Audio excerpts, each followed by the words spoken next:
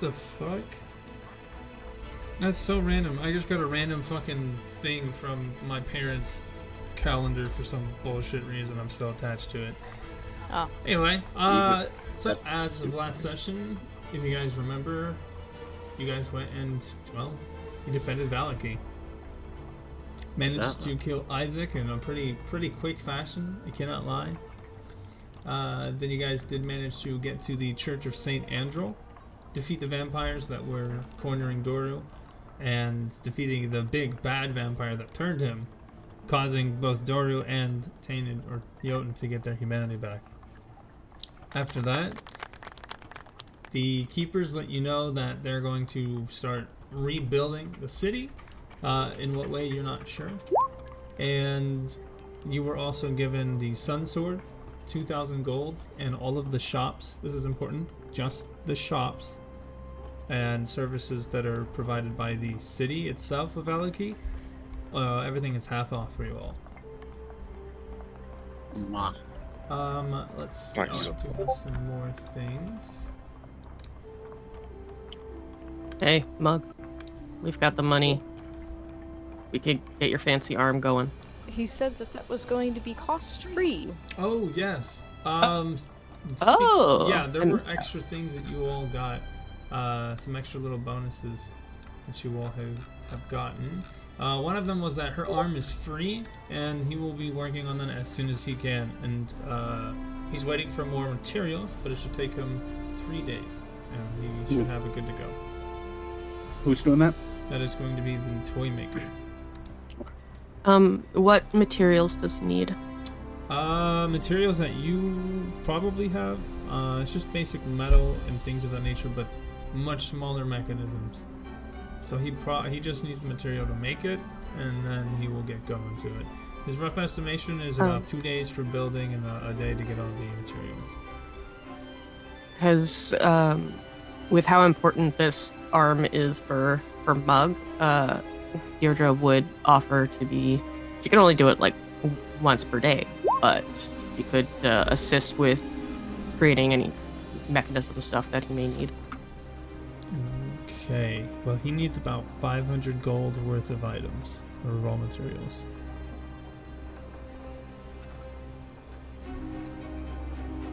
That's about, Okay, so he needs the raw materials. He doesn't need like no. gears and stuff. Yeah, no, because most of this is going to be custom made.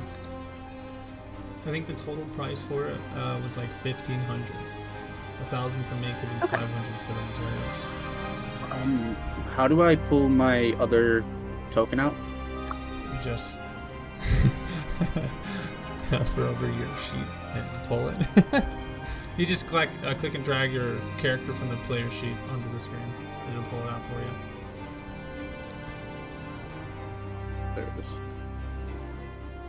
Thank you. Okay, so where was I gonna go with? Yo, my gourd is huge at the moment. I mean, everyone is Yeah. huge for me.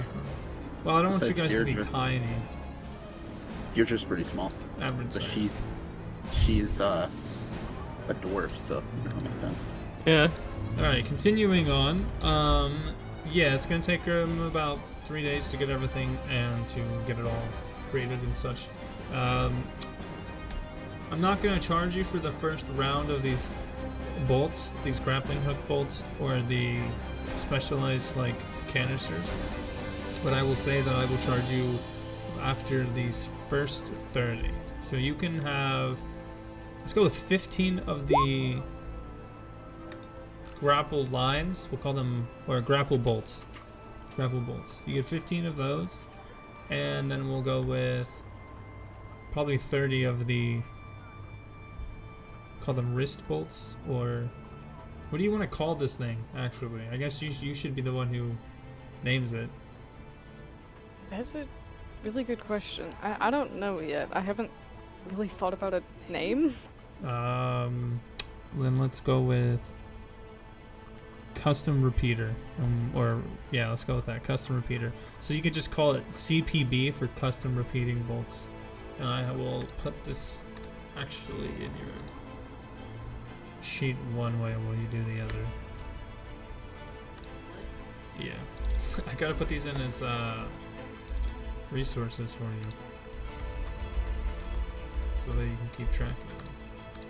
Yeah, but the second part of that confused me.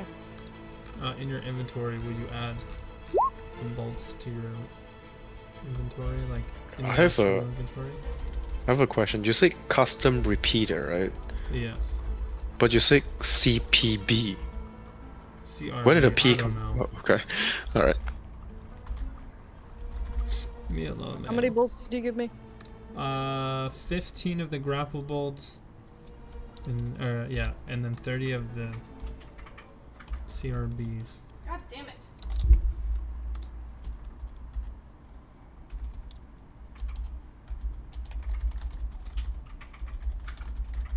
Oh, I get a lot of spells. I don't get shit for spells. Oh yeah, I am in your thing. Sorry. Go ahead. You're like, here, do this thing while I fuck with your character page. Haha.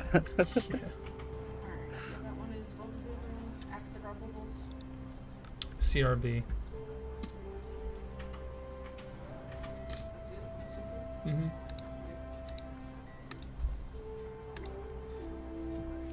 I gotta change the weight of them though. I'm gonna say those cost, those are 2, those are 1. 30 of these, 15 of those. Alright, maybe it's not that much then. Stop it.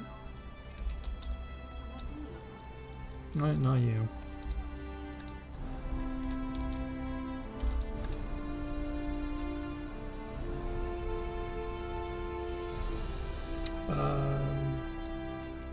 I will warn you now, Mug, you are almost over encumbered. Oh, you are actually over encumbered. Well, you don't get these just yet, so that's something we can ignore for now. Why am I? Yeah, but you should be good. You are close. Just letting you know.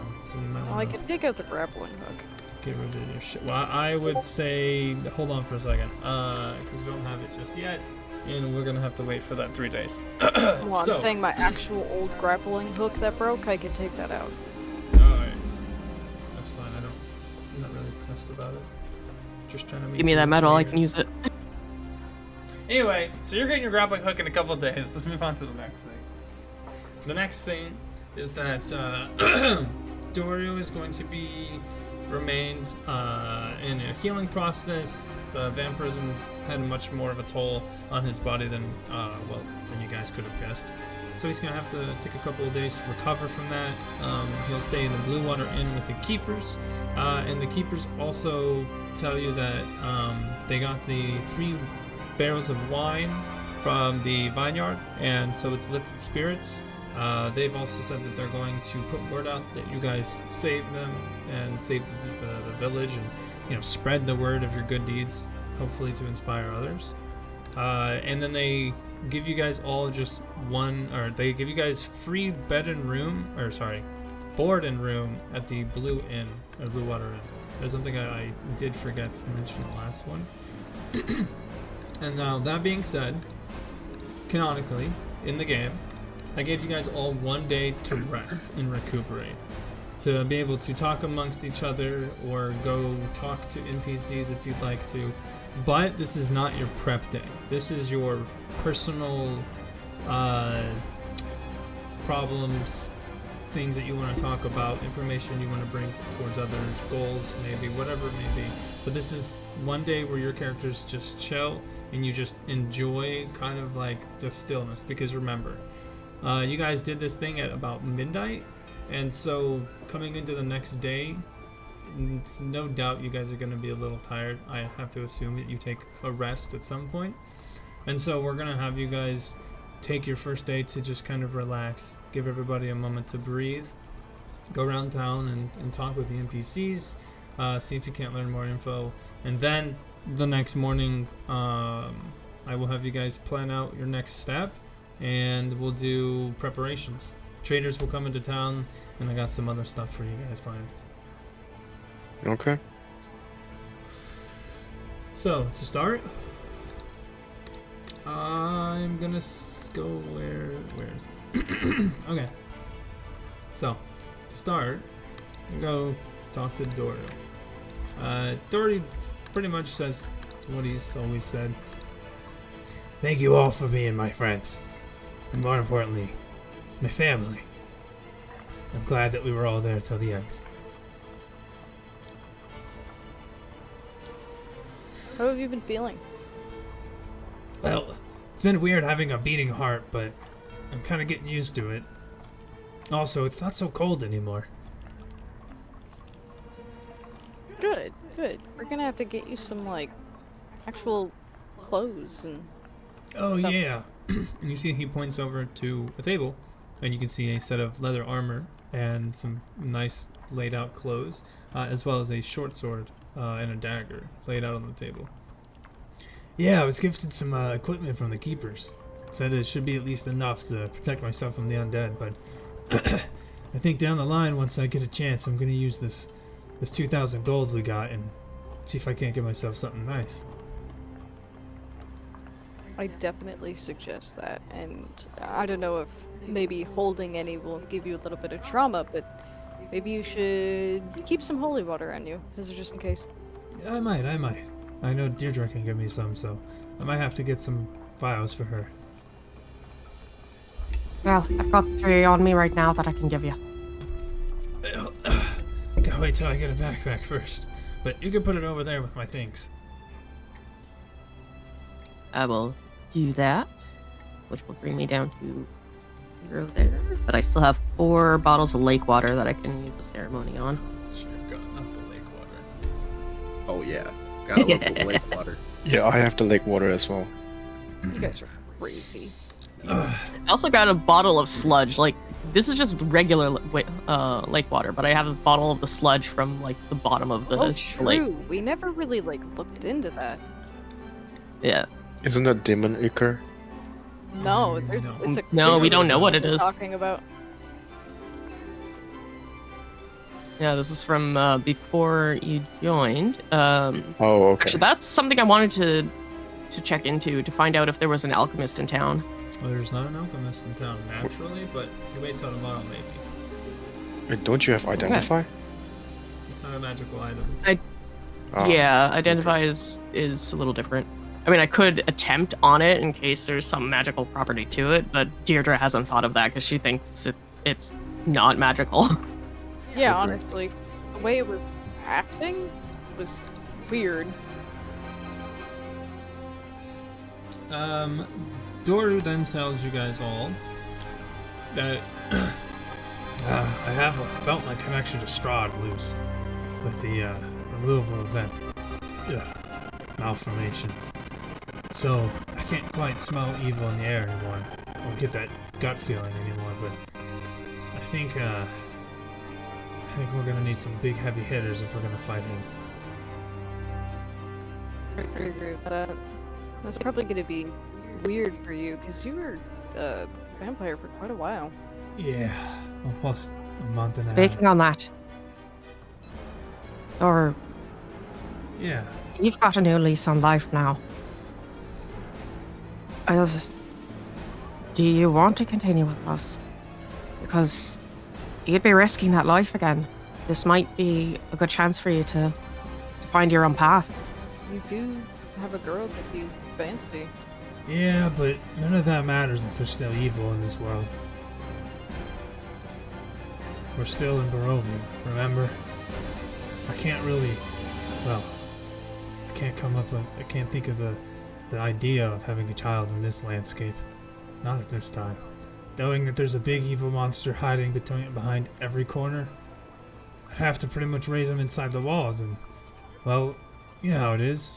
Once you're old enough, you want to go. You want to see the world. He does have a point.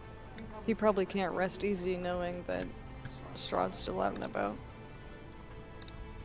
Yeah, the idea that other vampires might be out there trying to take control of little ones, or even friends, I don't like that one bit. I'm gonna talk with the keepers and see if they can't teach me something. You see Deirdre kind of smiling at this. Well, I for one am happy to have you with us still. Just wanted to make sure it's something that you actually wanted. Of course. I appreciate the consideration. You see a little a thing in the top left. Everyone likes that. Yep, love that. Nice. For now, though, I'm going to take my rest. Sorry, we'll remember this. That's amazing. Okay. Let's see. Oh, and by the way, if you guys could maybe do me a favor at some point, What's up? could you go check out Kresk for me? It's a city in the northwest of here, a couple days travel. I had a friend there named Phil Diovich. I can certainly do that. Thank you. Yeah, this is a kid I used to go to church with. His family moved. They didn't like how the burgomaster was getting. So, I haven't seen him in a while. Usually hangs out at the pub. What's that thing called? I don't know, but you know, pubs, inns, you'll be able to spot it a mile away. But tell him I'm looking for him. I'd like to meet him sometime. Maybe catch a couple beers again. Yeah, definitely. Thank you. I appreciate you all. Oh, alright. I'm gonna relax. I got this new book I've been reading. It's kind of a weird one. Yeah? What's it called?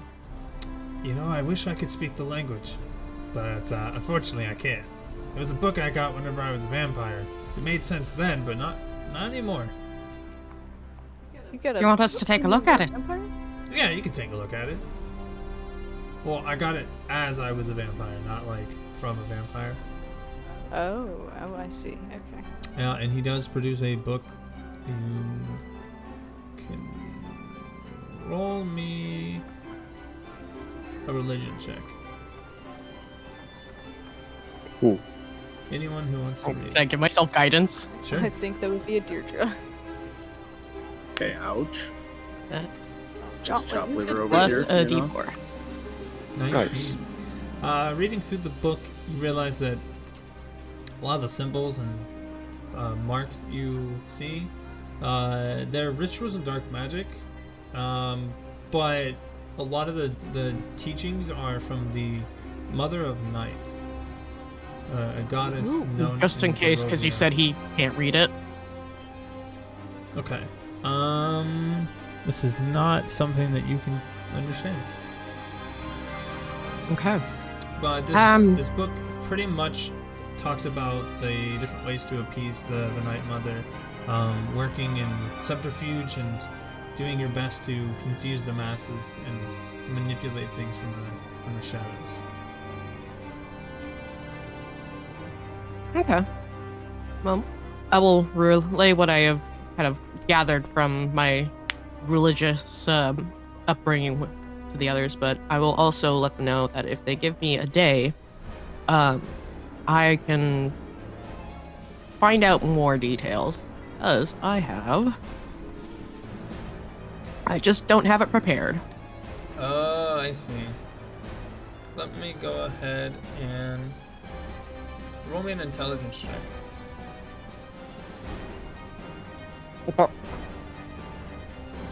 Wait, isn't this only spoken language though? Correct.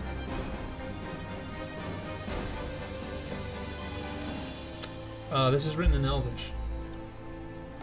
Oh, I can read Elvish. Yeah. Okay. All right, well, I'm taking a look at it. It is a pretty detailed rule set and essentially code of ethics or morality for the, what do you call it? I'm blanking. Oh, for the any cults or any cleric that prays underneath, or not prays, but has their faith underneath the Night Mother. Talks about ways to contact her, what your essentially your goal in life should be, different rules that you have to stick to, different ways to manipulate people, to gain control over an area, that sort of thing. Okay. Okay, well, I try to explain to everyone it's just um basically just a bunch of rules and stuff to how to worship or stuff related to the Night Mother.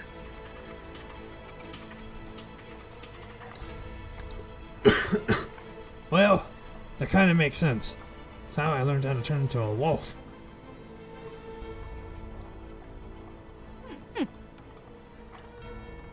Huh. I'm guessing you can't do that anymore, can ya? Nope. Since not a vampire. Nope, not feeling that dark energy inside me. Not anymore, at least. Well, I mean, I guess it's technically a good thing. Yeah, no, you're not wrong there. I'd rather not be undead. True, true. Considering that you said you were gonna take a nap, do you want my big fur? I mean, not really. I got a comfortable pillow and blanket here. Just an offer. I appreciate it, but I'm good. Kind of good on the whole wolf thing. I understand. Appreciate it. And then with that, he says, "Thank you guys again for everything.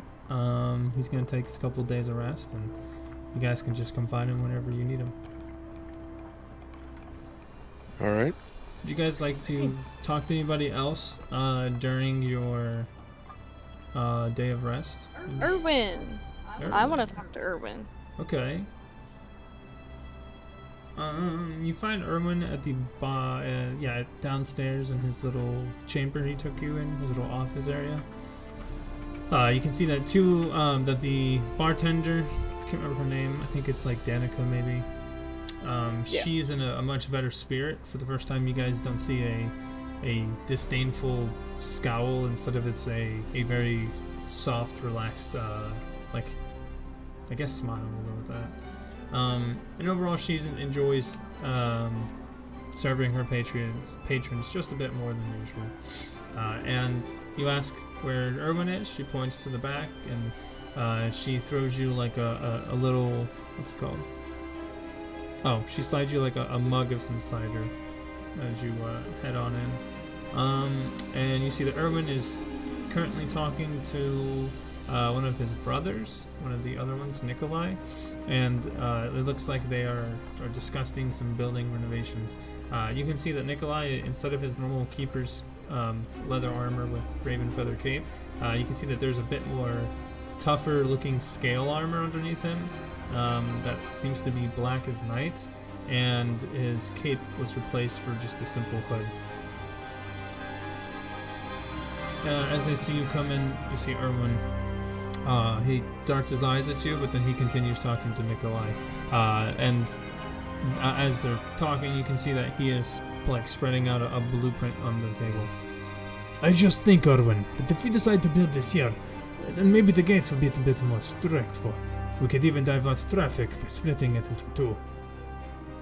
That's not a bad point, but I don't want to spread our numbers thin. We already have 3 gates to worry about as it is. I think if we put sentries every quarter mile, we should be fine. Build towers to watch the forest nearby, and then we'll quadruple our amount at the gates. Very simple checks. Everybody gets a name down, and everybody gets a sort of a pass for the day. As long as they don't break any rules, the pass will get them a refund of the 10 gold entrance fee. Of course, of course. But what about our heroes? Nikolai motions to you as you come in. Oh, hello there. Mugwort, was it? You are correct. Ah, it's nice to see you. You did very well in your battle. I heard of you and Jotun's prowess. Diving, turning back into form, and dissecting Isaac. I don't know why we never thought of that. Yeah, I'm honestly not sure. We're a bit crazy, one could say, and willing to risk quite a lot. I know. You should be a bit careful about that. For one of you to die, I would... Well, I don't know how we would have felt about that. Oh, you don't know how many times I already have almost died. Well, you are escaping fate or death, I suppose, so I will let you continue on your luck streak. Now, as for you and your friends, and you see that he passes you forward this bronze medallion, And he hands you 5 of them, and on it it's just a simple brass coin with a raven that is stamped into it. It's a 2-headed raven, so has 1 head to the left and 1 head to the right with its wings extended. You all have passage in and out of Valaki, for free of course. It would be unwise for us to charge the heroes. Now do be careful, you will have to be named checked. This is helping us to keep an eye on you in case you go missing. Thank you. I appreciate that greatly. She's just gonna bow slightly a little bit. And the city appreciates you saving us. It would have been quite a difficult fight against the cultists and Isaac. I do not. Ah, too bad. Now, you came for business. What is it that we can help you with? I was honestly just going to ask a simple couple of questions that it seems like you guys are already talking about. Oh, are you talking about the city reinforcements? Yeah, I wanted to know how that's going and if I can help with anything or not. So far it's not bad. At the moment though, we are waiting for more troops. We can't simply just throw every keeper into the city, so we are trying to get some of the gods to remain with the city and not treasonous. And we offered many pardons to some, but about half of the forces truly loved Isaac and they fled. So for now, we're a bit low on men. And supplies are coming in tomorrow, I should say. I remember that you guys were talking about lookout points, correct? Correct. Do you have an idea of where you want to place those? Yes, every quarter mile around the city we will have ravens and crow nests built, hidden in a clump of trees and using a somewhat makeshift tower to come off S3. We plan to use that for the natural resting place of our birds, as well as a way to have sentries all around the city. You know what? It sounds like you guys actually have this pretty much figured out so far.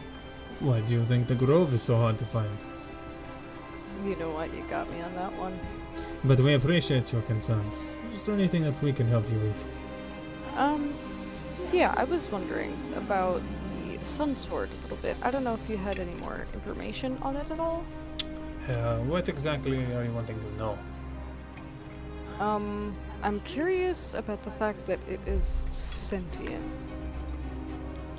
Well, legends say that sentient weapons are usually a manifestation of the will of the owner. It could be the will of vengeance that Sergei von Berovich still holds, manifested into a weapon. I do know that it was a Detroit weapon, once having a crystal blade, and since it has been destroyed many hundreds of years ago, word is that it no longer needs something to hold it back.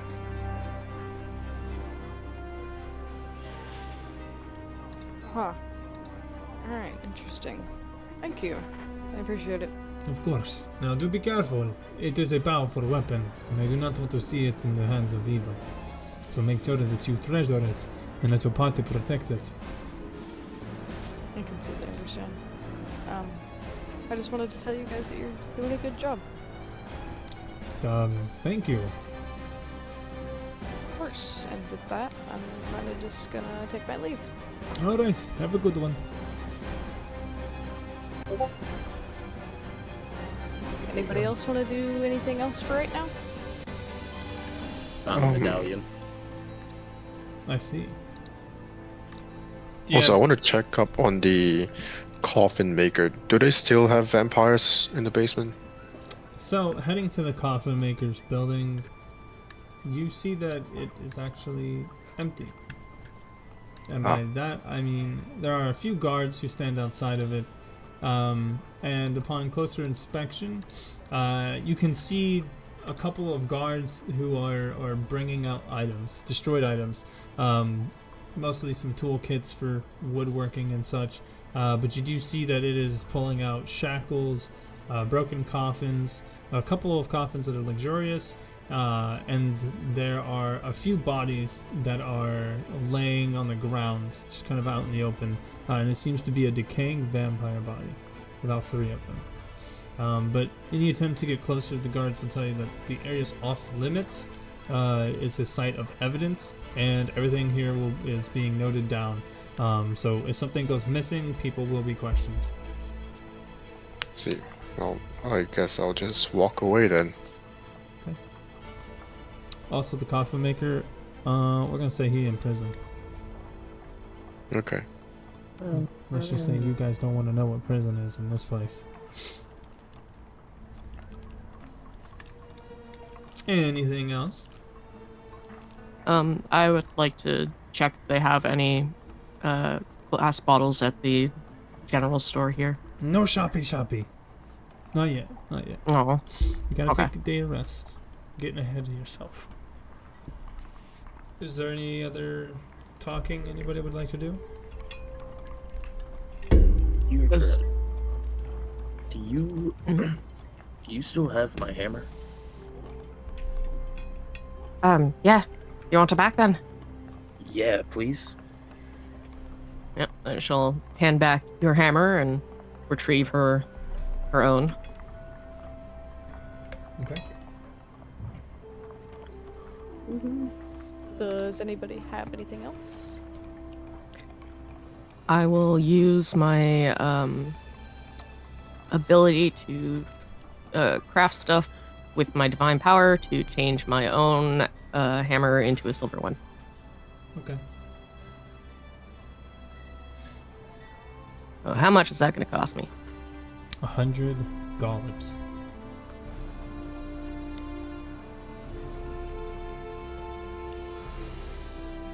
What are gollops?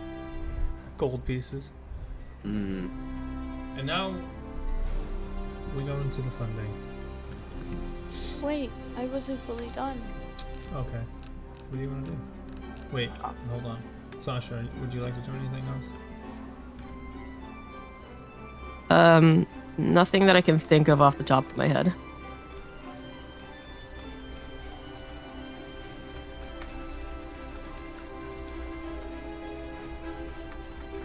Alrighty. I'm just waiting patiently. What did you want? I actually kind of wanted to take a lap around the town, see if I find anything interesting, out of place, see if anybody needs any help. Roll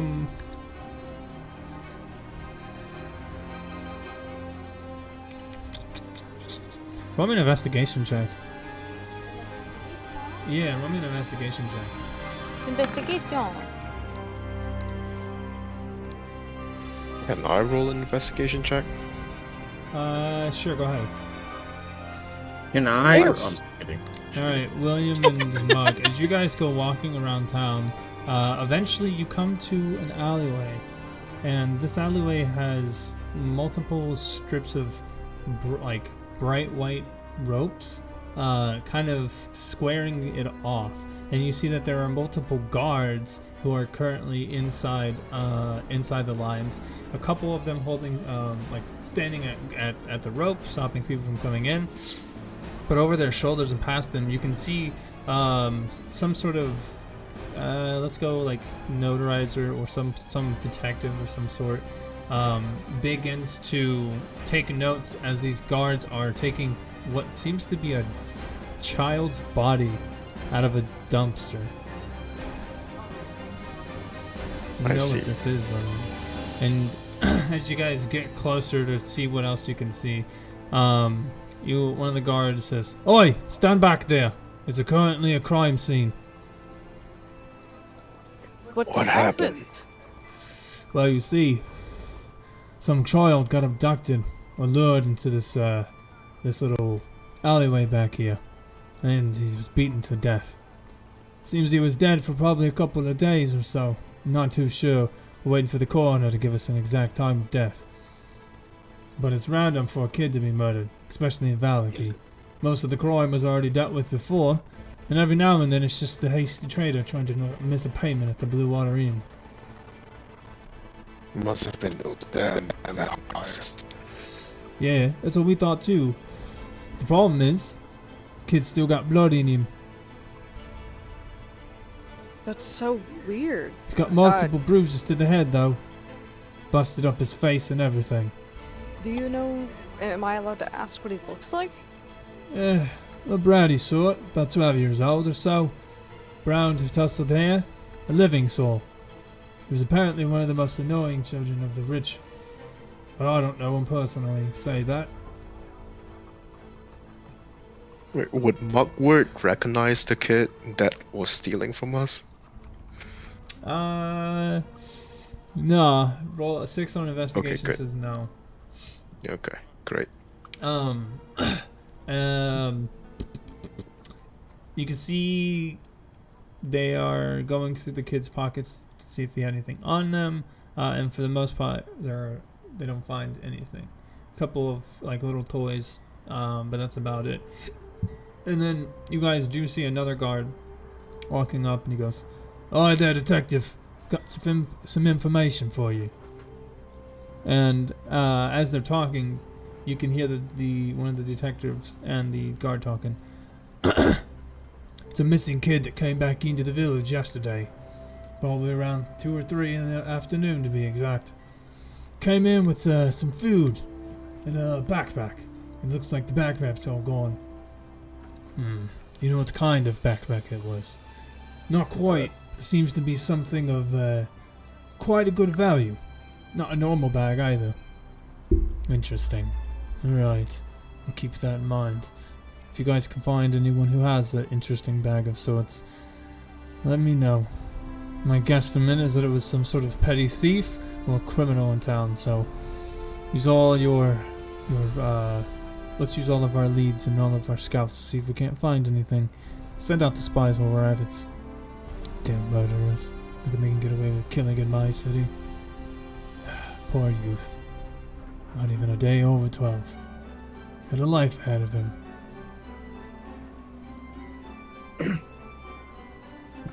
Yeah, poor kid. And the guards say to you, "Alright, quit gawking. If you got no business here, then please go. If you have any information, you can contact any of the other guards and let them know what you might have heard." Thank you, sir. Much appreciated. Of course, of course. Now on you go. Mugwort for this day is going to completely change her look just because she can. Because she's not planning on fighting anybody. So she's just gonna mock up a cute little dress and take her hat off, and that's it.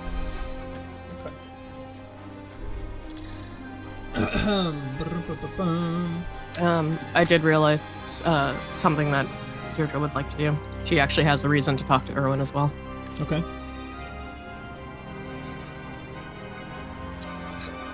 Fine. Go ahead. Erwin, we were told previously that there's a ban on things like holy water.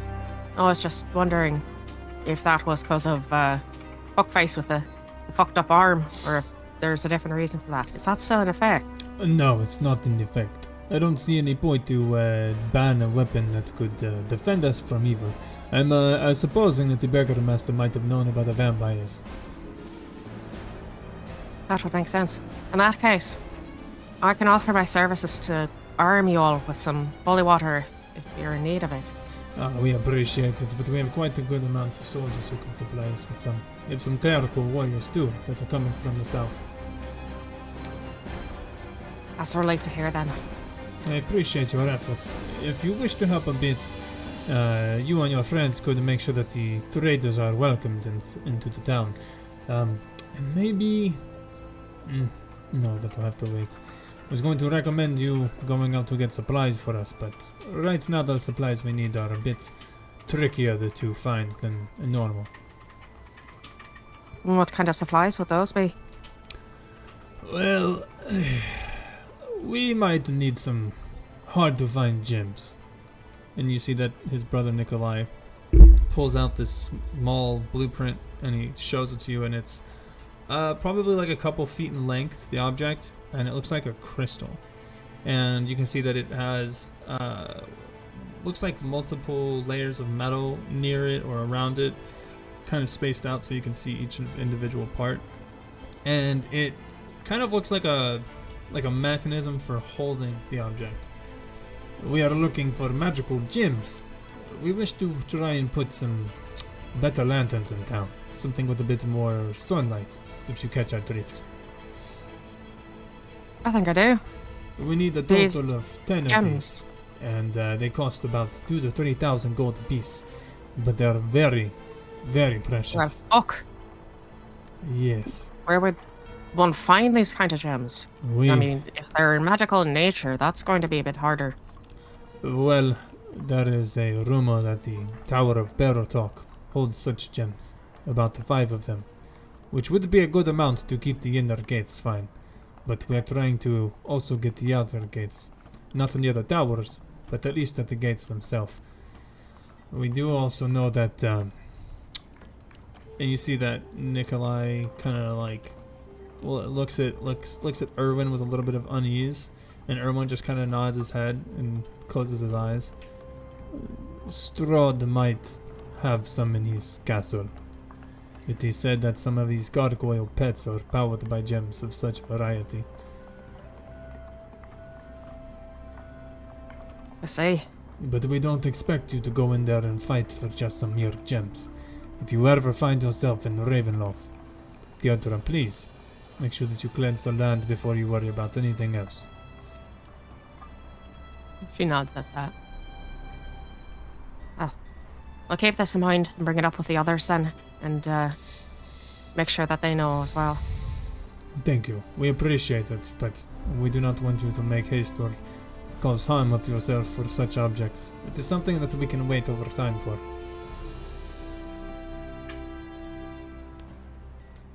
Understood. But on that same note, I do have a question for you relating.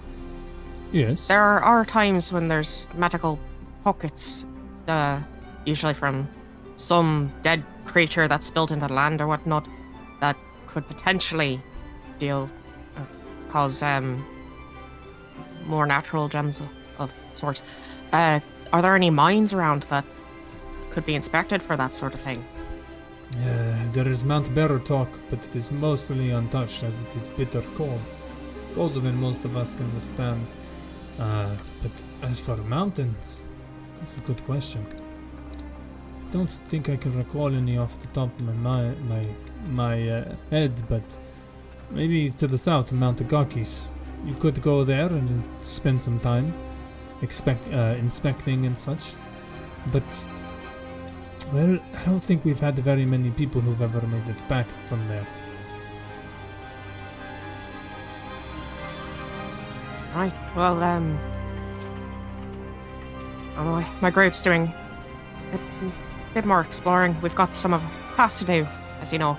But aside from that, anything we can find to help deal with old undead fuckface, something we'd be looking into. So we might look around those areas anyway. Well, I would appreciate it very much. Not so bad. Is there Right. anything else we can do for you? No. The holy water is really what I came about to see if you needed help. So that's really it. I gotta go now. Alrighty then. You have a good one. You too. Awkward thumbs up. And anything else before we go to the next day?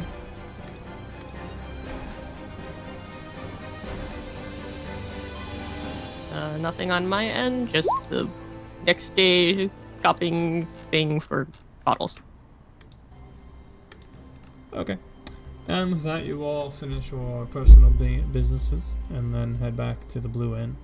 Where the next day, you guys can pick what time you guys wake up.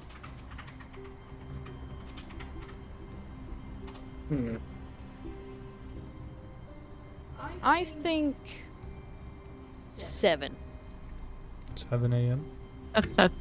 That sounds about right for Deirdre, because like I imagine her to be generally an early riser from temple life, and so like 5 to 6 is when she would normally wake up, and she's like, no, I'm fucking sleeping in, so 7 or 8 is when she gets up. I'll give it 7 or 8. Alright, 7 a.m. You guys wake up. all nice, bright and early, rested, feeling really good after that nice day of relaxation and recuperation. And we're just gonna go ahead and jumble it. As you all come downstairs, you see that the bartender has breakfast made up for you guys, as well as other patrons that have joined you. And as you all eat your breakfast, sitting at the bar together, a couple of villagers will come up to you and they'll thank you all. A couple of them even offer to buy a couple drinks for you, but Danica just says, like, don't worry about it. And for the most part, you guys are starting to see that a lot of these villagers are starting to recognize you and your efforts. There's even a little kid that comes up and shows you guys her little teddy bear, and you see that it's one of Blinsky's new toys. It's actually a fairly happy-looking teddy bear. Oh, yeah. A couple of elves come in. They do not have... they are non-living souls, but they do come in, and as they are eating their food in an almost silence, you see one of them looks up and goes, I heard the traders are in town. Ah, yes, the traders are here. It's about time. Yes, seems the arrival of those ones finally brought some fortune. Yes, fortune. It should be good for the children. Yes, it should be. Yes, it should. And with blank stares, they go back to eating their food.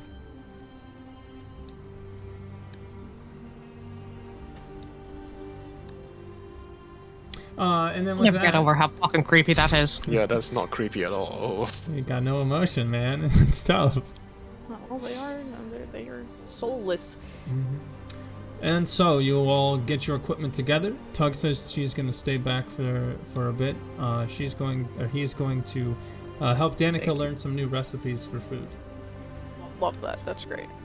And as you all Perfection. coming out of the inn with your bellies full and your spirits high, you notice that on this major road running through the town, there's probably like 10 to 15 people who are different colors and different walks of life. Some humans here, a couple of gnomes, a dwarf, and an occasional tiefling.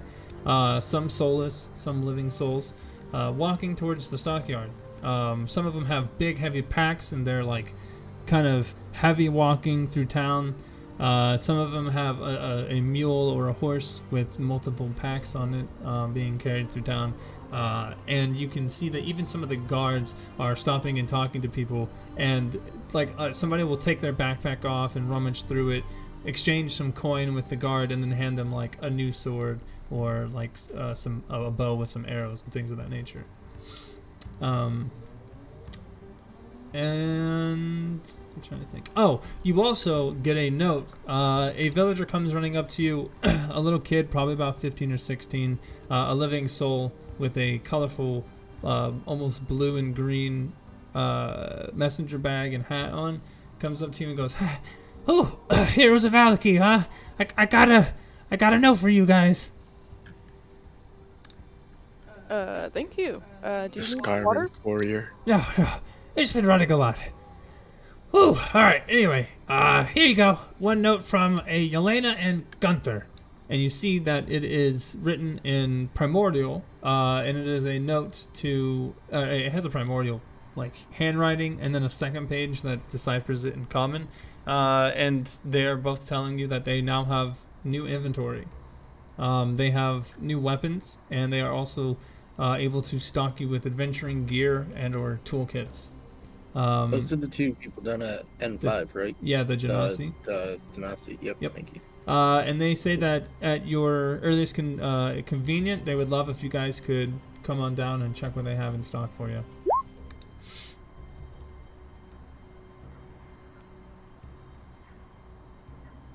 And let's see what else. Oh, yeah, that's about it. What would you guys like to do? You guys want to go shopping? Hell Yeah, we just got a bunch of gold. Oh, I need to replace a bunch of bottles so that I can make more of our holy water supply. all right. As you all go to the Arisac stockyard, you see that it is mildly colorful here.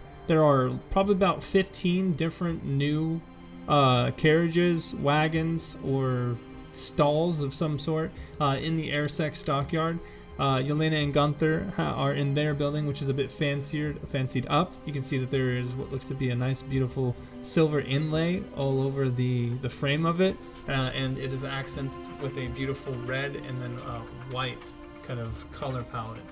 A lot of Sylvan and primordial signs can be seen written all over various bits and pieces of metal and wood, and it all leads to some sort of blessing or some sort of prayer that they might speak about, or some sort of belief system, pretty much tied to faith, almost like symbols of protection or goodwill or good luck.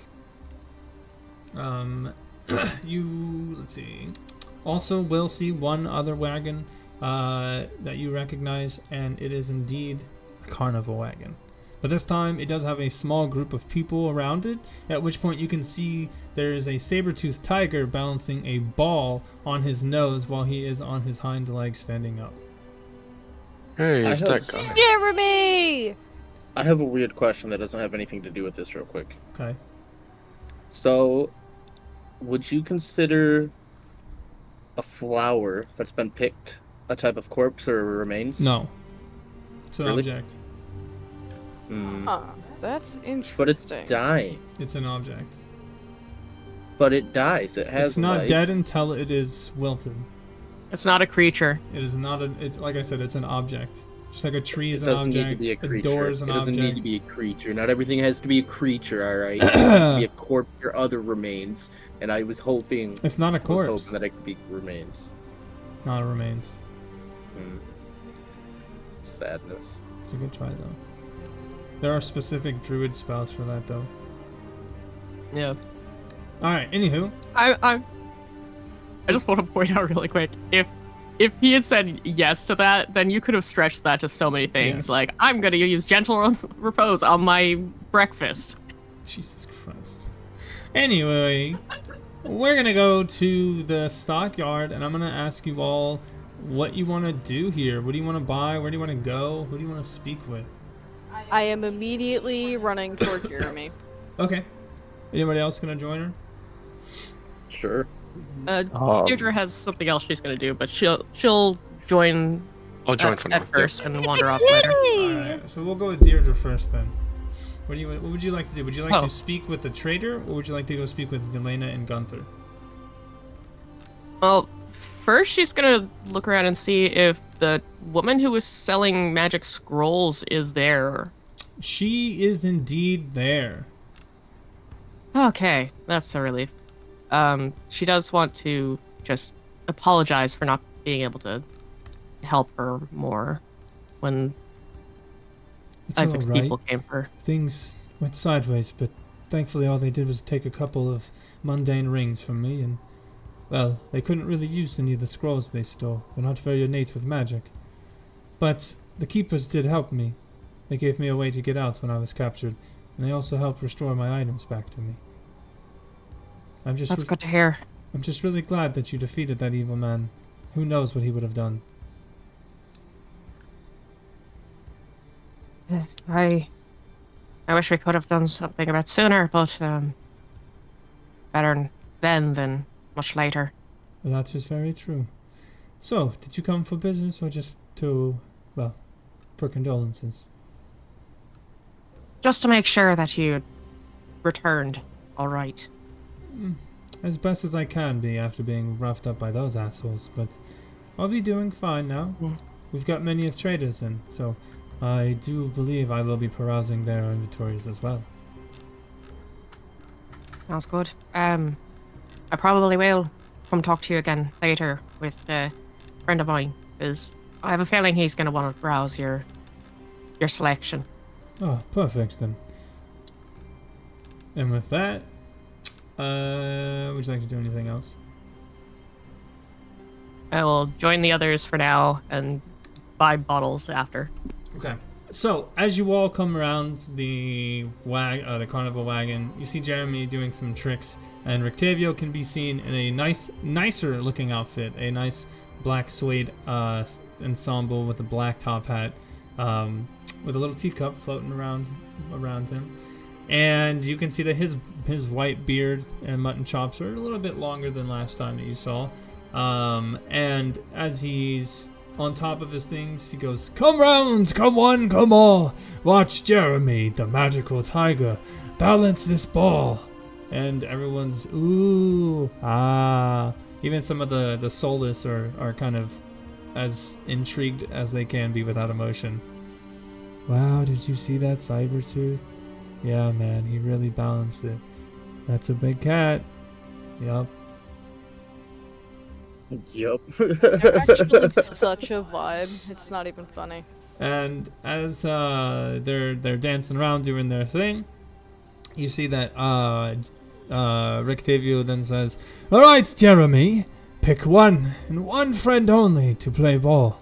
And you see that that he bounces the ball up for a second and he goes back onto his all fours and he kind of looks around. He sniffs in the air, and then out of nowhere, you see all the kids are like reaching their hands up. Even some of the adults put their hands up towards him, and he kind of leans over the crowd, smelling all the hands. And then as the ball comes down, he kneels his head forward, and his tail whips the ball towards your party's direction.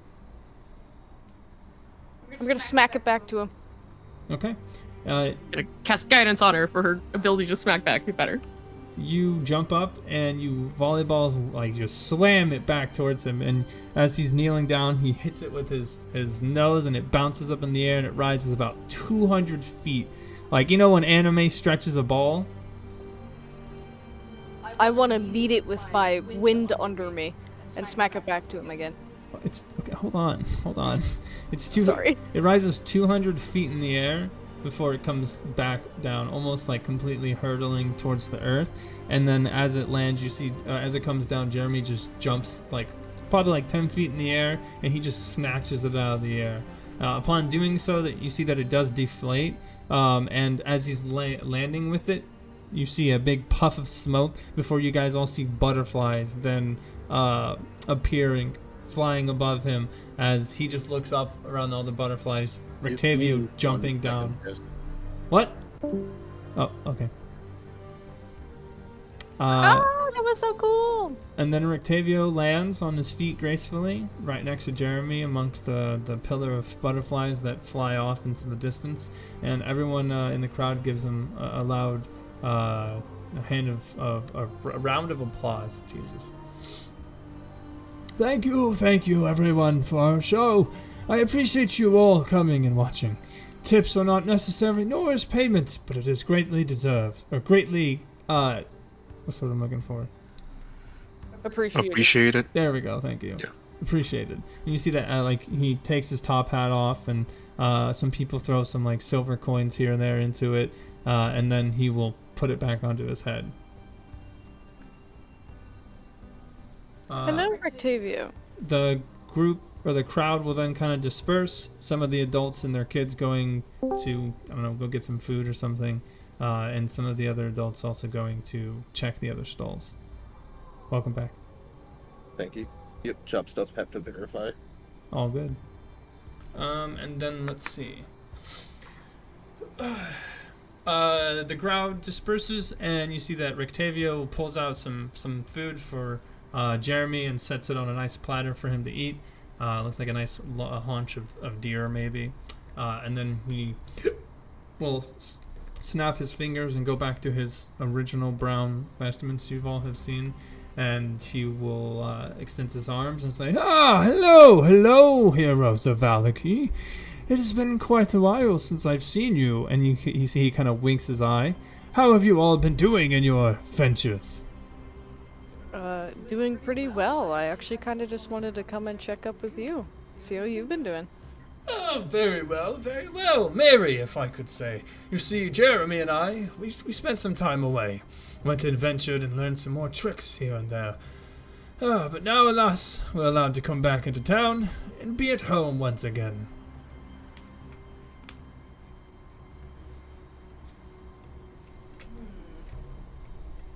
I heard you all took down that mighty Isaac beast. Tore him to shreds.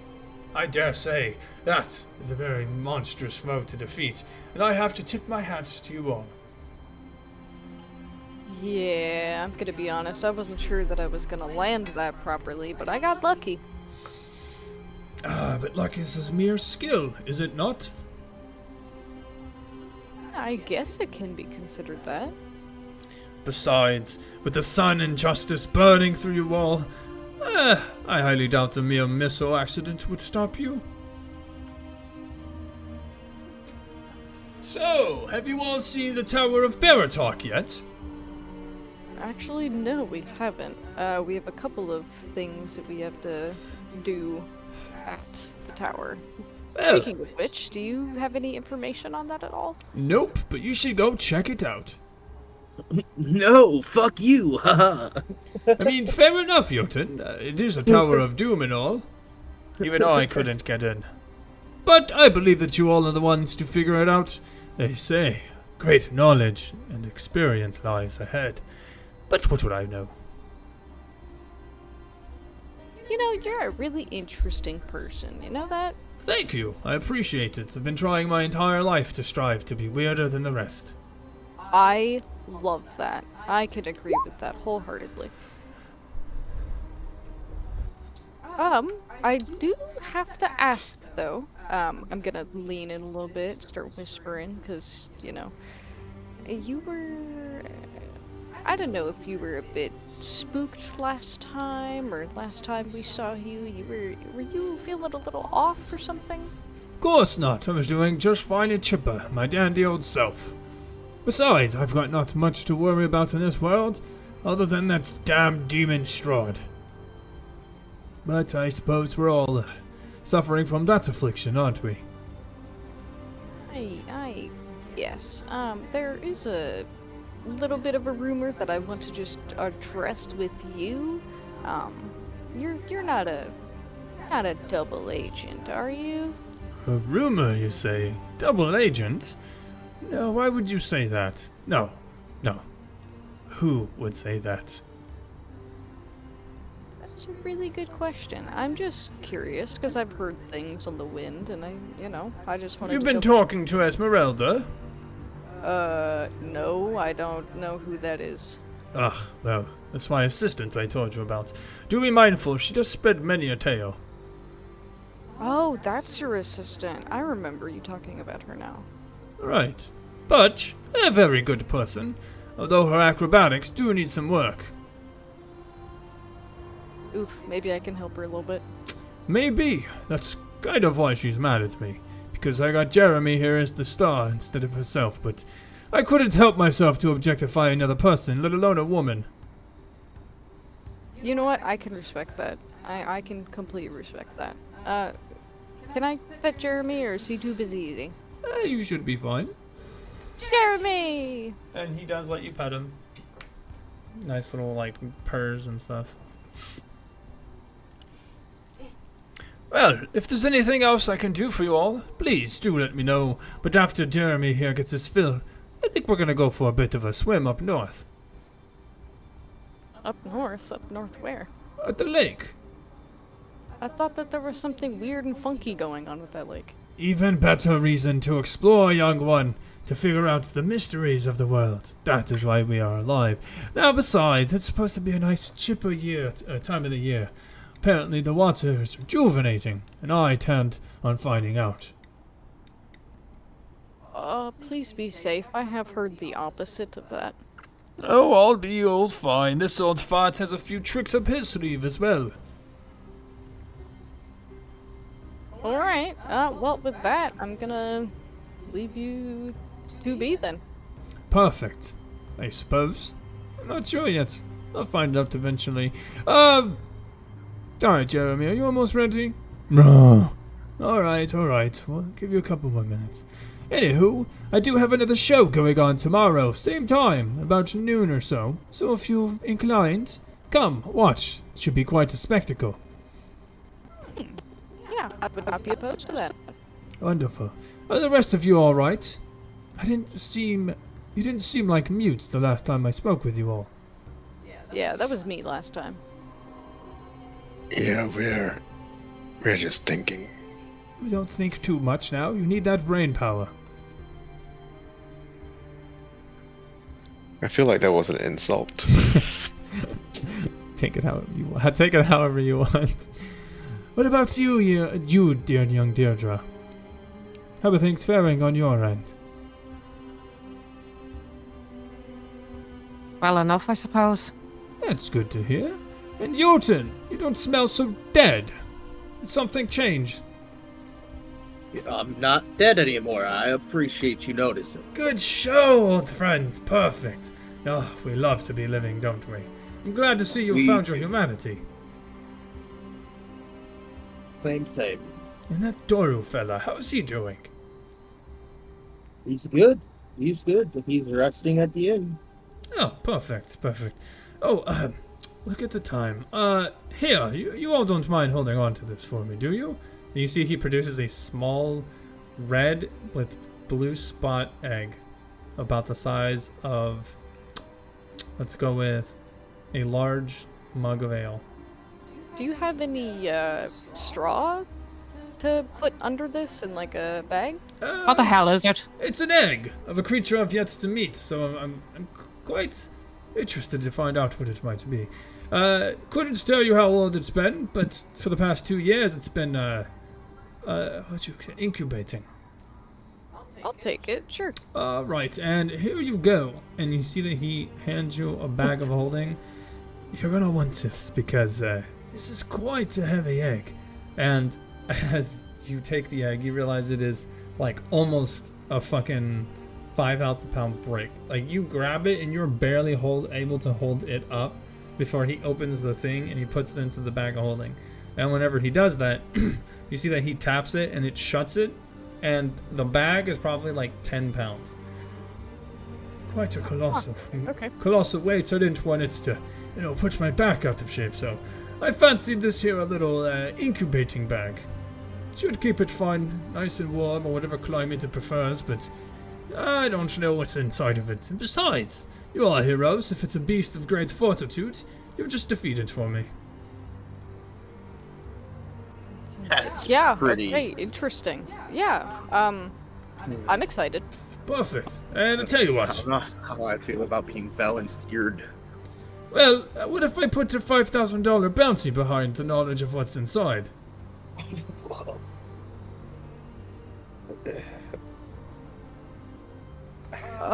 Question. What happens, if this does hatch and it imprints on people? I couldn't tell you, but I'm sure you all could find out for me. Okay. Yeah, I mean, I'll take care of it. Okay, but if you're gonna take it, Mugwort, you gotta feed and water it. It'll be Yeah, your of course. I know how to responsibility. take care of stuff. I got it. You want to investigate, William? Roll me Yeah, I an- want to see what kind of. Yeah. Roll me an intelligence check. Okay, just okay. Can I do it with my...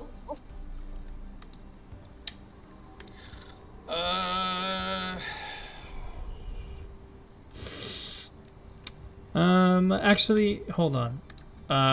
William, roll me intelligence, and this is a memory-based thing. Either roll me intelligence or roll me nature to see if you can figure out what this is.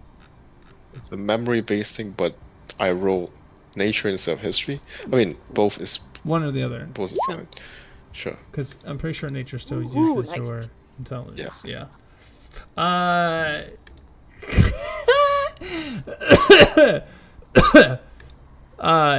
You've all heard legends of this. This is Okay. a Tarask egg. Oh, of course it is. Of course. Yeah. You guys. This is okay. Yeah, Mugwort. Mugwort. Yeah. I had Yeah, a feeling it was that. It's a very pretty egg. What do you think it is? Should I roll just to Yeah, see if what you my know. answer is? Because William knows What do you want me to roll? nature. I am not good in nature. It It might is not matter. intelligence based. 23. Told you it doesn't matter. I told you it might So, not matter. as Mug is grabbing this egg and holding onto it and then puts it into the bag, her eyes are just sparkling with happiness. But above all, you can see that her face has sweat beads kind of rolling down, and it is just pure anxiety on the outside. Well, now, take very good care of it. And again, if you could tell me what it is, I will pay you handsomely for the information. Question. What if I could tell you right now what it is? I could give you 2,500, but... It's fine payment-wise. You can get the other part of it later on. Just wait a few weeks and then we'll tell him. Let's get the whole. You want us to wait? Because you don't know either. The only people that know are Mug and William. William, do you you and I are on the same page, right? William is just starting to fantasize all the things that this pet can do to the world that he has treated them. William, hello. It seems intriguing. I tell you what, I will give you the 2,500 up front if you could tell me what it is right now. William's just lost in thought. Hello? Any input, William? Well, young Mug, No? what is it? It's something that has great power to cause a lot of destruction. Is it a beholder? Nope, it's a bit more than that, good sir. The name starts with the T and ends with the Tyrannosaurus Rex. Arask. Oh! What's a Tarask? You didn't know what a Tarask is? Well, no, I've been stuck in Barovia for quite some time. William, do you have any history or pages about a Tarask? You have read about it, but most of the readings are this creature was sighted and there was a path of destruction behind it, but it doesn't tell you much. I mean, there's just really not that much information on Tarask. It's a very hard... Yeah, I don't think I have any books about it right now. No, definitely no books on you about it. So... Anyway, are you gonna history? tell... I mean... You wouldn't know. If it's hard for a scribe, or order of scribes wizards to know, you wouldn't know. I know, that's why I was You like just asking know that if... it's a big guy. Sorry, I'm dying right now. I can't speak. You're good. So, Yeah, I vote we keep it. are you, I doubt he's gonna take it right now. he doesn't know what it is. I don't think he's gonna want a Tarask. If I'm being honest. A I don't know carnival about that. centered around a Tarask would be wild. He has a saber tooth, and there's other things I've been kind So, of friends, about. what do you say? Can you find out what this Tarask creature is, and tell me everything you can find out about it? I know very minimal about this creature, but what I can tell you is that 10 times out of 10, it usually leaves a path of destruction behind it. Interesting. Then, keep it, please. I'd rather not put Jeremy in any more trauma. Alright. Looking suspiciously between Mug and William with their reactions and how nervous Mug is being right now. William would just mutter that, well, Jeremy would just be an ant compared to this. William. Yeah, that doesn't help with An Deirdre's ant? suspicion. She's Are you casting... threatening me, William? No. He's stating facts. This Deirdre? Rask is way bigger than Jeremy ever could be, unfortunately. This creature is not a celestial aberration, elemental, fey, fiend, or undead. This is a monstrosity. Right now, it's just an object, isn't it? It's just it's just an egg at this point. A Tarask Yeah. egg.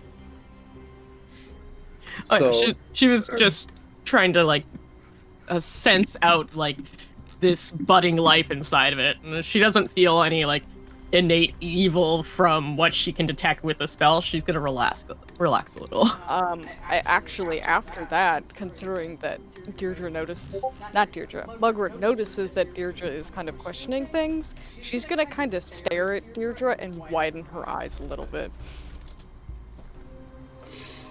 Alrighty then. Well, you all have fun with the Turask egg. Please make sure you get some notation on it, preferably in a journal of sorts.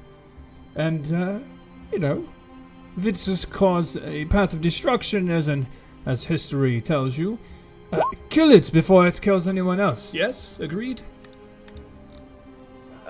We will try our best, good sir.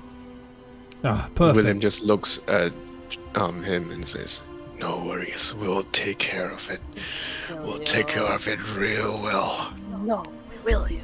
You know what, William? Here, you can have these. And he hands you a silver coin. I'm gonna. Mugwort, do you mind if I hold on to that? I don't know, actually. I really don't.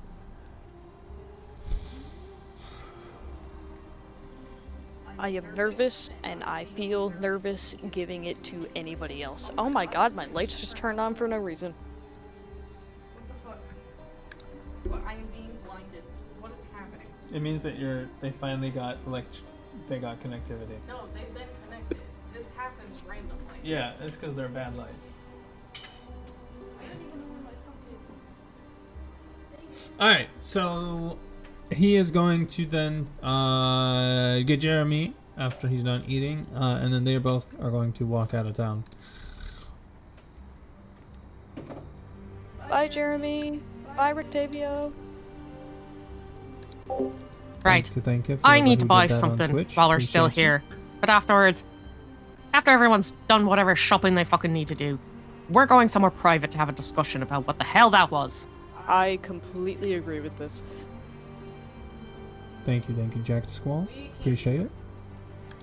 So For a reason. did he give us the 2,500 for that? Yeah, he'll give you guys 500 each. Nice. And now you guys are left to peruse the rest of the stockyard as you wish. I would love to go up to my elemental besties and say hello in their own language and say it's nice to see you guys. And they say the same thing, but in common.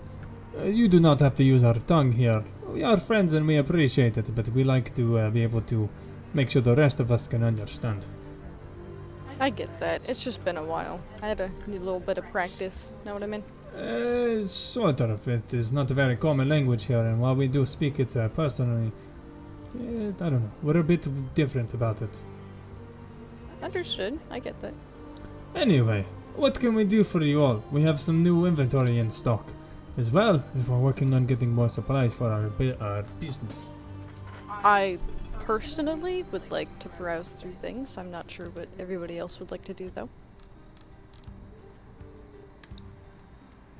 I'm just trying to find scrolls to learn new spells. Okay. They don't have. There's someone I would like to introduce you to in a bit, William, but we're gonna be here for a minute or two. I cannot remember what you fuckers sell. Well, we now are selling quite a lot of toolkits and adventuring gear. So if you're in the need to resupply or you wish to work on something you don't have the tools for, we can supply those tools. Alright, you said toolkits. Yes. You wouldn't happen to have brewer's supplies, would you? Oh, yes, we do actually. In fact, we have gotten an old one from the Blue Water Inn. It's still in good condition, and we have replaced many of the tubing and parts of that such. Seals on the barrel, and it does come with one free kit to be able to make a single barrel of some sort of brew. How much is that going to be? Oh, 75 gold. Flap the 75 gold onto the counter immediately.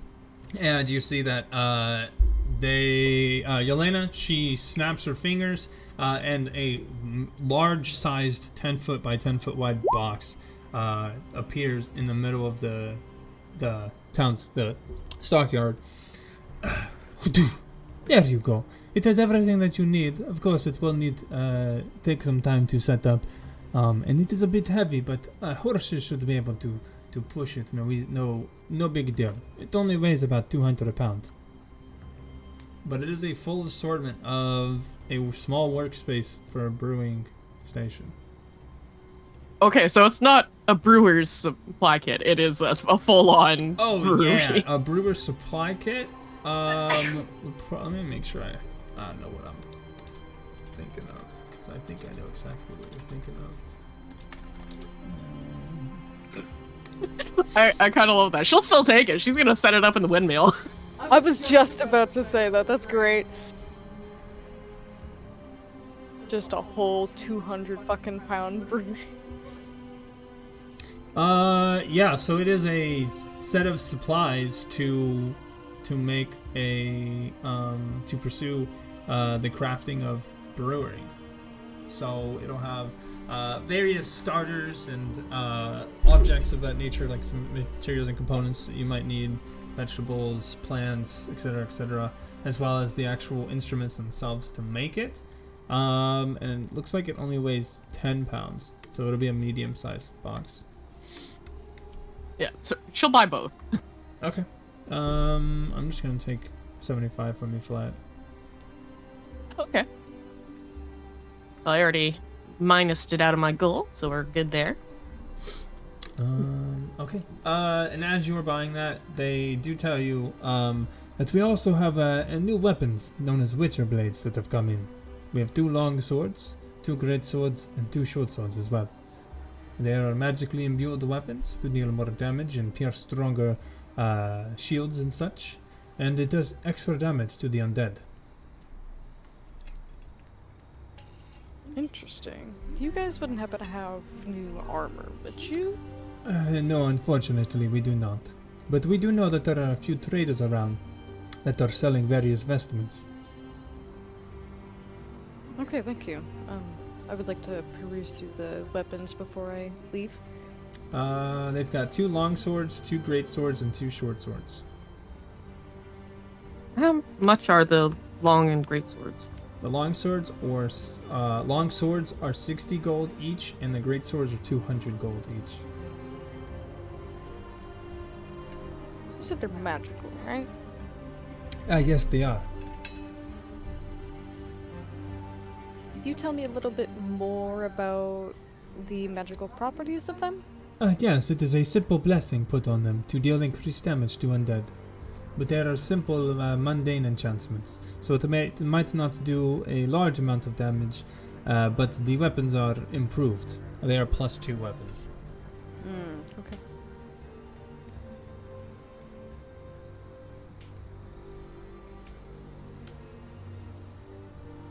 You know what? I think I'm actually gonna go catch up with you.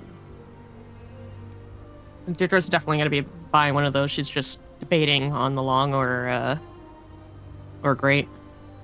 Great sword is a 2-handed. It does a d10 of damage. Long sword is 1 or 2-handed, and does a d8. And the effect is 1 d10 of damage to undead creatures.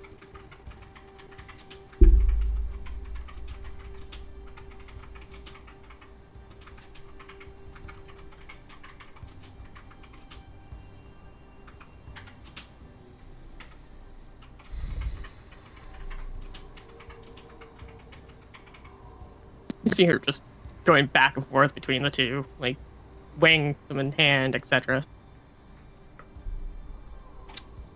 I'm thinking of. I'll get the long sword. Okay. Sounds good to me.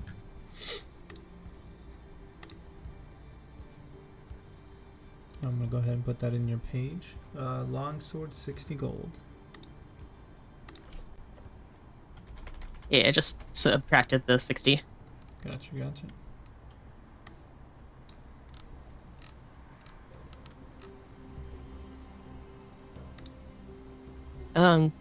I blanked on what you said about armor. Did they have any? No. Yeah, but the others might have it. Other traders do have some. Then I will follow whoever is going to look at armor. That'd be me. And maybe Jotun, I don't know. Yeah, I was going to look at what the other guys had. Yeah. Thanks for this. Of course, of course. You are both very welcome. 1 second.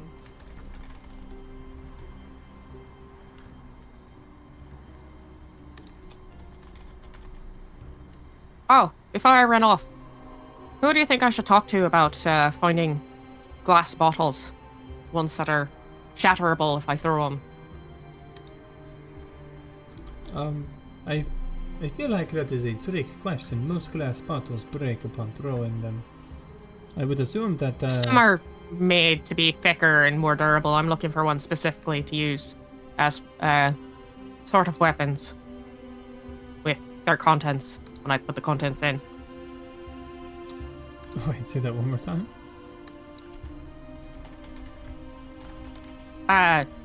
Most glass bottles, yes, they can shatter, but they're usually made to at least be somewhat durable, thicker, etc. I'm looking for one specifically that I don't have to put too much effort into throwing them to shatter them. Things that I can create as a weapon with whatever contents I put in them, essentially. Oh, you mean you want them to shatter? Yes. Well, Okay. normal glass bottles should quite literally just, be destroyed upon impact. I would assume if you're not throwing it hard, then it would. Did you talk to the mercantile in Barovia? I did. I bought a bunch of shitty glass bottles from him specifically to throw things at undead. She chuckles. Of course, of course. You know he just sold you normal bottles, right? That motherfucker. Silly, silly. If you check the seal underneath, and you see that she shows you the bottom of the bottle, and she shows you like 6 of them, some of them have liquids in them, they're all the exact same. Right, well, I'm not fucking buying from him again. I'm sure that Alright, one of the other traders might have a mass supply. Some of the other ones do have a bit different stock. I mean, come on. Very, very many people from different walks of life have come to trade today. Maybe you'll find something a bit more surprising than you expect. Fair enough. Right, well, thanks for that then. I'm going. Alright, best of luck to you. And I wave you off. Alright. Jogs after Mug to catch up. Roll me a d7, Jotun. Or d8, sorry.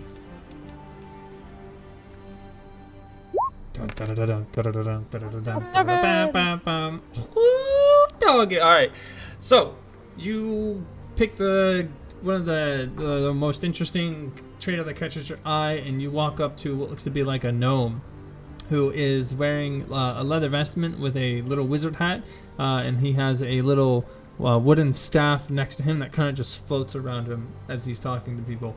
And you see on his table, he has a few things. You see what looks to be 2 staffs and 2. Wait, hold on. Let me let me make sure I got this correct. Oh no. All right. You see a staff, 2 rings, and then what resembles a musket lying across the table. Oh. There are a couple of little pieces of paper folded in half with the names and prices on them, and all of these items are currently encased in a nice glass box with a velvet or soft plush thing to sit on. Come on, come all! Come and find Fizzbank's treasury of wonders, gotten and curated from all of the most dangerous wizards of all time. You, sir, you look like you could use a staff.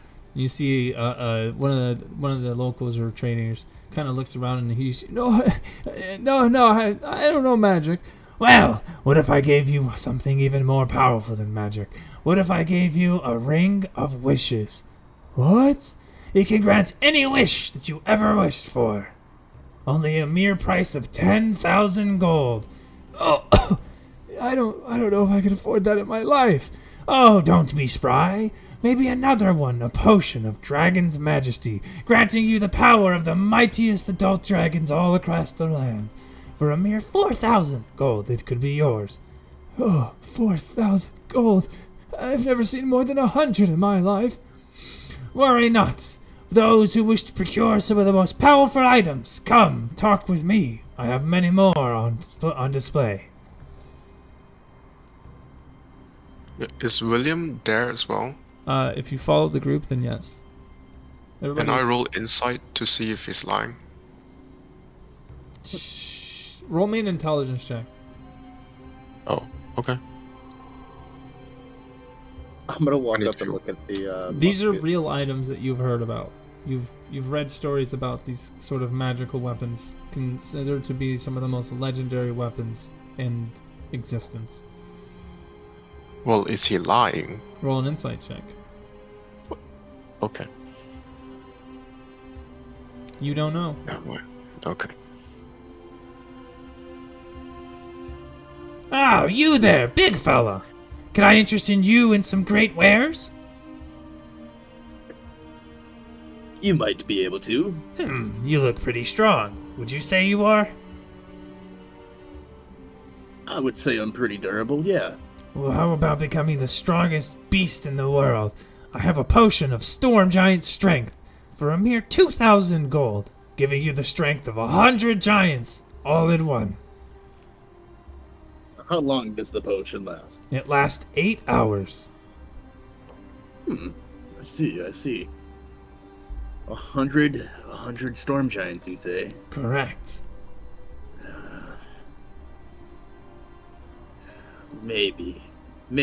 What else do you got? I've also got this ring of Djinni summoning. It allows you to summon one Djinn, allowing you to be able to speak to a genie or a god amongst the ancients. But a mere 5,000 gold. That's a bit high priced, wouldn't you say? Of course, but you do understand, an item of this value only comes once in a lifetime. Have you ever heard of any magic or item of this rarity? No. Well, Exactly. Besides, you have no idea the lengths it took for me to I find this. do have this ring of wishes. A ring of wishes, eh? You have one yourself? Yeah, see, look. Roll me a persuasion check.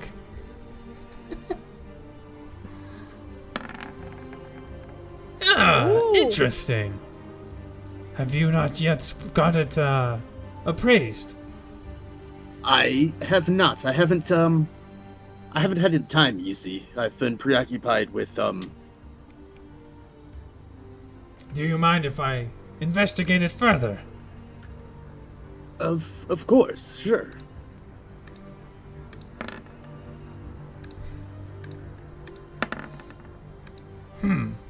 Well, Oof. I couldn't tell you if it contains the magic you say it does, but this gem sure is right, all right. Nice and real. Well, my estimations, it's about 3,000 gold. Pretty penny, if you ask me.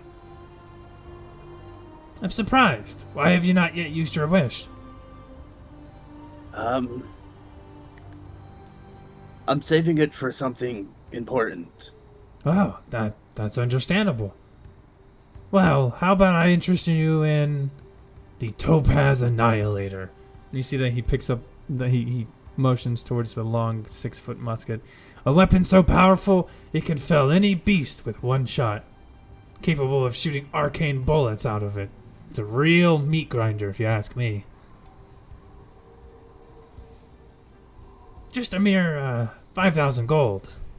What do you say?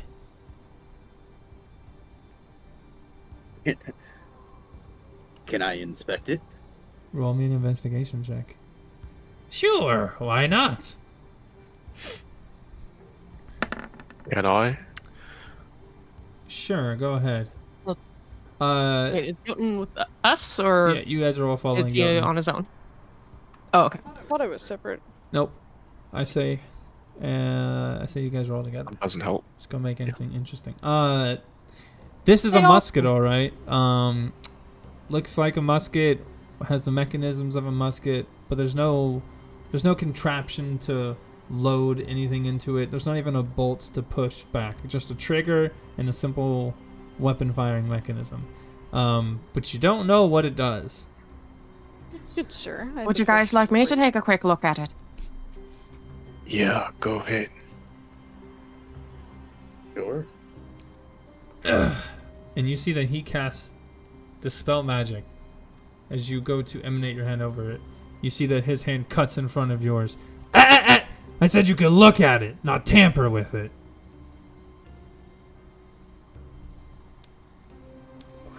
I was just going to identify it, sir. Are you not wanting us to see for sure what it is that we're purchasing? Are you perhaps scamming?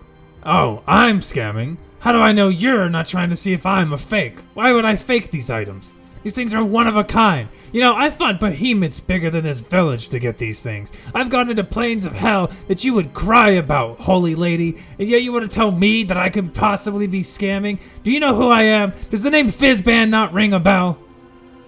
No, it doesn't. And you see I that don't give a fuck who you are. he throws three No idea. big books on the table, and they are all books of dragon history and research. William, you've only been able to read pages of one of these.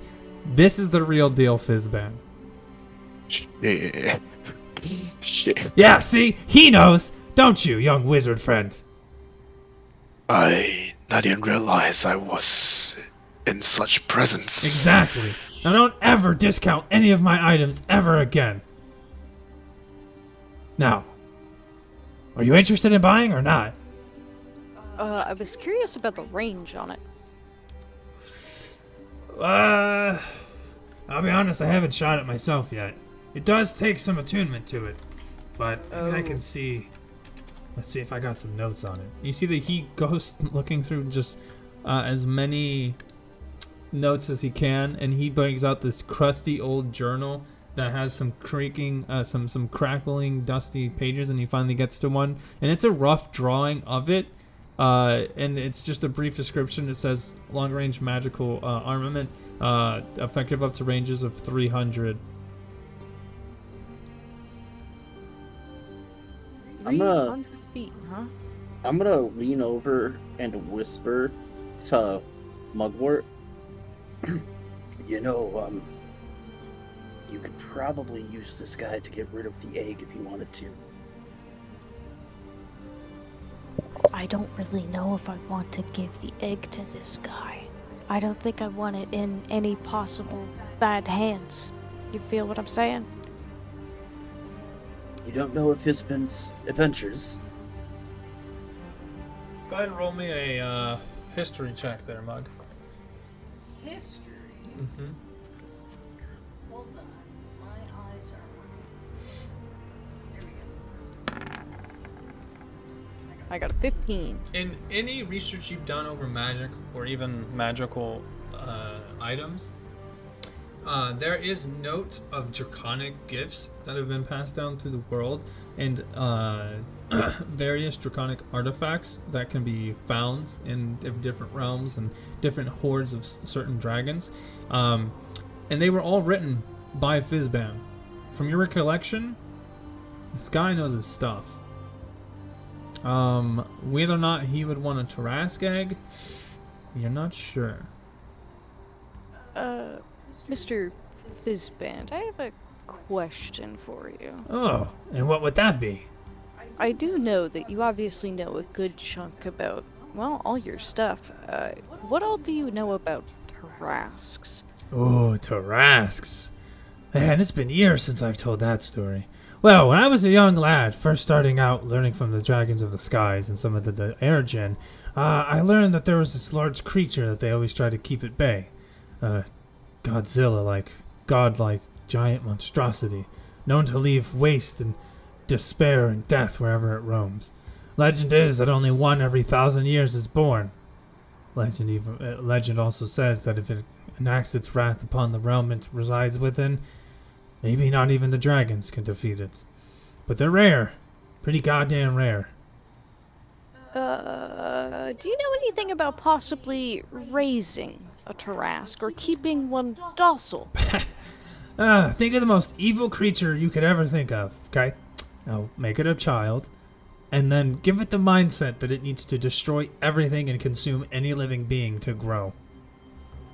Okay, so if one were to say have a Tarask egg, would it be a good idea to kind of just kill it? Oh, yeah. Yeah, 100%. But I will say it will take quite a lot of magic to kill those things. Those are pretty powerful creatures, usually only bred from natural magic. Why do you ask? You wouldn't happen to know where I could find one of these eggs, would you? I may, but I also would like to know what you would plan to do with Oh, it. kill it. There's no reason to keep evil alive in this world, especially if it has a chance of wiping everything out. I've only heard of a few clans that were able to survive it, and the way they survived was leaving. No. William wants to ask Fizban something. So, well, I'm just gonna say, Fizban, you say, if there's evil in the world, you would kill it without no doubt, right? Correct. And I've heard that you said you have a ring of wishes. Correct. Do you not know what plagues this lands? Oh, I do. Do you not think that is evil? He puts his hand on your shoulder. If you're in hell, okay, let's say the third plane, you cannot just wish for Baphomet to be dead. Does that make sense? I don't think William knows enough. Baphomet. Yeah, I mean, okay. like, I don't think he Alright, knows that you can't do that. Okay. Well, okay, how about this? So, imagine you're inside a pocket dimension, right? What happens if you wish to destroy the pocket dimension? You die. Exactly. So, if we're thinking about a real dimension, one that's not constructed by means of man-made magic, if you try to destroy that, everything would die. That whole realm, gone. But even more important than that, the wish that you once asked for will also kill you. Therefore, if someone were to say, oh, let's just kill bad guy Strahd with this, everything would be dead. There wouldn't be a land because the creator is also a part of that which he creates. It's like if you William were... just falls silent. It's like, if you made yourself a simulacrum, right? And then the simulacrum dies, or something wants to kill you, and it kills you, well, the simulacrum also dies. I do have one last question for you. Yeah. If someone were to need to eventually kill a Tarask, hypothetically, what kind of magic is the best idea to do that?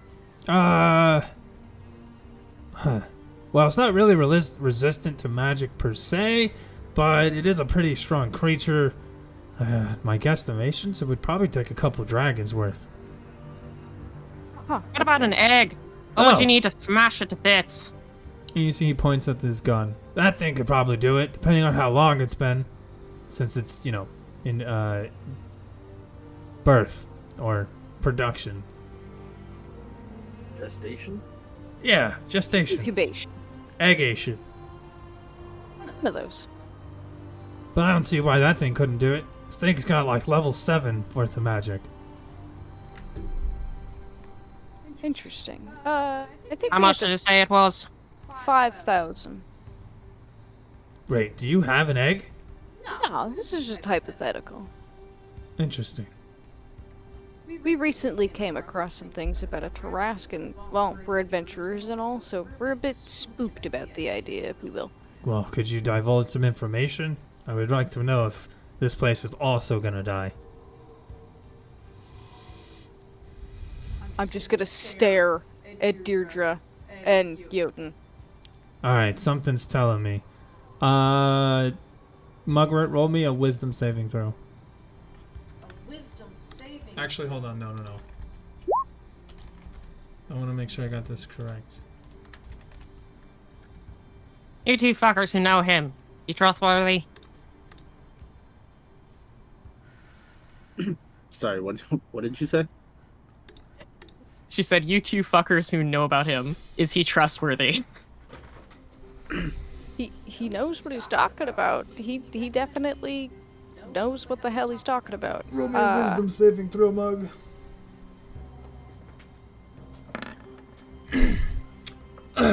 At this moment, you see Fizzban touches his head, his temple, and he points it towards Mug. Mugwort, your thoughts are being detected. You have a... And then No, he, please don't.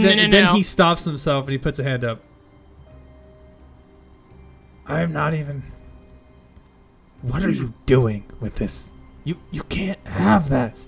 If you looked into my brain further, you would have been able to see how we got it. I know. I don't care how you got it. Wait, you talk... Oh, he is alive. Oh, thank God. Gotta fucking talk to the guy. Okay, alright. 10 grand, and I'll kill it for you. But it's only 5 for the gun. Yeah, I know. I'll pay you 10 grand to let me end its life before it even has a chance to live. Oh, I'm down with that. Are you down with that? I'm fine with it. It seems like the best thing. We are not... William. I don't fucking trust your decisions anymore, William. Something about this feels kind of wrong, but William, I'm kind of on your guys' Do you side. have any control over monstrosities? Absolutely not. So when this thing busts out, do you think it's gonna want to be your friends? Or do you think it's gonna think of you as a snack? Just leave it near the castle, right? And let Strahd take care of it. Right, that's a good idea, because the evil guy gets a giant evil creature who lives in his giant evil domain. That's not gonna turn out bad for us. Come on, dude. Do you have no idea how many wars, how many lives, souls, realms, universes have been killed over these creatures? The only way to kill it is to sacrifice everything. Or be strong enough, and I'll be honest, I don't know how that's gonna work. So you know Rectapio, right? Oh yeah, it's not his real name, it's just what he goes by for a stage name. Oh, really? Yeah, actually his real name. 1 second.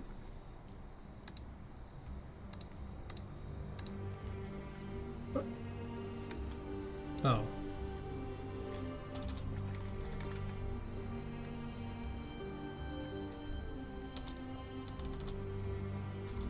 Sorry, it's being weird. You're good. You're good.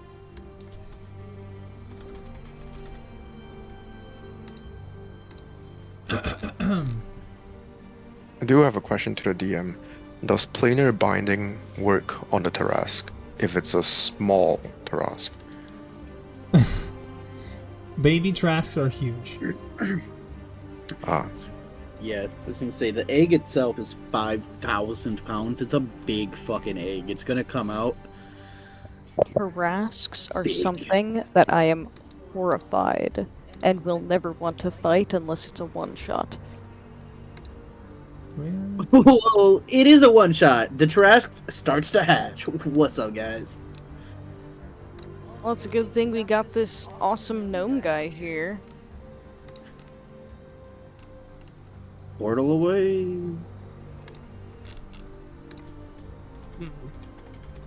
Sorry, I'm Okay, looking for this character, but I don't know where it's at. Who are you looking for? The guy... I'm looking for his actual, like, sheet and stuff so I can tell you what his real name is. So, out of character, how do we feel about this situation? I I've 100% got- think that we should give the Tarask away. Because if it hatches, well, we have it, we're gonna be fucked. Yeah, and there's literally Okay. nothing about anyone being able to, like, tame or make a No. Tarask docile. No, yeah, you I want don't. to clarify. We don't give it away. We let someone destroy it in front of us so that we can make sure it's actually fucking destroyed. True, yes, this is, yeah, I agree with that. And then they pay us for it. Yeah. And if it can't be destroyed, I have a question. Are Tarasks of this dimension? Definitely not. Then if nothing else, I may have something else that we can do with it.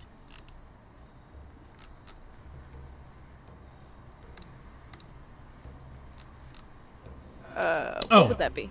Anyway, you guys are talking about old Rudolph Van Richten. Yeah, he's the infamous monster hunter.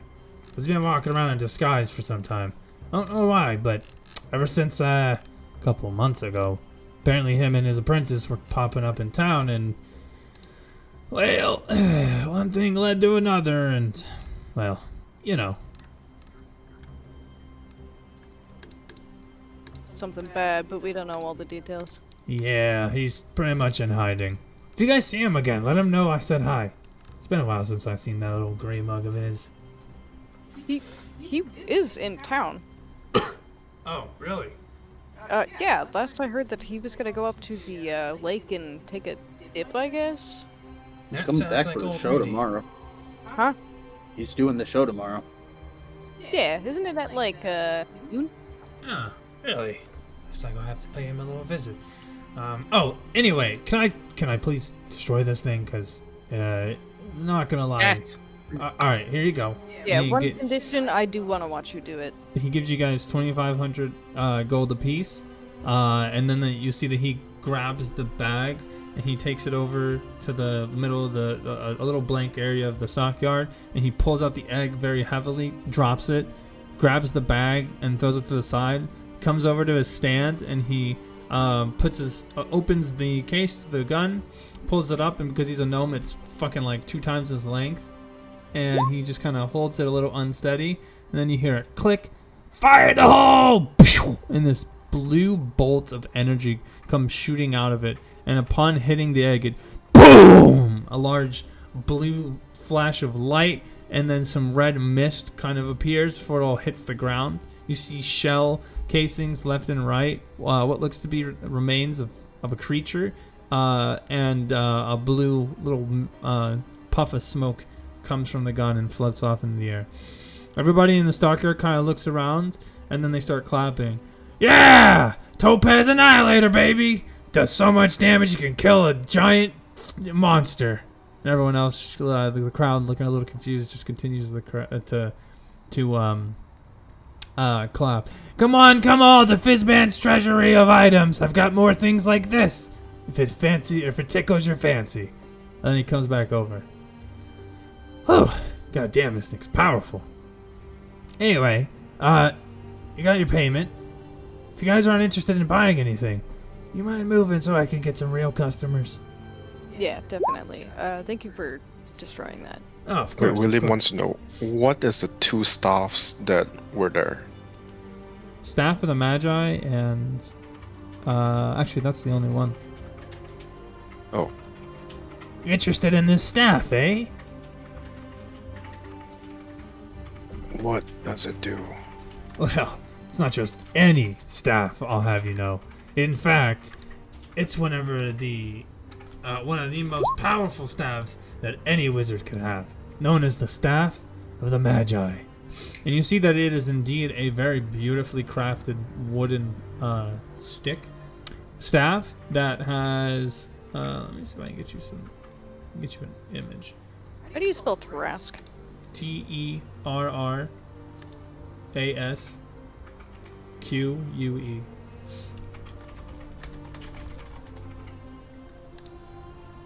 By the way, Mug, I already picked up the bag, but I will hand it over to you. Oh, okay. I don't know what kind of bag it was. Of holding. That was a bag of holding.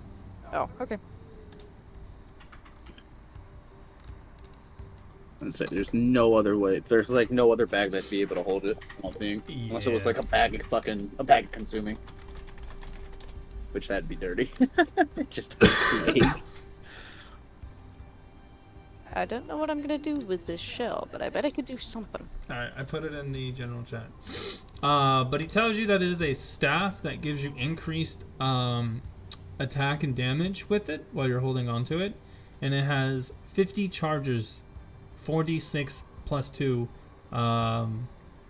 Expended charges will be regained at dawn. And if you expend it, it has a chance of giving back charges.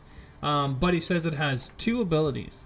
It has spell absorption, so some spells will be less effective than others. Let's see. And that absorbing some of the spells will regain you some charges. So it is very useful for anti-wizardry and very devastating in in fact, most people who attain the level of Archmage will gain one of these. He also tells you that it comes with various spells that uses your own power, so your own spell save DC and spellcasting ability. And he says that each one has a certain charge that it costs, and the spells are as so: Conjure Elemental, Dispel Magic, Fireball at 7th level, Flaming Spear, Ice Storm, Invisibility, Knock, Lightning Bolt, Pass Wall, Plane Shift, Telekinesis, Wall of Fire, and Web. As well as it comes with Arcane Lock, Detect Magic, Enlarge and Reduce, Light, Mage Hand, or Protection from Evil, but those are free, those last few. He says that it's a very, very, very highly sought after weapon, that it itself also does do some pretty substantial bludgeoning damage in case you want to smack people with it, but that it's very, very rare. In fact, he's only ever come across 2 in his entire 300-year lifespan.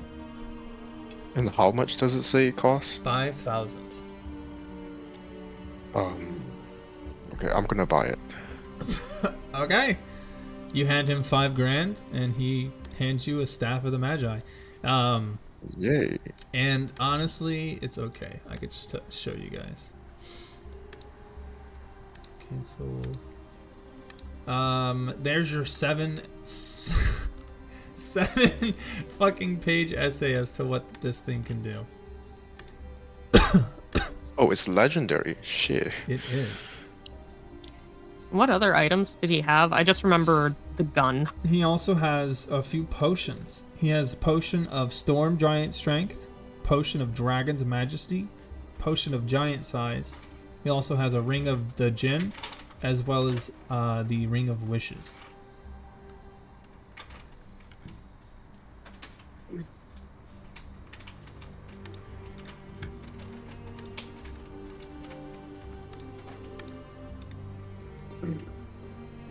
How much do you want for the Ring of Wishes? 10,000 gold.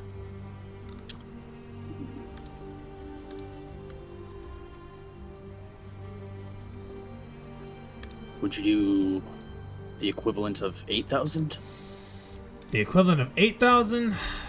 I'm sorry, but you gotta understand, this is a very, very powerful staff. Like, again, I've only seen it's a very, very powerful ring. To get 3 free wishes, man, there's a reason it's so expensive.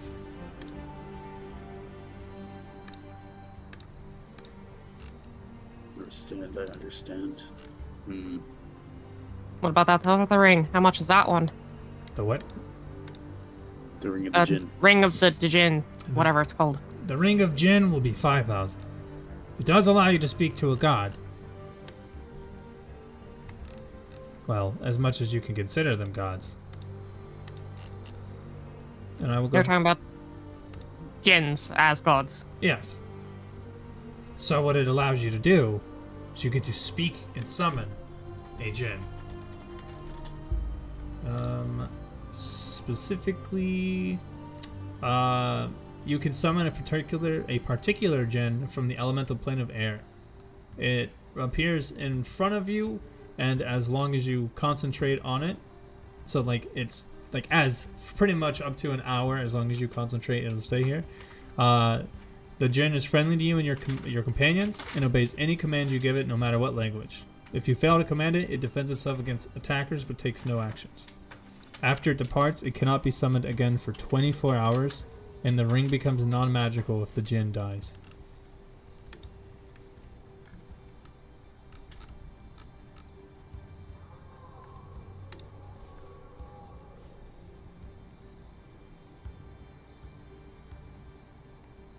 Oh, I'm putting these in here for you. You don't have to put the spell stuff in here.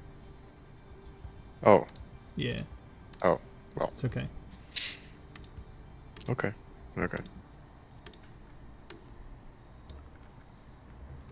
Wait, did the image just change? The Staff of the Magi? Yeah, I had to change it. Okay. Excuse me, good sir.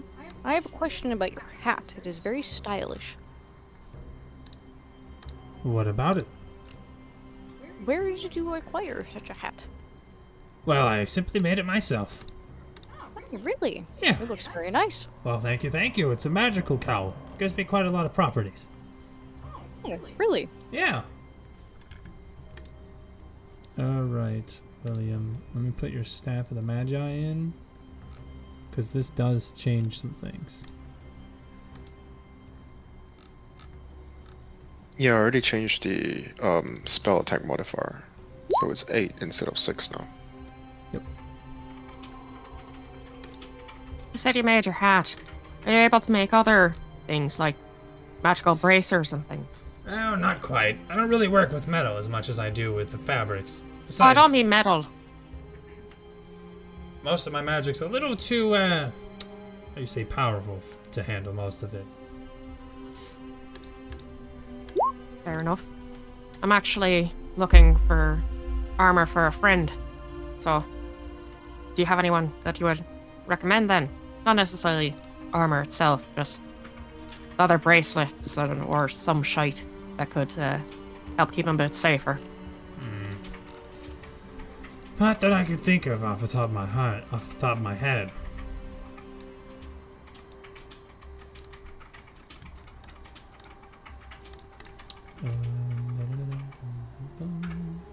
Trying to think of what else. But I do know that there are various other traders who might have some armor up for sale. Oh, thank you. I'll be looking around for more. How long exactly are you going to be around here for? Probably just for the day. See what money I can get, and then maybe afterwards I might come back after a few weeks. But this place is pretty fucking evil, so I don't tend on staying too long. That's fair enough. What do you mean by this place? Like all of Barovia? Of course. So are you insinuating that you can get in and out? Of course. You think I'm stuck here? Oh, you all must be. Yeah, well, Strahd ain't got shit on my teleportation magic. Mugwort's jaw is just going to kind of drop and just stare at him. What? I learned magic from dragons. Do you know how useful you could be? Oh, yeah. But it's not my job to tempt fate. Besides, if I really, really wanted to, I could have just laid waste to Barovia years ago. I have a question, Drago. So in the staff it says I can cast plane shift. Does that mean we can get out of here? No. You don't know. Okay. Oh, we don't know. I see. Right? Portal away! It will take attunement, and then you'll gain access to all of its abilities. Yep, yep. And I will tell you your limitations whenever you get there. Alright. I just need 2K. That's all I need. I just need $2,000. I gotta find it. Well, if I have stuff left over, like after getting armor and stuff, I'll help you. No, I got you. Alright, you guys want to buy anything else from him? No, but I'm gonna stay and hang around here. I might come back to him, but for now, I really need to see if I can find some armor for Tug. Roll me a... Non-armor. Roll me a D6. Who? Anyone. Go to the next shopkeeper. Ba-da-da-ba-da-da-ba-ba-bam. Okay. You guys are coming across an elven trader with a living soul. He's wearing a silver ensemble of chainmail armor, well crested on a shield he has nearby him. Seems overall like an armorer or a weaponsmith. Hello there. Welcome to my shop. I'm Elazar. What can I do for you all? I was looking for some possible armor. Pretty sure Deirdre here was as well. Looking for something that can help with protecting someone that isn't necessarily bulky armor. He doesn't wear much. Oh, unfortunately, I don't have any of that sort. I do have a sort of dwarven plate armor, but besides that, I don't have much else for you.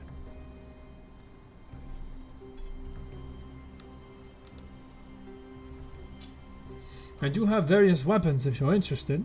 A few arrows of slaying for creature defeats.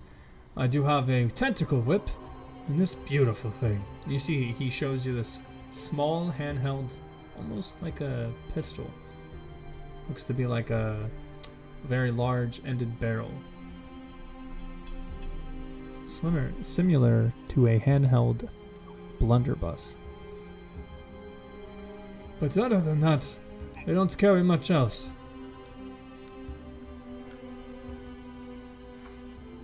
I think Deirdre's eyes do like light up and sparkle a little bit at this blunderbuss, not out of like wanting it, just being like, you know, she's a crafter and creator of things, so she's very like, ooh, I want to study. You do see that on the weapon, it does have a very fancy barrel, and it does have what seems to be a sigil of storm on the side of it, and various clouds etched into the stock.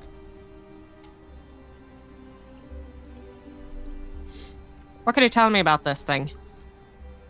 Aye, it's called a thunderbuss. It's a one-handed weapon used to emit lightning from it. I know that if you invoke its rune, you can launch a ball of energy to a point, dealing a lot of damage in the area. Causes quite a electrifying spectacle. Interesting.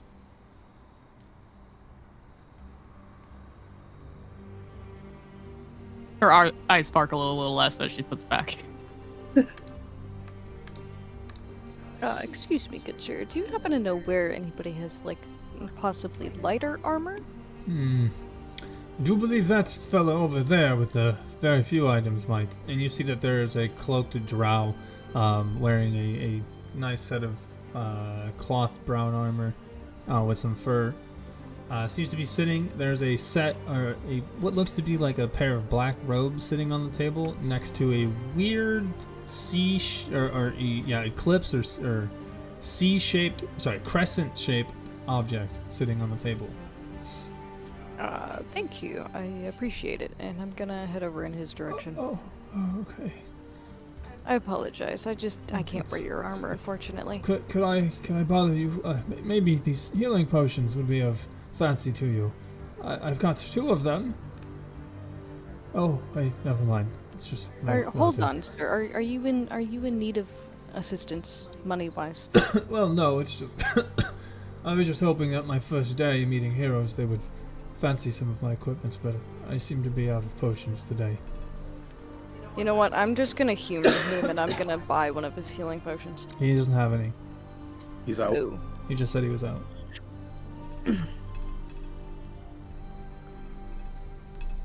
What else does he have? He has a whip. It looks to be like a black tendril-like tentacle coiled up on the table. You see the weapon, the plate armor, and you also see a pale blade that has various creatures etched into the blade. Wolves, chickens, birds, horses, cows, all kinds of things. What kind of blade is it? A pale blade, as well as what look to be about 90 arrows in sets of 3 that have these very wicked, fine-looking feathers that are connected to it. I am selling a tentacle whip. I heard a story that it imbues itself with its creator and becomes a weapon that can be called upon almost at any time, used to grab foes and pull them close to you, or even deal extra damage to them. Or if that doesn't interest you, I have this polymorphous blade, said to be able to turn a creature into any form at random. How much for the blade? Just a mere 1,000 gold, if that's not too much. Interesting. And what I about for don't know what a pale blade is the thing. Is it a short sword, long sword, great sword? What is it? The polymorphous blade is indeed a short blade, a short sword, Oh, okay. I believe. Oh, I hit the wrong one. It is. Oh, it's a long sword. Interesting. And what about for the plate armor? Oh, that's Does it look like it can fit me? It does. It does look like it can fit you. It is indeed dwarven metal and dwarven plating, but it has interlocking belts and straps to be able to hold it to conform to pretty much any large person size. And I can tell you everything it comes with. Sure, yeah. It comes with interlocking metal plates. It comes with gauntlets, boots, a visored helmet, and thick layers of padding underneath. It gives you a +2 to AC, and if an effect moves you against your will along the ground, you can use your reaction to reduce the distance you're moved by up to 10 feet. It requires a minimum of strength of 15, and it does have disadvantage on stealth checks. How much is that? 1,000 gold. I see. I know that these are quite rare objects, so I'm trying to make sure that the price is worth it for most traders. Although I haven't seen very many that's created this way. I understand, but I take it Deirdre's around us, yeah? Yep. Okay. This could be the armor for Tug that you're looking for. No, I can't. Why? She doesn't gain the AC bonus from her natural. Yeah. But Tug's a barbarian. He needs to be unarmored. So I'm looking for things that increase armor without actually being armor. Now that being said, she only has a 13 armor class. Oh, she can't even hold. She can't wear heavy armor either. Mm-hmm. Yeah, no, I'm looking for like AC boosting, like bracelets, rings, anything that would be like increase Tug's AC without being actual armor, because wearing armor encumbers a barbarian to be unable to do some stuff. Oh, well, I have a deal for you. If you give me 2,000 gold, I will wish for him to have better AC. Oh my god. Tug has 20 AC. Let it be wished. You see? Oh my god. Just Okay, 20, but you you have to be use real wish. fucking... You have to be real fucking careful with how you word wishes, because that could backfire so bad. Oh, we know. Mm-hmm. That was a good wish. Jared just kind of looks at you like you're stupid, to be honest. I'm trying here, alright? Never use the word want. Anyway. I didn't. Do you care? Tug has 28 AC. That's what I said. You care to buy any of my wares? What about these arrows? They do quite a lot of damage to a creature. Do you have any bolts?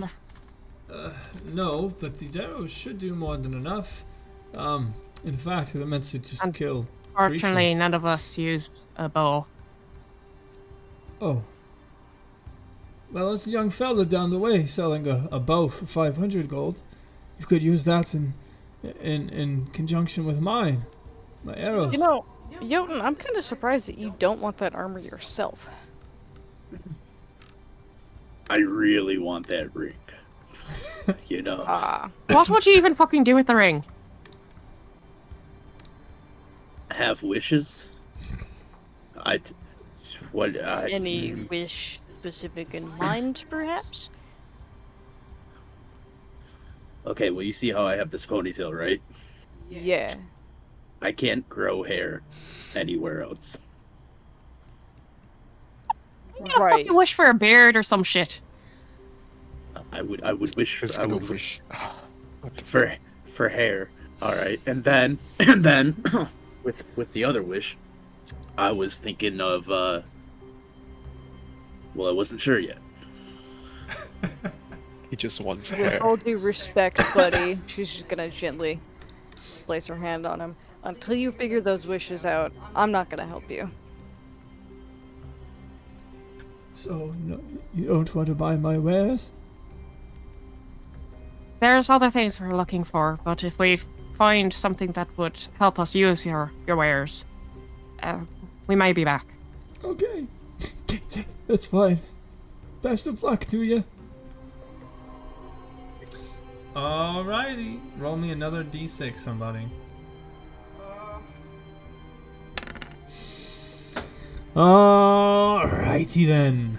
Heading off to your next trader, it is a blue tiefling who seems to have quite a lot of orbs of scrying, at least as you think. Crystal balls around. Has what looks to be a staff, two swords, and a bow laid on his table, as well as two different potions sitting on the table. Come on, come all! Find the magical weapon of your dreams. Ah, you there. You look like a fancy lot who knows their way around a fight. Could I, perchance, interest in you a blade made of pure crystal?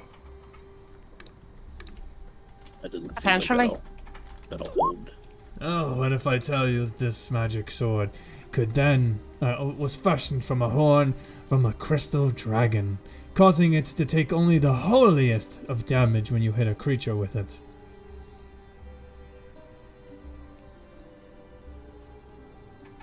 Tell me more. Well, you see, when you strike this creature with it, and you strike hard enough, you will deal a bright white of radiance damage, and it is said that this weapon could heal you upon the damage you've given to an enemy. And you see that he holds up a blade with a similar hilt to the sun sword, but it has a crystal blade instead of nothing sitting there. How much is this thing? 1,000 gold, and it could be yours. It is a long sword.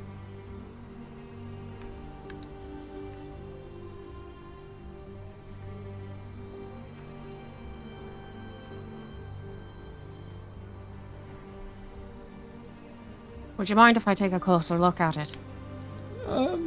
What kind of look?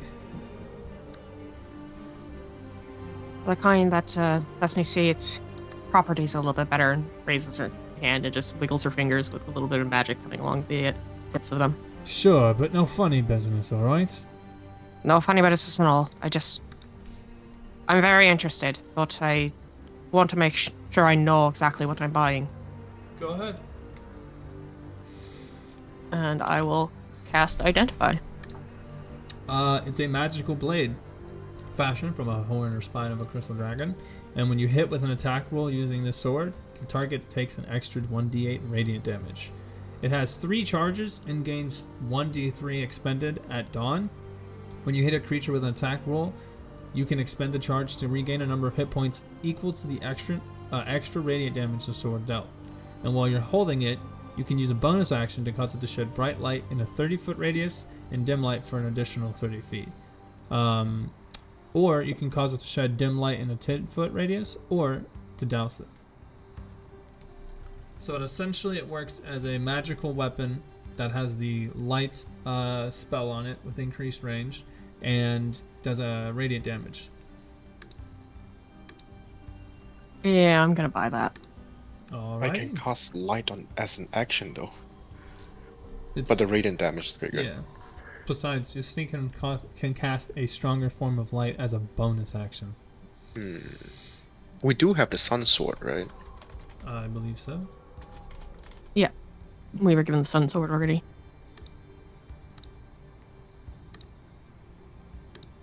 Yeah, but that probably has different properties than this one does. Oh, it definitely does. Wait, did Deja cast Identify on the sun sword yet? I I don't know. believe I did. Yeah, I'm pretty sure you did. I'm pretty sure that's how we have the information that we do have.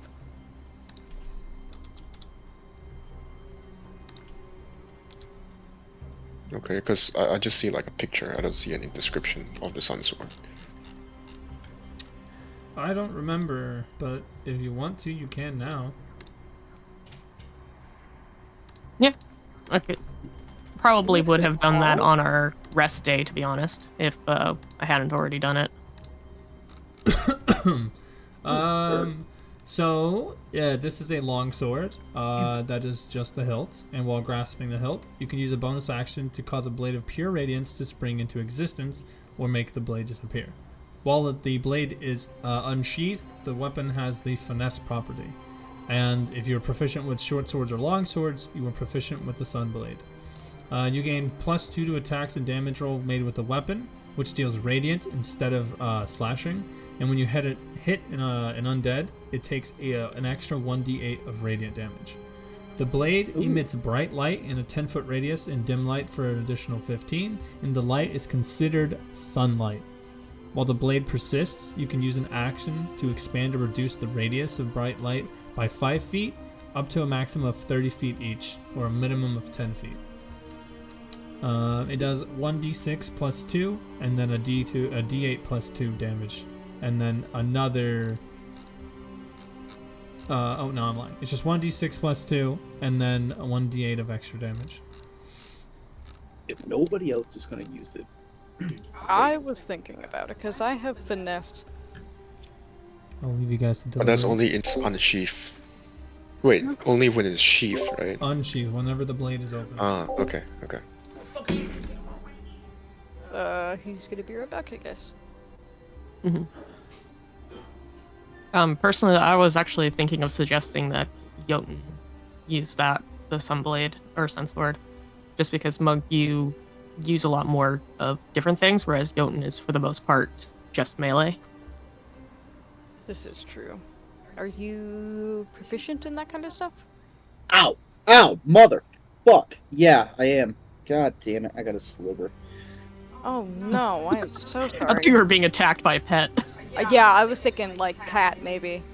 No, I was wiping the top of my Do you have mouse pad tweezers? off. Ow. Yeah, no, I got it. But I had a little piece of glass fucking on my mouse pad. Oh god. Wow. Do you break glass recently? Yeah, I broke a little cart on accident. I fucking dropped it and I picked up the pieces and tossed it up here for a second. I didn't think there was any slivers, so I thought I got them. The bitch was Please be tiny. careful. Yeah, a no, tip it was for everyone tiny that doesn't times. knows it, you can also get a sliver out by using tape if you can't grab it with anything else. That's a fucking good idea, actually. I never thought about that. Yeah, I've had a lot of slivers throughout my life. Fucking +1 to medicine checks on Yeah. small wounds, dude.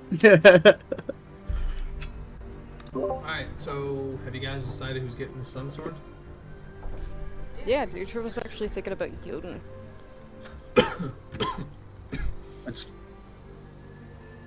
I'm like I said, I'm with it. I'll use the fuck out Yeah. of it. I'll use it literally every battle. Yeah, and that's the thing. I like how I viewed it is the people that made the most sense for using it would either be Jotun or Tug, because of you guys being up in your face meleeers. Yeah, Tug has the dagger of, oh god, what's the name of it? No, I'm pretty sure William has the dagger, and then Tug has the spear. I could have Yeah, yep. Okay. I got a baleful talon. Yep. Okay. And Yeah. it's now super cool staff. Yep. And Tug also has other options, because that's what I'm buying the swords for. Deirdre doesn't use swords. She's looking at these things and going, Tug might like this. I'm going to get him a souvenir. There you go. Right. So you buy the crystal blade from him, and he goes, very good choice, very good choice. Could I interest you in, maybe this bow? And you see that he takes the, blanket off of the bow-shaped object, and it is actually a, let me make sure I got this correct.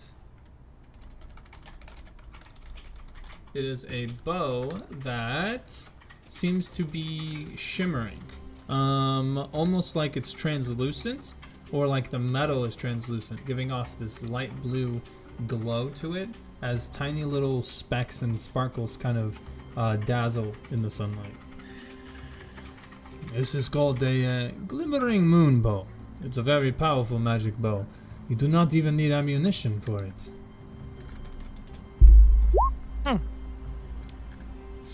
Wait, guys, I can Now, fly is now. this a short bow or a long bow? This is let's go with a short bow. Short bow, okay.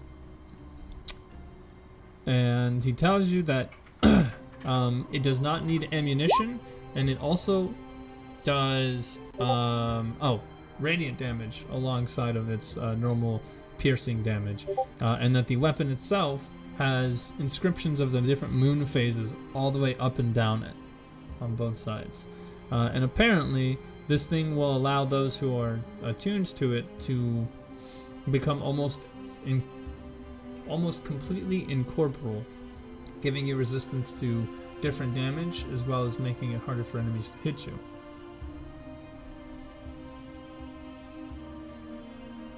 That could definitely be useful. He also says that he has a staff of rooted hills and a sword of wounding. The wounding one causes enemies to take more damage, known to inflict some pretty jacked up injuries on creatures, almost leaving them impossible to recognize afterwards. And he says the staff, as far as you're concerned, it just summons up some fucking plants.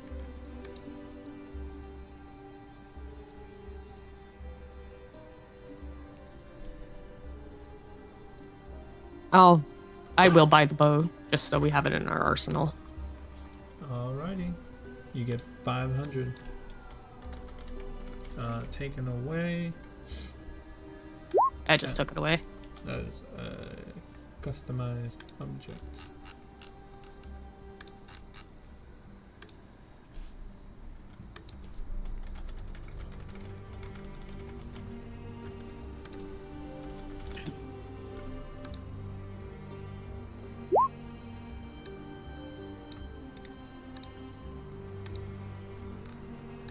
Yeah, she's in an orphanage.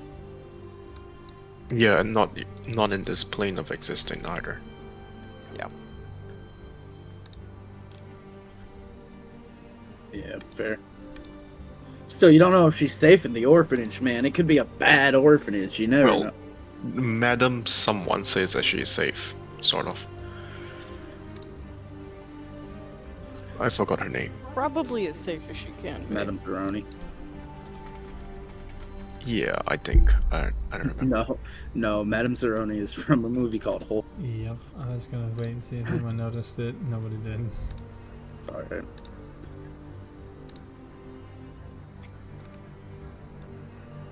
Stanley Yale-Nets? What a stupid fucking name, dude. What a dumb. Stanley Fucking Stackers. just the whole movie was fucking like one coincidence. Dude, it was For wild. real. It's like, okay. And then he carried him up the mountain.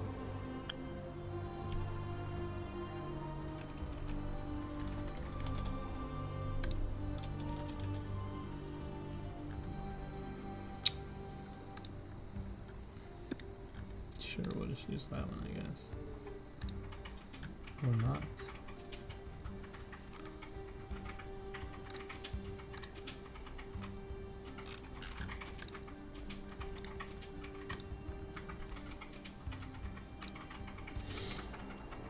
Alrighty.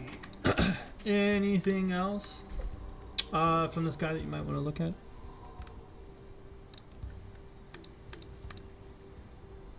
I'm trying to remember what else he said he had. He has a sword and a staff. Ah, A little short sword and yeah, just a normal staff. He says the short sword does a lot of long sword, I think. One of those. Leaves grievous wounds. And just a normal staff, like a walking staff? Yeah, pretty much. Yeah, he says that the sword of wounding is a short sword, not a long sword. That seems to do more damage to people. and that the staff he has, the staff of Rooted Hills, just seems to be some sort of plant summoning staff.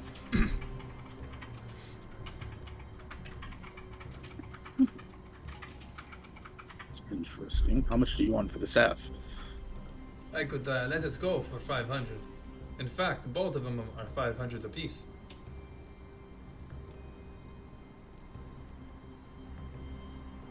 That's super weird. Random as shit.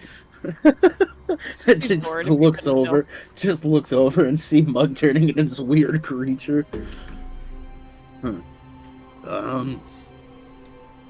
Would you barter a little bit? I mean, I can give you. It's a staff. It summons plants. Like 100 gold.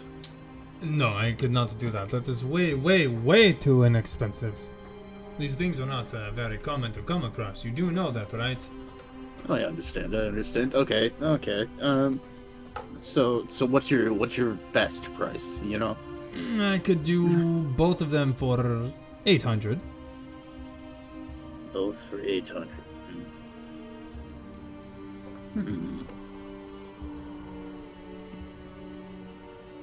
Buy one, get one half off. Both for 750.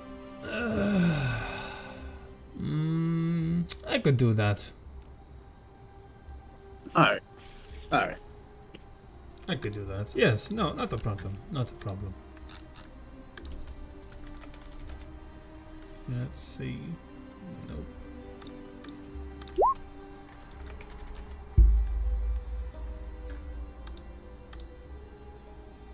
He shakes on it, and let me add these to your thing. I'll give the bow to Deirdre. She wants to shoot. You I already that, bought right? the bow. All right.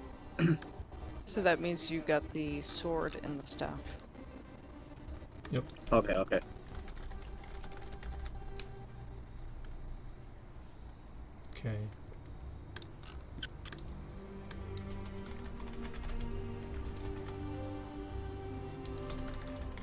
I do have a question about this bow, though, Yes. before we head out.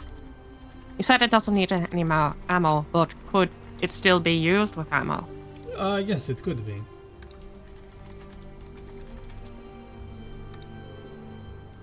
That's all I needed to know. I would feel so bad for that fucking old guy, dude. If he fucking was like, "Yo, go buy this bow, come back and buy some arrows off of me." You go buy the bow, and it's like, "Hey, you don't need arrows." Yeah. You're just gonna say, he's gonna say, I'll be right back, and she's gonna go back to that old man. Oh, you've come back. Well, thank you. How much for the arrows? For 30 of them, 3,000 gold. Jesus Christ! Oh, well, you must know they do quite a lot of damage. They do 6d10 of damage. Holy fuck! One arrow? Yeah. No, that was 30. It's 1,000 or 100 gold each, and he only sells them in packs of 30. He has a total of 90. So for all of them, 12 grand or 9 grand. But for 30, he'll give it to you for 3. okay. Might as well. Okay. All right. Also, I put the staff in the treasury for you, Mr. Jotun. Thank you. Rooted Hills. Oh, that's cool. It's like a little bonsai tree at the top. Yep. That's fucking sick.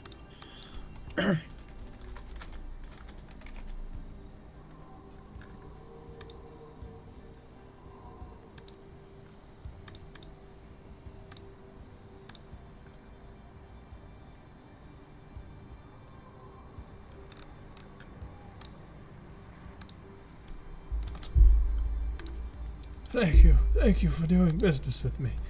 I appreciate it. All right, so heads up. There are certain arrows that do affect specific creatures. This creature does this arrow specifically damage anything considered a creature. So if it's like an elemental or a Goliath or things of that nature, it does not count, but like normal beasts, humanoids, anything considered a small, like a medium or large sized creature will take extra damage. So an undead would take extra damage. It's a creature. Okay. Perfect. Thank you. And he gives you a very nice, gives you the very nice fucking brutal looking arrows. And you see that the tips themselves have what look to be like wyvern claws as the arrowheads. Ooh, that's cool. Thank Kind you, of thank raise you. them up with a nod of her head and say, "Oh, thank you as well. You shall go towards helping Barovia." Oh, I appreciate it. It seems like a nice land to live in after all. We'll be able to start a family again. Right, I'm gonna go now. And yeah, you leave him, heading back to your friends. The shopkeeper looks at you all and goes, I appreciate you all buying quite all of my things. It is greatly appreciated. I hope that they do you well.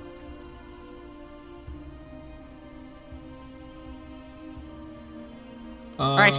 Okay. I just spent almost all of my fucking gold. I was going to be looking into buying us a cart or something that we could lug everything back to the windmill, but I don't think I can do that anymore. You got 2 bags of holding you can use.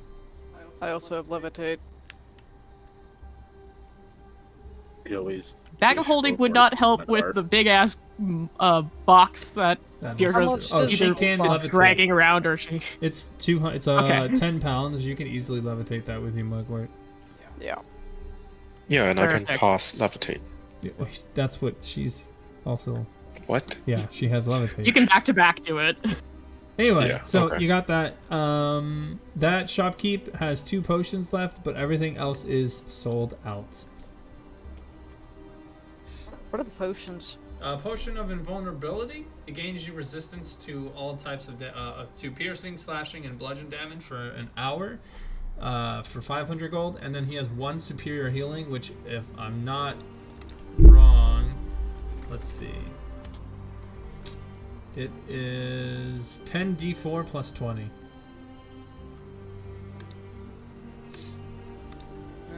I'm good. Okay.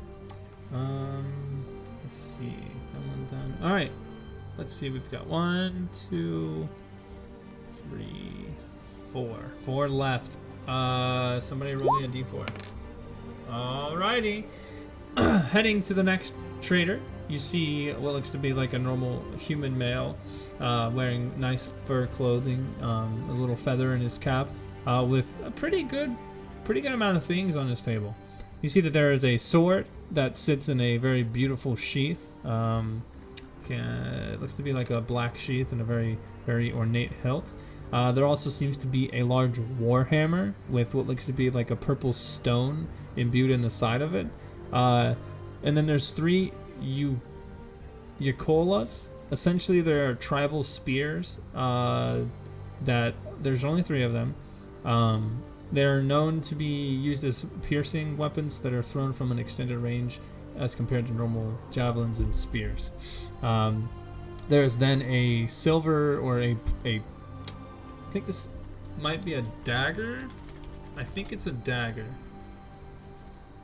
Let's see. Yes, it is a short sword actually that seems to have almost like a lion's mouth as the hilt. I can actually probably show you this. Oh, but yeah, let me put this in general chat for you. It is a nice blue color, very ornate. That is also sitting on the table. And then there is, where did it go? I think this might also be, let's see. An elven looking spear on the ground. Or not on the ground, sorry. That is also laying on the table. Fancy yourself some weaponry? Or maybe some potions. And you see he has about 8 healing potions of Supreme sitting on the table. And then 2 more potions that you guys haven't seen yet. One that's a little blue in color and another one that's like kind of orange in color. What are those, 2 potions over there? One is a potion of mind control, and he points to the orange one, and the other one, a potion of cloud giant strength, giving you enough strength as 10 giants themselves. It lasts for about an hour, as they both do, but pretty powerful indeed if you're fighting a wizard.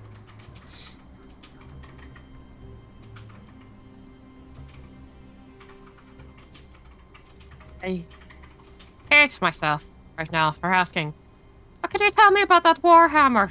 Ah, yes, the Forcebreaker Warhammer. It is capable of destroying almost anything. Excuse me. Upon striking it. In fact, it has been known to destroy structures made of almost anything, shattering almost any structure that it comes into contact with. And in fact, you see that the sigil inside of it is a magical sigil, or almost like an enchanted gem that's inside of it.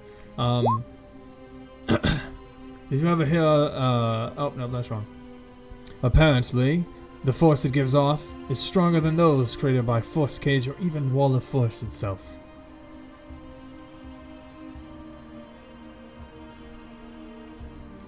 I see. That's great. Thank you.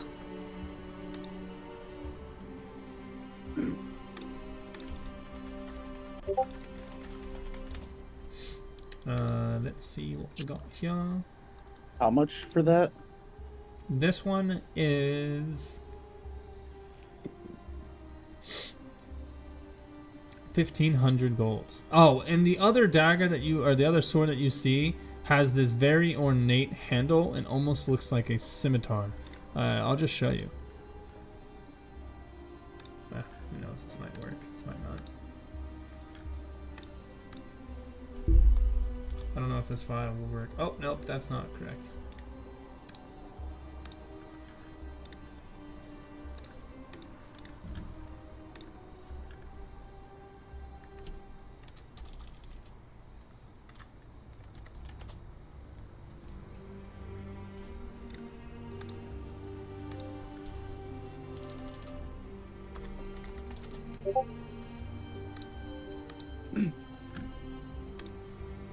Is this gonna work? Damn it, still not working. Whatever. What are you trying to do? I'm trying to show you what this looks like. I gotta do it the old way. Don't ask questions. You might not get the answer. Okay.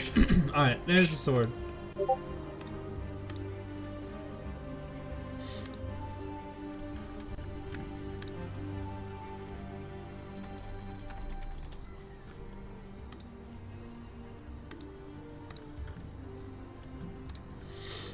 Anyway, what say you? Are you all interested in buying some wares?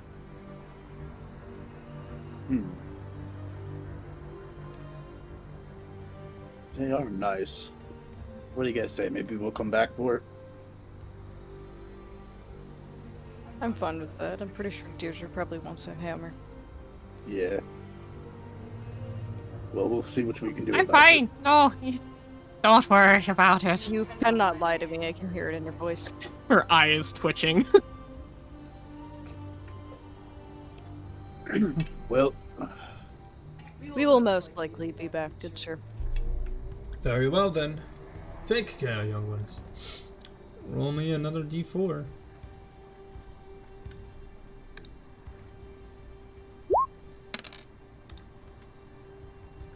Alright, you go to the next shopkeep, and it looks like another mage. On his table, you see a few more potions. Some greater healing potions that you guys have probably seen before. And then probably about 3 other potions you don't recognize. One of them is a warm red. 2 of them are warm red, and another one is a weird yellow. On the table, you see what looks to be like a wand, a large great axe with, let me make sure I got this right.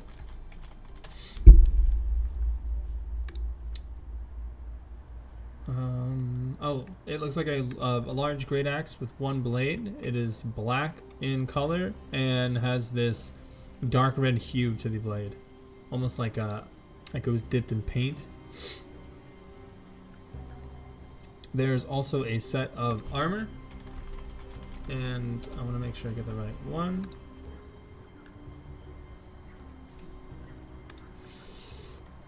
It looks to be like a set of light leather armor that has a pale silver hue to it. Anything special about the armor? Nope, it just seems to be like a set of silver armor.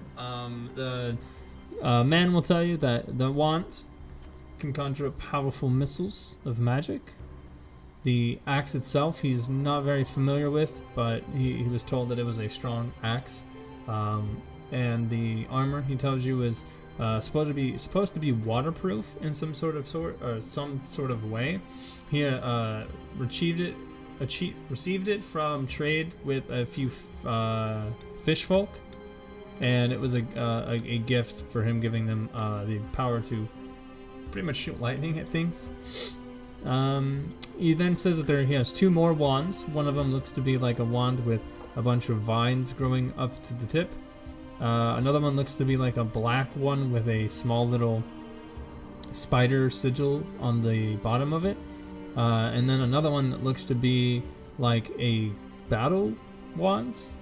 A nice ornate wand, but it almost has a more orcish brute look to it. And then there is a mace. Not just any mace. The mace of all maces. A mace that has a very beautiful emblem of a sun at the tip. Golden in color, with a small weight in the middle of it. Fuck, let me just show you, because this thing's kind of cool.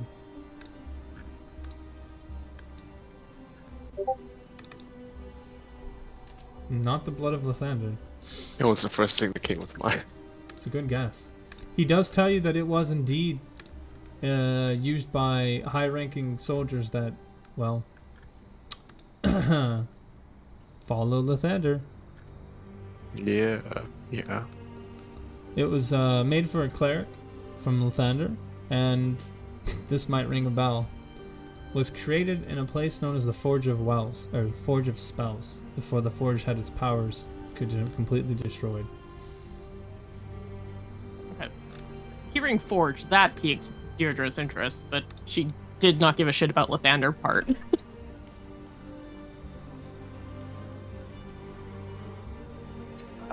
What are the potions that you have? Can you also tell me about the wands? Oh, which one do you want to know first? Picker's choice. I have a Wand of Entangle, allowing you to have multiple charges of the Entangle spell. Wand of Web, similar to Entangle, just with the Web spell. And then I have a War Mage Wand. Oh, and can't forget the powerful Magic Missile Wand. Can you tell me about Magic the Missile War Mage Wand? Ah, yes, the War Mage Wand. Let's see. It is a very, let's see. It gives you bonuses to your attacks. This one specifically gives you a +1 to attack rolls, and you ignore half cover when you make a spell attack. He sees that you have something on your arm, Mug, and he says to you, "Is that a wand sheath, by chance?" Yes. Would you care to show me what kind of wand you have? May I ask why? Because it might be one that I'm in search of. A rare one indeed. Almost legendary by status. What are you looking for? Bless you. I'm looking for a wand of... what does it call it? Wild magic? I'm not sure, but it produces various results, and I wish to see if I can tamper with it and see if I can't extract those specific properties from it, and maybe put it in other things, such as other jewelry or even other weapons. How would one go about doing that? Well, very carefully. You would slowly chip away at it, trying to use as much magic power as you can muster, including some other attuned weapons, to put it in a magical forge of sorts, and you might be able to extract it, almost like taking metal out of crude materials, melting away the bad bits and taking what you want. That being said, I do not know how many of those magic effects I would be able to, well, contain or transfer, and it very well could possibly destroy the object in the process.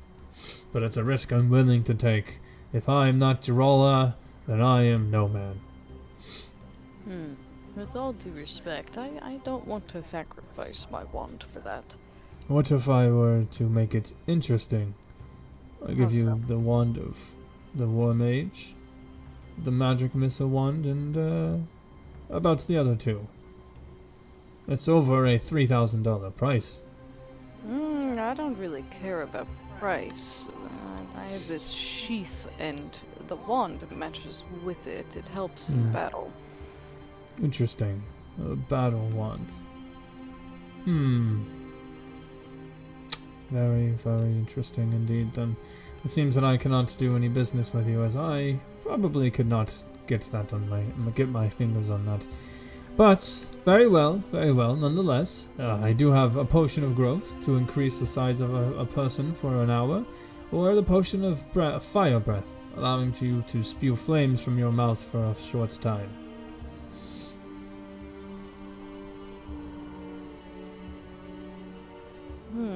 How much is the fire breath? They are 200 gold apiece. I have 2 of them in stock.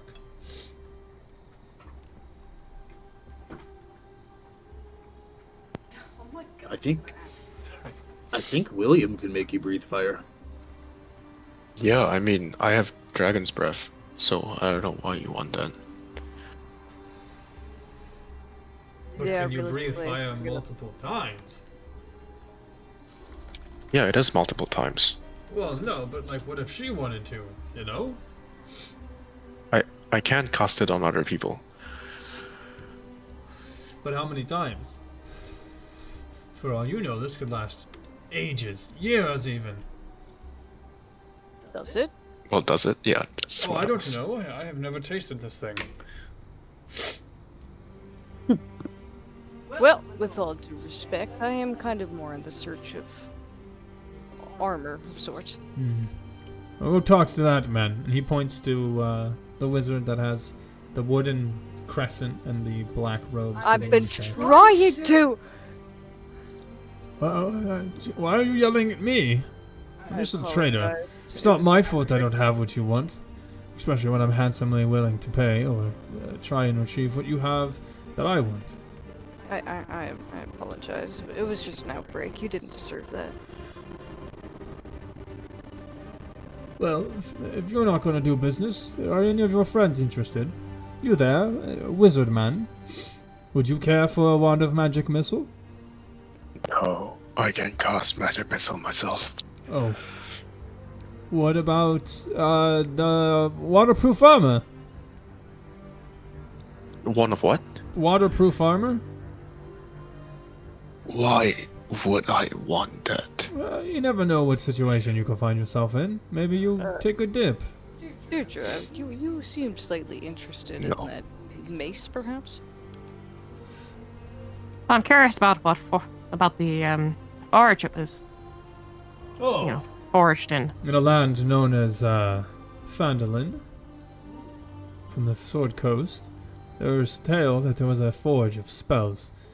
A forge being able to make any weapon imbued with any sort of magic you can muster. This one so happens to be imbued with the magic of, well, the sun. I don't know exactly its effects, but I do know that it is a magical weapon indeed, wielded by a great mighty cleric to defeat some of the evil in Phandalin. And how much did you say it was? 1,000 gold.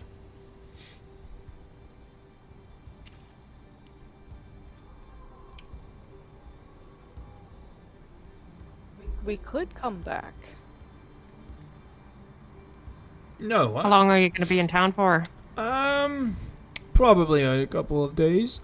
But I'll be honest, I don't know if I want to sell to you more if you leave. Your That friends. sounds more like a you problem than us. She just starts walking away. Fine then. You don't get any of my wands. Screw you all. I'm gonna purposely turn into something spooky and stare at him. He grabs one of the wands. Don't you dare. I'm not afraid to defend myself. You're the one insulting us. You scrutinized my equipment. I did not. You did. Your friend here, who disrespects the magical arts, said that he could just breathe fire when he wants. Well, aren't you a tough man? And you saying my wands aren't worth yours? I bet your wand is useless. It's probably some stupid war mage's wand. Probably summons fairies or lights for all I know. Bah, I don't care. I hope you have the day you deserve, good sir. You as well, you little green person. That's fucking racist. I don't care. This man is a racist! Whatever, you're a racist against magic. I have magic. I don't People are care. just looking at us now. Everybody's just kind of staring. Just confused, and they just kind of ignore you. And with that, you all head to the man with the black robe. Finally. Hello there. My name's Elendril. Care to come look at my wares? I would love to, good sir. Alongside the black robes and the crescent weapon, you see 2 potions of superior healing and a cloudy white potion on the table. What can I do for you? Anything in particular? Do you have any armor or robes of any sort? I do indeed. I have a set of void walker armor. Ooh. Ah. Seems I have tickled your fancy. And you see that he kind of picks him up, and you see that it's a set of black studded leather armor with bearing a red sheen. You see, this is a very interesting set of armor. You can create a projection of yourself in a space that is within 30 feet. It's a translucent copy of you and is immune to all damage and conditions. But you can channel your own magic and attacks through this thing as if you were standing in its space. It does not last very long, but I hear that it does come in quite the handy use.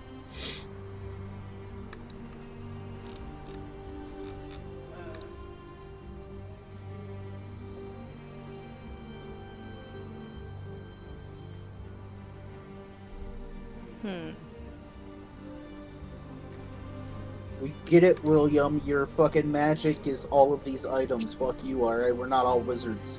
Yeah. Yeah, and it doesn't have the same limitations as some of your stuff. Now, being Okay. studded leather, it will give you 12 plus your dex modifier to your AC. Which, if you're I don't know what you're normally wearing, but it would be an upgrade, and it's only light armor.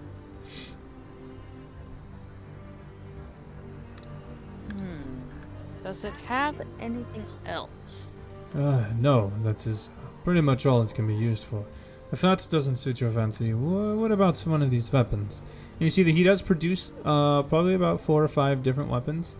There's a couple short swords, a long sword, great axe, some bows and such like that, and they all are +2 weapons. And then the crescent object on the thing on the the table, he pulls the sheath off, and it is a very finely crafted boomerang. A boomerang? Yes, a boomerang. You throw it and it comes back. He is patronizing us. Anything special about the boomerang?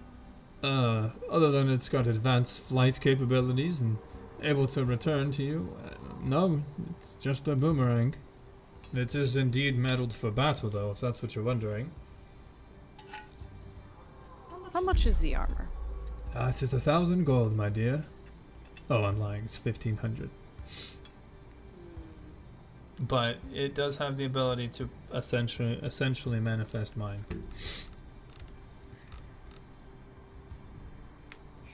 Sure, I'll take the armor. Ah, very well. Splendid, splendid. And you will gain a set of Voidwalker armor.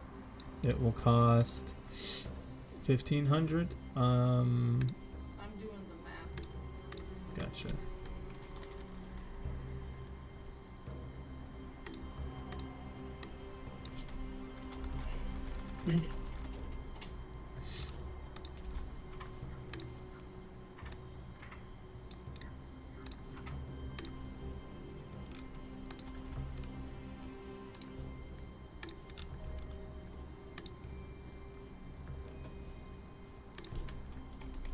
That's so, that's so goofy. This looks sick. Alright, so this I want to know if anybody has like a cloak or something. let me show you what it looks like normal before you do cloak? that.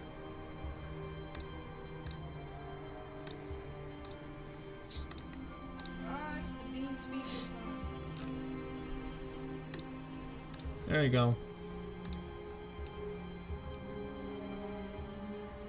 But I want to know if there's like a cloak that has like a specific thing, like a. He does not have a specific. He does not have a cloak. I was kind of asking the DM If there's a, what do you mean? if there's a cloak with a cool ability in anywhere in the stockyard. You have to keep walking around and find out what they have. Come on So now. where's the picture? These are traders that have never been to this place. Where's the picture? The guy that we're talking to, Deirdre would like to find out from him if he has any rings of protection or bracers of defense, or if he would know where to find some. I do not know about any of those protection items you speak of. They are quite rare around here. I don't know any traders around here that might have any either. But if you're looking for maybe some better rings, maybe go talk to the other trader over there, the jewelist. And you do see that there is a voluptuous-sized woman, an elf, who seems to be selling jewels. Wait, this armor. Is this armor Mugsworth armor now? Yep. Holy That's shit. the armor she picked. Dang. If only I didn't have Manifest Mind, right? Yeah, I mean, it's essentially a free cast of Manifest Mind, so you wouldn't lose anything. Yeah. Yeah. You it got your looks cool. fancy staff. Yeah, I like my fancy stuff. Alright, let's see. Other than that, would you guys like to buy anything else or continue on to the last one? So is that just like a normal boomerang? It's a boomerang +2. So it is a, what's the word I'm looking for? It is a boomerang, like, yeah, like a straight up just boomerang. But let's see. It's a ranged weapon, and if you're proficient with javelins, you're proficient with this one. And on a miss, it returns to your hand. It has a range of 60 and 120 feet, 60 being its effective range, and starts out doing 1d4 bludgeoning. But then you add +2 to the damage and attack rolls. Yeah, you could cosplay Sokka, but yeah, it's straight up just a boomerang. Okay. All right, and heading on to the jeweler trader. The voluptuous woman says, "Come one, come all. Come see the beautiful jewels I have in store for you all." You guys see 1, 2, 3 ornate rings. One of them with a feather icon on it, or feather inlay on the gem. Another one that seems to have a shield, and then the last one seems to have squiggly lines you guys don't recognize. There's also a sword, and this might perk your ears up. You see a set of arrows, not with normal fletching, but wings. Tiny wings that slowly flap as these 30 arrows sit on the table in their sheath. There's also 3 potions that are a light blue, almost milky in color, and then 3 greater healing potions on the table. This ring with a little shield and a gem. What can you tell me about it? Ah, the Ring of Shielding. This one will specifically reduce the effects that a creature has upon your mind. While you are wearing this, creatures that are trying to read your thoughts cannot. They cannot determine if you're lying, know your what morality you stand with, or what type of creature you are. And further inspection of this Ring of Shielding, you see that it is actually a shape of a brain as the gem. That's creepy as fuck, but also very useful. Of course. Let's see. Oh my god. Oh my fucking god. What? I'll just tell you everything it does. You can telepathically communicate with creatures only if you allow it. You can use the action to become invisible until you use another action to make you visible, until you remove the ring, or until you die. So that means you can still use actions while invisible using this thing. And if you die while wearing it, your soul enters it unless it already houses the soul. You can remain in the ring or depart for the afterlife. And as long as your soul is in the ring, you can telepathically communicate with any creature wearing it, but it cannot prevent this telepathic communication. How much? That one is 1,000 gold. What about the other ring with the squiggly lines on it? Ah, that one. That's the Ring of Truth Telling. It essentially causes the spell of, like, you can't lie in the area. Sure. Yeah. Let's see. It's more specifically, it gives you advantage on insight checks to determine whether someone is lying to you. So it increases your ability to suss out people. How much is that ring? This one is 700. Anyone know who is Dr. Bright? No. SCP. Oh. No, what reads SCP here? I mean, it's just been a while. No, it's just basically an amulet. When you die, you go inside the amulet, and you're basically immortal. Oh. What about the other ring? Ah, the Ring of Jumping. It allows you to triple your jump height.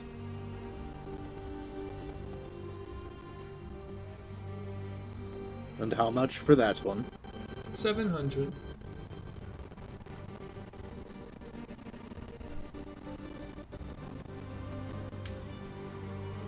Anyone be willing to lend me a bit of gold so I can get that truth-bearing ring?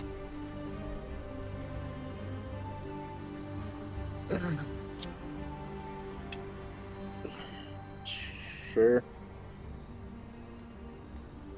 I don't think I'm gonna be getting the ring that I want anyway, so yeah, might as well.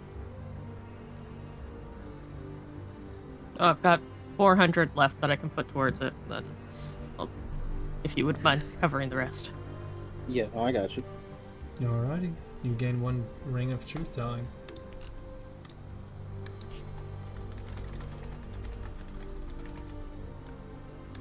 How many shops left do we have left to visit?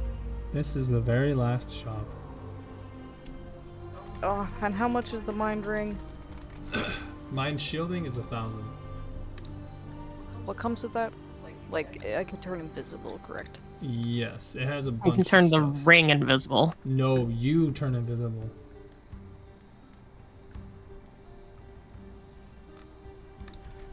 Okay, I'm thinking of a different ring then. Yes. Because it's specifically the Ring of Mind Shielding.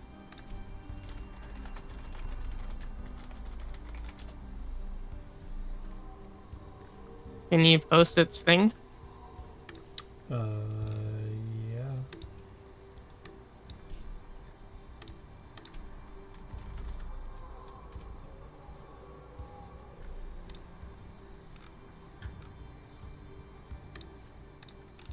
This one's already in this campaign too.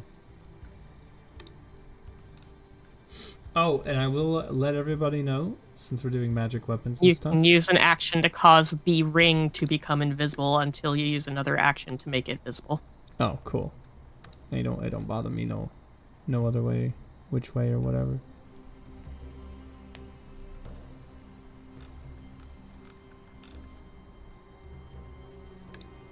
So it's pretty fucking wild for an uncommon ring to make the wearer invisible and still be able to take actions. That'd be fucking hella broken. It'd be one of the most broken items. Now that in probably D&D. would be like 5k. Yeah, no, that would, yeah. Anyway, there you go.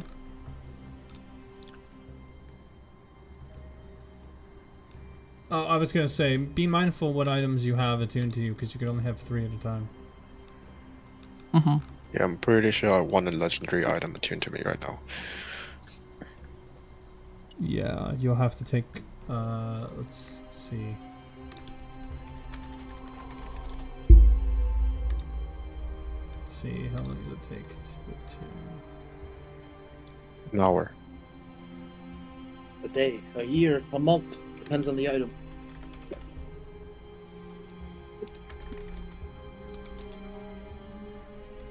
Yep, 1 hour.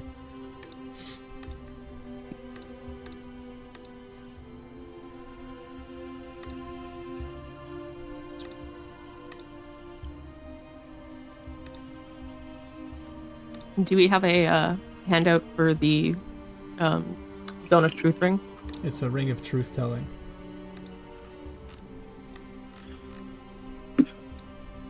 Yeah, that one.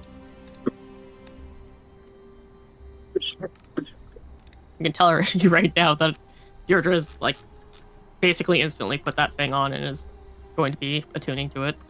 Alright, well, before we get to attunement, is there anything else you guys would like to buy? Would you like to go back to a shop that you previously Is there visited? scrolls?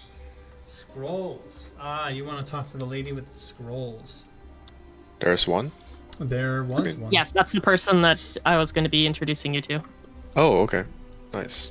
I have like Um, 200 gold only though. I'm not sure if I can buy anything. Then I will just tell you right now. She does not have anything cheaper than 500 gold worth. Oh shit. Well, I'll just settle with my amazing staff then. Yeah, That's good I was enough. gonna say, did you see what your staff can do, bro?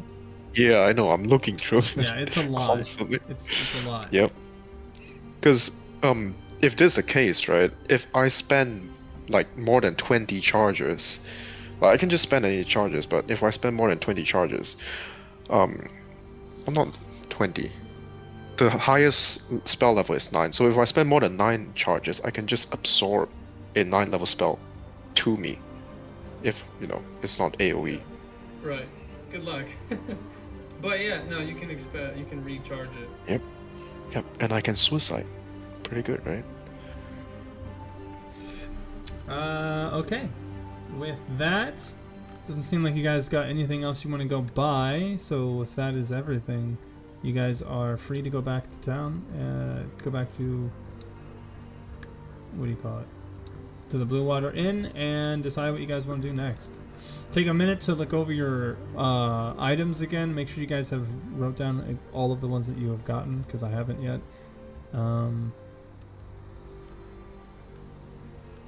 Yeah, I got nothing else for you in terms of the stockyard.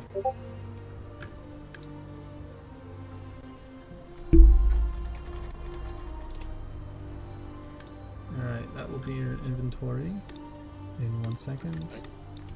Yep, no worries. And then I'll go back to the Fizzbends real quick.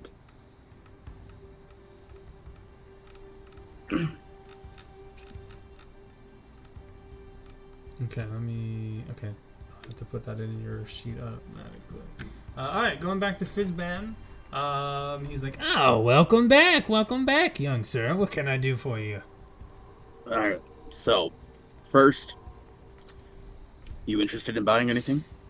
What do you have to offer? I've got this ring, this staff, and this sword. Oh, well, You what can are sell they? my dagger as well if you want to. What dagger? The Baleful A Talon. baleful talon. I don't need it. Does anyone else need it? You could have I it in don't- your offhand, so you have the staff, but it's up to you. I feel like it would be weird if I carry a cane and a staff at the same time. Because it's a cane now. Yeah. Anyway, we're gonna go back to Jotun. What do you have to offer him? What items are they? So I have the Sword of Wounding, the Staff of the Rooted Hills, and then that Ring of Wishes that the kid gave me. Interesting. I tell you what, you let me make sure that this Ring of Wishes is as true as it is. I can offer you 3,000 for it. A third of the price of one of mine. Well, how much would it cost for you to appraise it? Free. Okay, go ahead. You see that he puts his hands over it. He casts Identify and he goes, how much did you pay for this? It was given to me. Oh. Well, yeah, no, this is just a normal silver ring. But you said the gem was worth a lot. Yeah. It's worth 50. It's worth 50 gold, my friend. I think you got scammed. That's upsetting. But it was given to me. Well, that's good. So you technically profited. Yeah. So I can't give you any money for that. But you got a Rooted Hills staff and a Sword of Wounding. How much did you buy them for? Both together was around 800. That's a pretty good penny. If memory serves me correct, that wounding one will leave some pretty bad wounds on somebody, fucking them up and making it difficult for them to use their normal abilities. So that might be pretty handy for weakening somebody. As for the Rooted Hills, you can see that he puts his hand over it. Okay. Well, it's not exactly what I was looking for, but... one second. Okay. Gives you extra bonus. Oh, wow. It allows you to cast either Hold Person or Speak with Plants.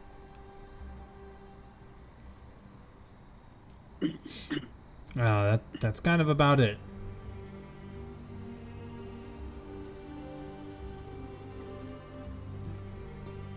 I'm gonna be honest with you, these aren't worth shit compared to what I got. I got a potion that could turn you into a dragon, bro. But Yeah, I know. if you were, well, let me ask you this: what do you really want? I want that ring. I want the hair. I'm sorry, but the greed is kind of worrying me about how badly you want this. I don't know if I should even offer it to you anymore. No, it's fine. I understand. I He wants hair. For it anyway. You want hair? Well, kind of, yeah. Just tell the man what you would do with the wishes. Yeah, don't king shame. Well, I would wish her hair for myself. Because I've never been able to have any more than this. You see my friend Mug here lost an arm. I would wish for that back. And then I think I would save the last wish for an emergency or to try to do something good. Just to help the people around. Interesting. I tell you what. You bring me the head of a dragon and we'll see what we can do about that. I might be able to work something out with some of my compatriots up north. So buy the potion, force someone to drink it. God.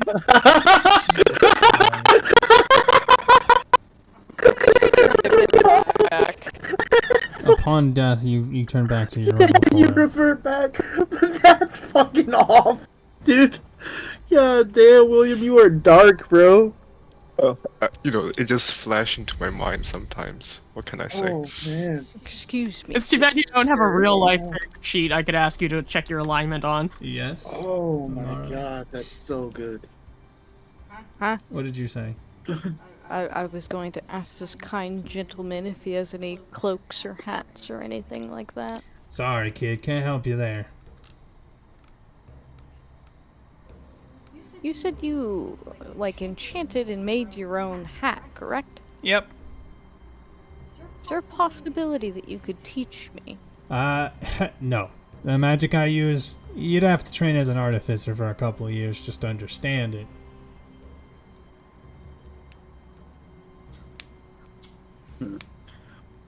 Well, I'll see what I can do about the dragon's head. If I do get one, I assume you'll probably track me down. No. I got places to be. I got business to run. You gotta come find me. Oh.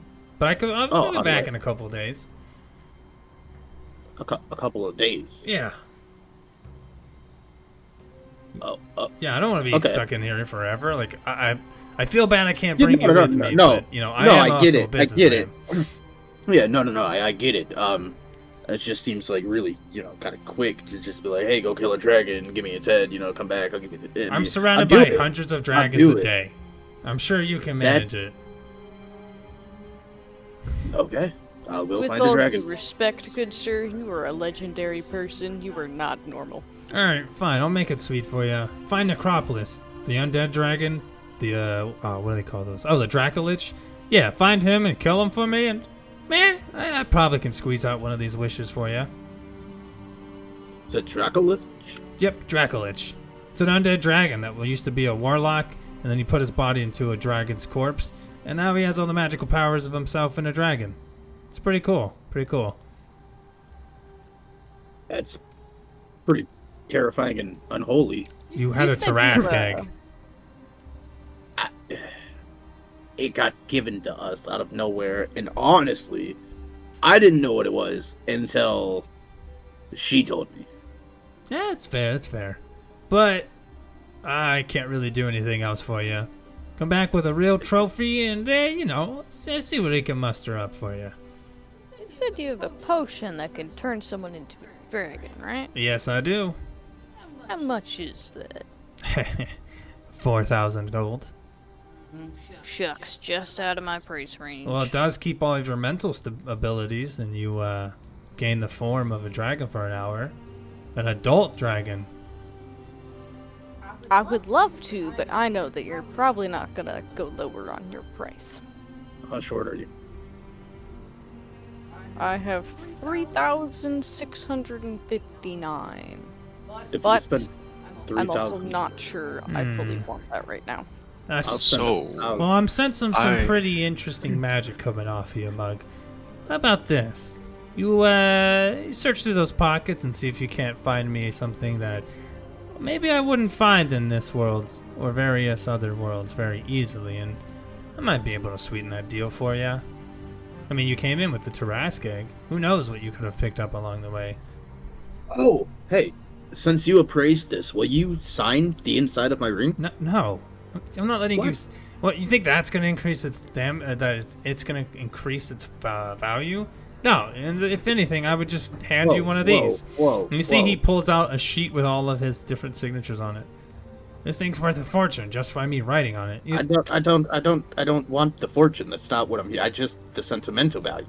I'm keeping the ring. I got it from somebody I care about. I thought it was cool meeting you. I just, my bad. You're just going to desecrate their sentimentality with somebody else's because you're a fanboy. What about the shield? What about the shield? You want to sign the shield? I mean, do you want me to? I'll tell you what, 500 gold and I'll sign it. Easy. You give him 500 gold, and he magically and etches his name Fizzban on a little part of the trim. Fucking A, dude. It's so cool.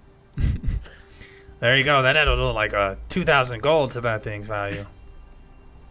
Like I said, it's not about the money. Exactly. Now that being said, if this is found at a crime scene, I was not involved. Can I pull out, considering I was going back through Discord, and I was given a necklace at one point that was a thin platinum necklace with a topaz pendant that is worth 750 gold pieces. Interesting. But unfortunately, I need objects of actual use. A simple thing like that, it would cost me way more than what it's worth to go and get it, attuned and magically enchanted. We're talking thousands of gold. In fact, you see that he picks up the ring of Jinn summoning. This thing is 5,000 gold and cost me 20,000 gold worth of materials just to even get the ability to summon this fucker. And he is not too happy about it either. I might have something that could interest you. Oh? You're just gonna take off her glove and hold up her wrist to show the bracelet of rock magic she has on. Be like, this help us kill a hag. Oh, I know those. Ooh, now I could appraise. I don't see why not for those bracers here, and the rest of your money. I could probably give you that potion of Dragon Majesty. The item itself, those bracers, that runs you easily a cool 2,000. I don't know if I fully want this potion right now. That's the thing. What can I'm not sure which of them would be more useful to us against our big bad, as we Be call a him. dragon. How much cooler does it get? Right? Like 3 wishes is nothing to scoff at, but neither is the power of an adult dragon. You know those things are about 150 years old, right? Yeah, I am aware. That's true enough. I just don't want to have other people give up their stuff for something I'm going to possibly eventually use. That No, is cool fair. would be That to is see fair. you turn into a dragon mug. I I would was pay thinking- just to watch that. I would pay just to watch Be in that. mind, it is one time only for an hour, and you have to take in consideration how big you are outside. I would probably only be using it against the big bad. Well, I don't know who your big bad is, but hopefully he's not that big. It's the man. No, I'm just kidding.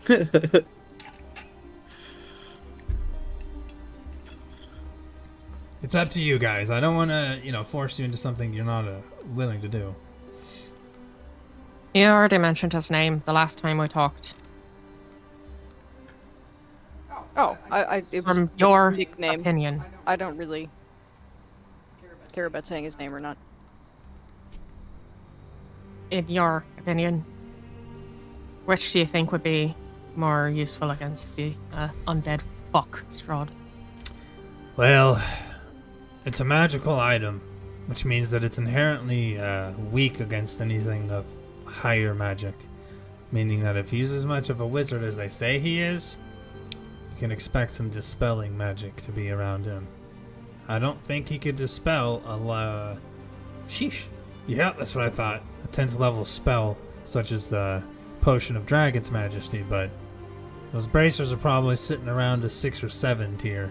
So I don't know, he might be able to compete against that one more than a fucking dragon.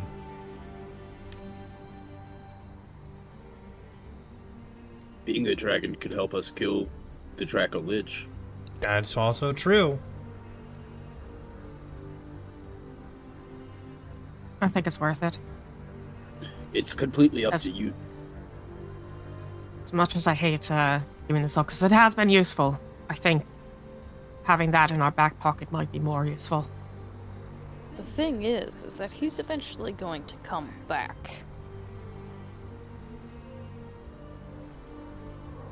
You just gotta find his little vessel thing and destroy it, and then he can't come back. No, I'm talking about you. You're eventually gonna come back to sell more stuff. Oh yeah, but it's gonna be a completely different stock. Like, this Ring of Wishes might not be here. Wait. William just interrupts. What do you mean, vessel thing? I did not hear anything of this. Oh, you didn't know that? Well, yeah, everlasting vampires, well, more specifically warlocks, will create this object where essentially they can rebirth themselves.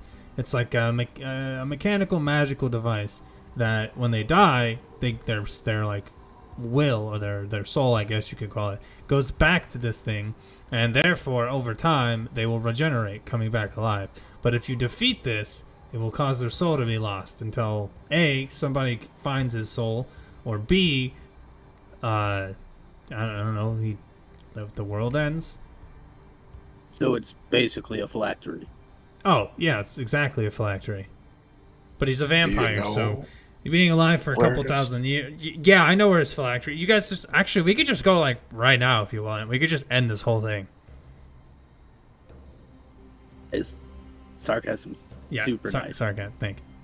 Super nice. I enjoy it. I'm gonna be honest. If I knew where his phylactery is, you think I would be, fucking around selling items to to adventurers and heroes? I Probably. guess not.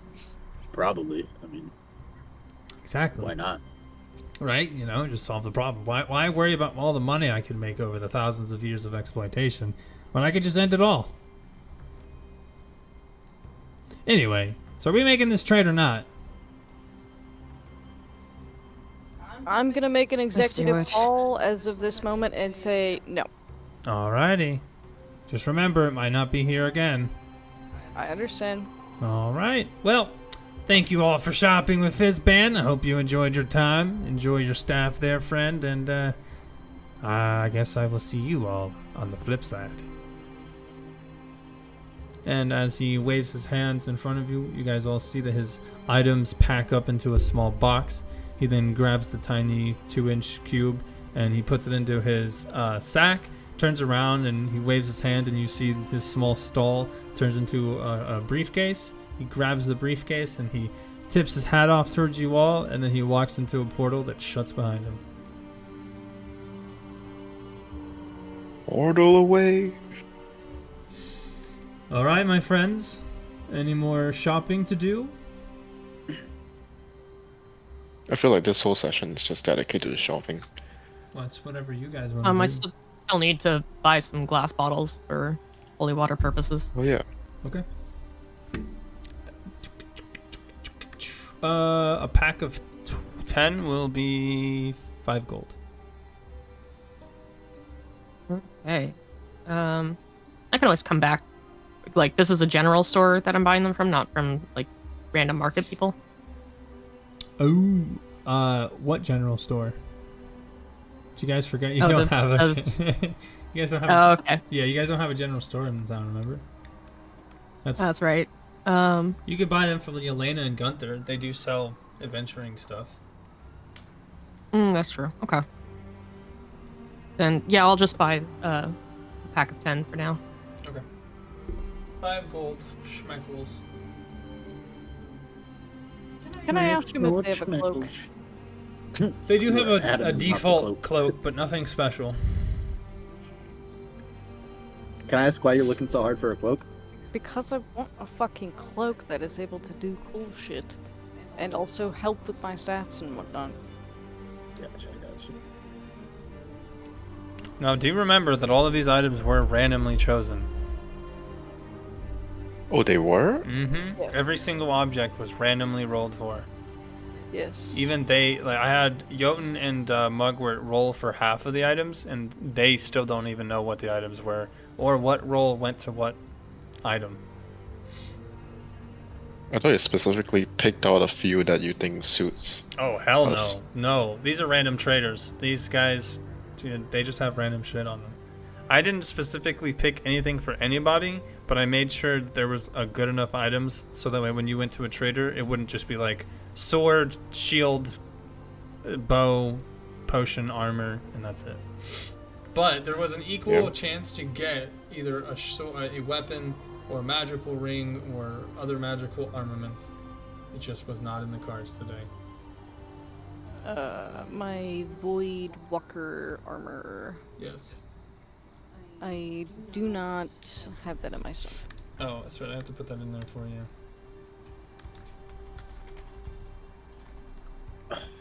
I will go back to that old man and buy the fucking plate armor.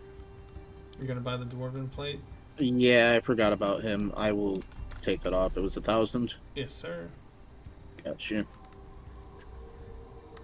Oh, I'm broke. I'm so broke. 1 second, I'm messing with you. We can be broke together. Yeah, it's alright. Speaking of being broke together, Deirdre.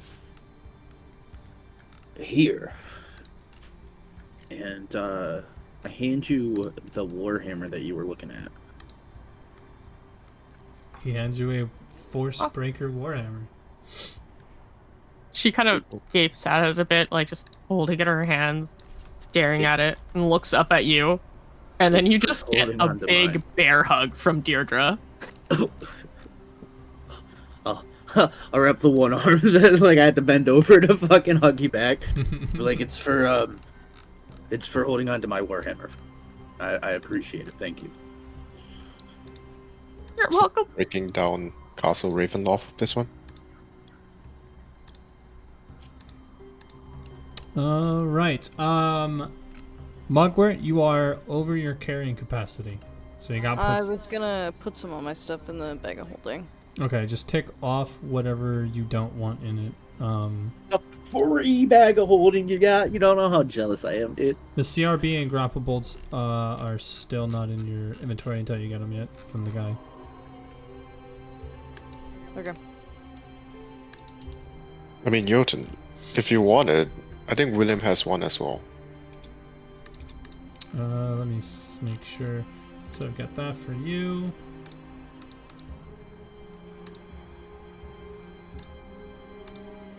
I was not told how heavy the Staff of Rooted Hills is.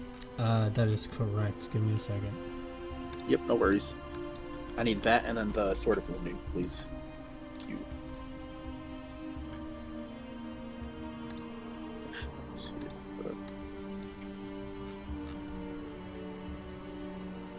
Sizes.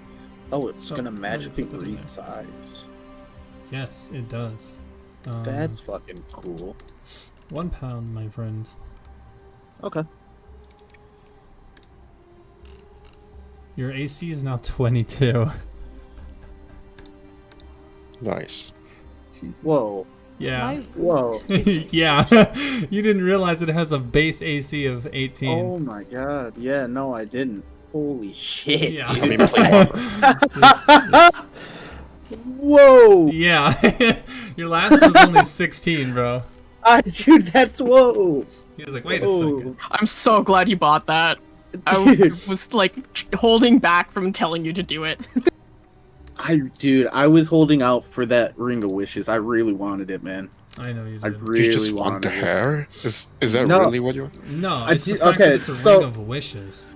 Yeah, it's a ring of literal fucking wishes. Even if all four of us, and then Tug decided she wanted fucking in on the wish too, dude. We could each take and vote on a single wish that we want, and then, you know, try to come together as a group and figure out which one is the most important, and then how we can go about wishing for it. Okay, It'd be sick. I Equipment do weight have isn't changing. I do have a plan. So Fizzman did say there's a Dracolich, right? My staff, if I break it, it's 8 times 50 damage. So I might die, but you can wish me to be revived and stuff like that. But it will kill the Dracolich. It's like 200 HP. Yeah, 8. You don't know how much HP an average dragon has. Or a Dracolich if you think that's enough to kill it. It's still 400 damage though. I'll just tell you right now how difficult a Dracolich is in D&D. Okay. Wait a minute. You just put 2 different Warhammers in my inventory. Yeah, I know. The way that he said it so casually, though, it can't be that hard. I Well, trust Fizzman. There should only be 1 in here, but it is being weird. I moved it up. Well, I don't know. I why was you did that, organizing my man. shit when you... Well, I didn't know you were adding stuff while I was organizing, and then I noticed. It's fine. It's fine. There, now there's only 1.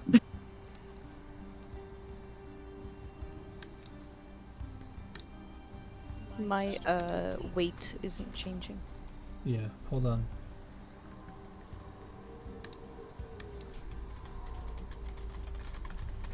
You guys forget that some of these items aren't in here. I can only do one thing at a time. Thanks for letting me know. It's almost like I knew already, actually. Oh, so you just assumed that I'm stupid, huh? No. So it sounds like to me. Why are you giving me sass? Because you think I'm stupid. No. You're just mad because you don't got a ring of wishes. And I don't got even one want a of them ring with wishes. 3 I of want a them. cloak. Anything I want. I'll give you a cloak of sparkles. Why? What the fuck? Because I want a cloak for, like, I don't know, stealth maybe, or to boost something. Good luck. Just find someone to make magic weapons, I don't know. Or items. Or something. I think, okay, what else did I need to give you, Jotun? Dracolic. Oh, never mind then. The weight of the Sword of Wounding. Okay.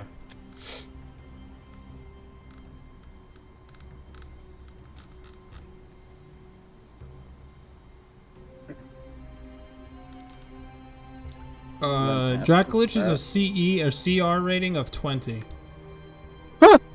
Okay, and what's the HP? 10,000. What?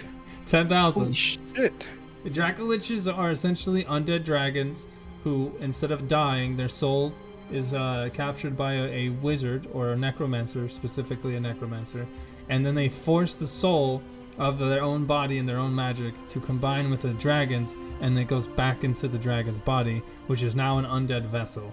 It cannot be killed. The only way to kill it is to separate the 2 souls. Which are, Oh, that's why it has 10,000. We're off to fight the dragon. And it's considered an undead creature, not even a dragon. We're off to fight the undead. You have the Sun Sword.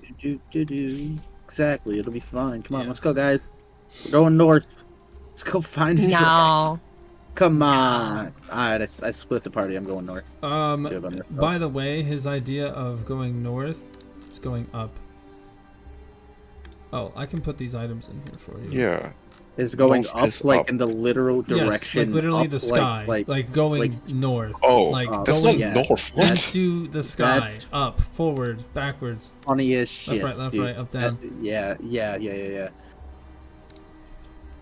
R1, R2, L1, L2. Yep, see, you got it. I mean, I think Mugwort and I can technically fly now, so... Oh, I see why this is wrong. 1 second, I have to put this in differently.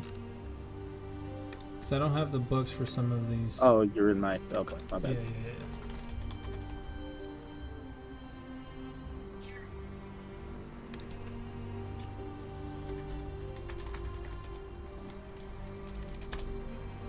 What is this?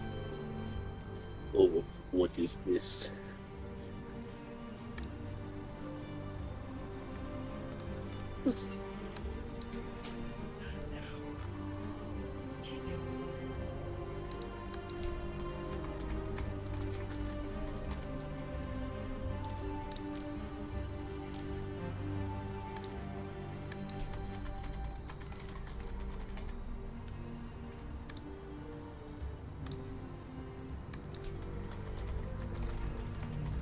I feel like you guys are gonna have too many items that you guys are gonna forget about half of them.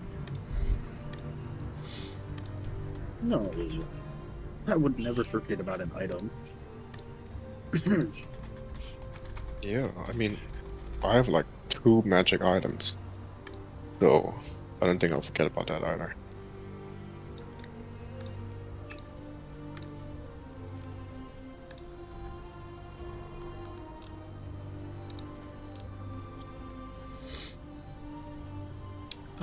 Right, Mr. Jotun, it should be in your thingy now, so the way that you can see what it is. I don't have an image for it just yet. That's alright. It's a little heavier than I thought it was. What? Well, it is a sword. Yeah. It's 3 pounds is average for a long sword. And then the Staff of Rooted Hills.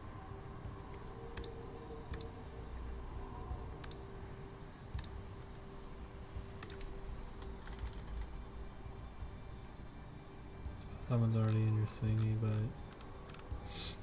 Yeah, I wrote it in. I didn't write the effects of it in yet. I was going to copy and paste them. I got you. I can do that. Because it's, it has... I can get you the... Stop pressing things. Not bad. I like You're fine. pressing It is buttons. it has specific sheets that I can pull in Oh, nice. to essentially work as that object.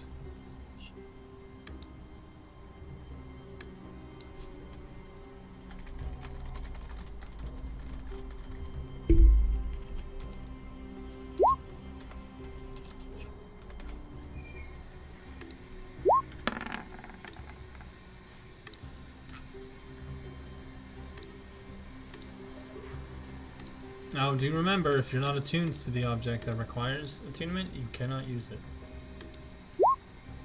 Yeah, I'm just gonna spend an hour tuning to it. Oh, I'm not talking about you specifically. Oh, okay. I just meant in general, Okay. Anybody else need me to put something in their inventory? Yeah, I need my weight stuff fixed, and I also don't know what the Void Walker armor can do. And or it's not in my stuff. If I was look gonna in say here and goal. I see it, I'm gonna yell at you. It is No, I need like... definitely... You need like what? I need the actual like ability it has. Yeah, you gotta look in your in the handouts. Because if I were to put all of that into the character sheet the way that it is, it would be a lot. And for armor, you don't roll armor. Well, I assumed I didn't roll armor. I just didn't know if it was like a separate thing or not. No. You're putting your backpack inside of your thing? Well, it weighs the most out of the other stuff that I'm carrying, among other things. That will have your thieves tool, your dungeoneer's pack, costumes, your love letter, your hammer, your pythons, your torch, your tinderbox. Wait, Holds a love lot. letter? Yeah, don't worry about it. It's not yours. But anyway, my Wow, point okay. is my point is that if you put your backpack into your bag of holding, anything inside of your backpack also goes. I don't fully remember what is inside my backpack. That is fine. I will do it myself. Whoa. Game? Hello? What? Yeah, hello?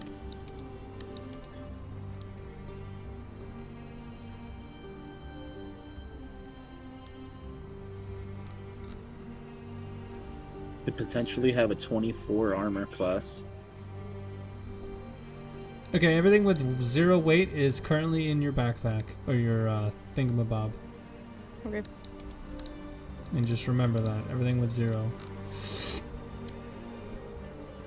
Damn, that armor's heavy. 13 is crazy. Yeah. Oh, and the bag of holding is 5. All right, so you're sitting at 119. Pretty good, pretty good. Anything else? I don't think so. Did you say that 13 was heavy for armor? Weight wise for light armor, yeah. I was gonna say my armor is 65 pounds. My Well, it's chainmail was also- 55. Yeah, but she's wearing Your heavy armor, though. studded leather. Yeah, that's fair. Okay. Hey, Jotun, Hey, Deirdre. you wanna hear something that's even grosser than your potential 24? Yeah. If I added that on top of it. Oh my god, dude. Because I was thinking of just doing this. Nice. Yeah, dwarven plate is magical armor. It has a magical effect tied to it. Alright, that being said, I will give you guys a second to think about your items, figure out what you guys are going to have attuned, and in your character sheet, in the notes section, write down what items you have attuned. So that way that you can keep track of it and I can keep track of it. And I'm gonna go use the restroom. Where's the notes section? Bio. It's bio, and I put mine in the additional features and traits section. Oh, okay. Also, Jotun, you could learn the spell shield.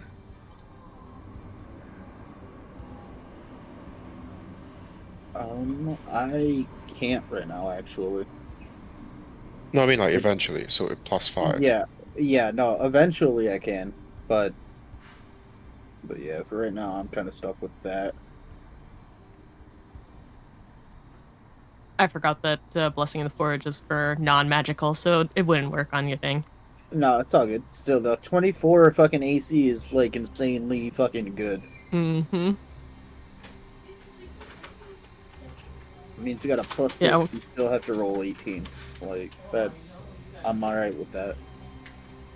When I'm currently using Forge Blessing on my own armor, that's how I have a 20 AC currently.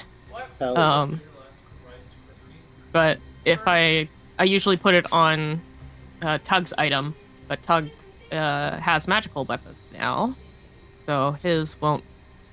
I probably won't be doing that anymore. Might put it on something he's wearing that's considered armor, though. Who knows? Do you think Tug is gonna want or use the Sword of Wounding? I don't know. Would you like to know what it does? Yeah, sure. So, the Sword of Wounding, whenever you attack a creature, you wound them. At the start of each turn, it takes 1d4 damage of necrotic damage, and it has to make a Constitution saving throw to end the effect. Although, a creature within 5 feet can use a or a medicine check of 15 to end the effect of such wounds. We are fighting undead. Hit points lost to this weapon's damage can be regained only through a short or long rest, rather than by regeneration, magic, or any other means. Huh. So undead wouldn't heal from necrotic damage from this weapon? Correct. Since it is a magical effect and not actual necrotic magic. Or like, I guess do I it have is. to That's weird. attune to the armor? That's a good question. The Sword of Wounding. What type of sword is that? Longsword? Yep. Oh, okay.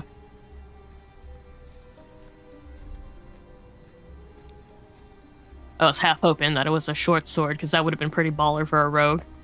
That's true. Oh, facts. Yeah, but fighting necrotic things. You do not have to attune to the armor. Okay, cool. What about me? What about me? What about you? What about with my armor? You know, if you read the paper I gave you, it answers your questions. But yes, you need to attune to your Void Walker armor. I did give you guys handouts for these.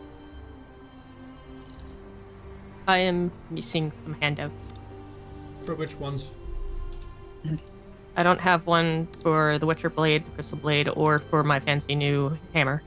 Witcher Blade is just a +2 weapon with a 1d8 damage to, or 1d10 to the what you call them.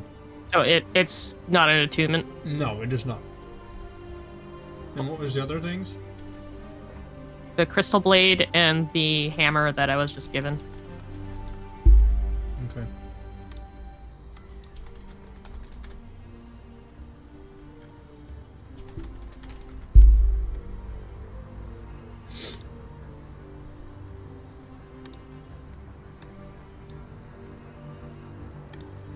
There's the Crystal Blade. And then Force Breaker. That's what it was called. Yep. Rodrigo, Yes. how much damage would you say if a person is inside a castle and the castle collapses onto them? Depends on how much falls on them. Okay. I'm just thinking of breaking the castle. I can tell you now it won't work. It only Is it works- because of phylactery? No. It Okay. only damages large or smaller structures of magical force. So it has to be a magical force structure. Now, being said, if you got a magic door with spells on it and it's not larger than 10 by 10 feet, this thing can probably break it. If you find any Okay. locks that might have magic on them, this might be able to break it. Well, I'll assist structure, so it can break force cage or wall of force. Essentially, a structural thing, a wall, a pillar, a door, a window, things of that nature. It can't be like a trunk or like a chest or a tiny lock. It has to be structural items. So to break down that, you would need a fuck ton of time, and by the time you could destroy like the crucial parts of it to cause the rest of the building to fall, you probably aren't getting out alive. I put a picture up for... Oh, I'm putting a picture up for... Let me see if I can find it.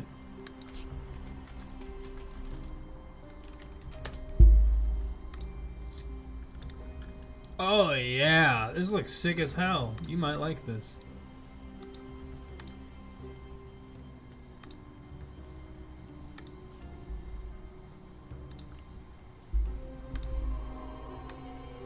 You post a picture? Not yet. You're patient, man. I mean, you were exclaiming how good this looks. Yeah, you know, calm your horses. Sure. There's no sure. You're supposed to say yes, sir. Yeah. Yeah. Yeah. Yeah. Yeah. Yeah. Uh-huh. Yeah.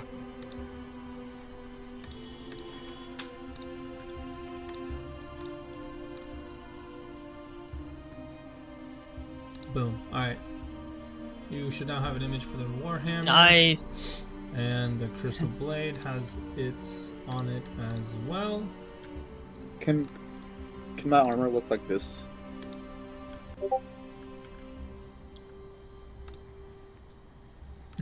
No. No. You're goofy. It looks like this. What about?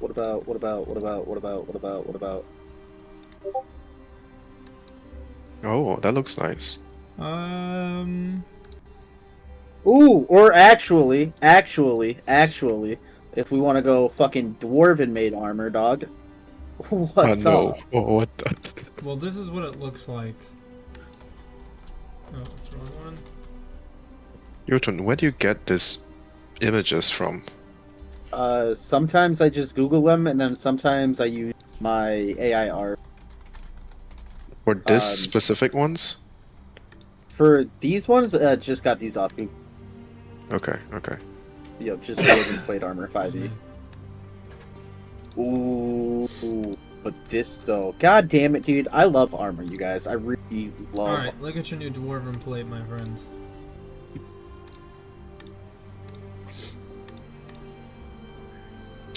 It's pretty nice. I was looking at that picture.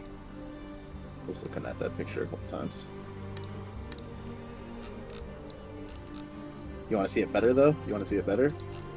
Gotta keep that same background energy. You know what I'm saying? And it's a smaller picture. And it's a smaller picture because it's a dwarf. Oh my god, it's racist somewhere. No, dude, it's fine, probably. Any more handouts that anybody might need? I don't think so.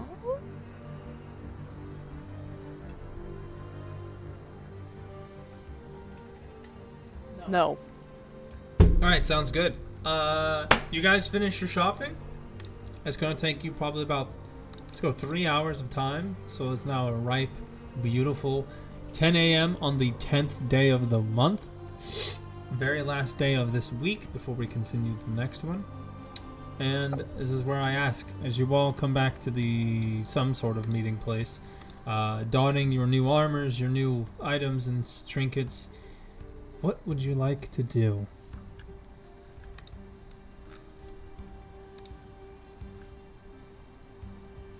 Wow, that windmill is sounding kind of good. Yeah. I mean, Yeah, I that think- works. We have been directed to it a couple of times from a few people, and Deirdre would have let you guys know by now about the potential magic crystals that the Irwin is hoping we can find there.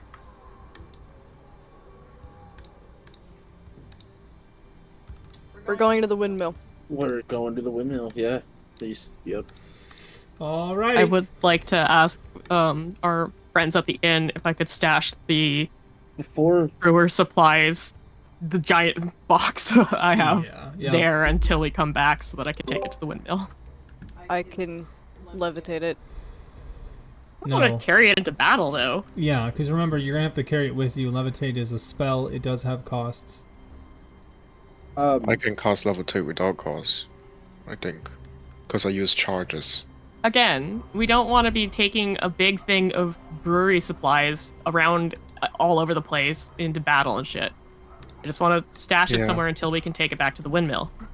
aren't we going to We're going the to the windmill? windmill.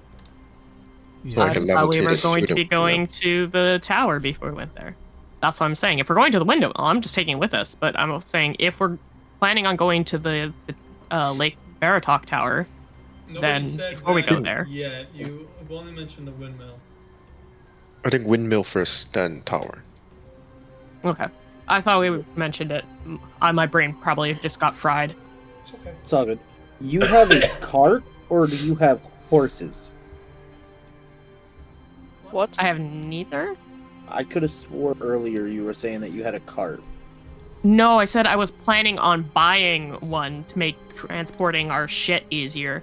But Gotcha. I went and bought those arrows that were 3,000. I was like, well, I can't fucking afford that now. No, I got you.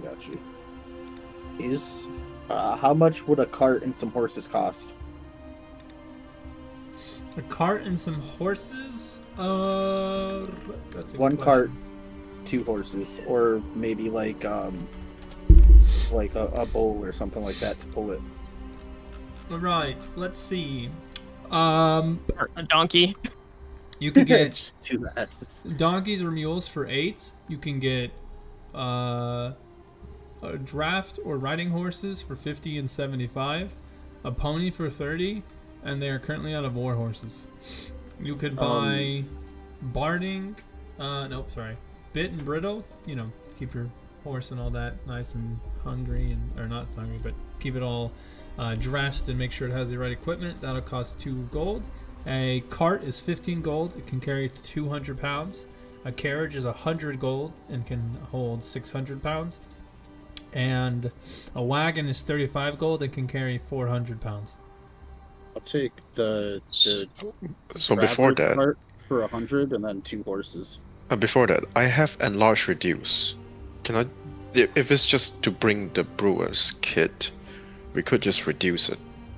Yeah, I'm not doing all that. I'm literally just gonna buy a horse How that long we don't have does to that fucking last? use it every 'Cause time. It lasts a minute and concentration, but I can use it as an action. It doesn't cost anything for The me. thing is that Okay, we're not so, going to be moving this. One thing I need you to keep in mind is that you are a wizard with limited resources. Out of most of the people here, your resources pretty much play into everything that you do in your class. So yes, you could casually walk around, but then you have to cast this spell every single time that the time is over, or the time limit ends, and it's a concentration, which shouldn't be too big of an issue.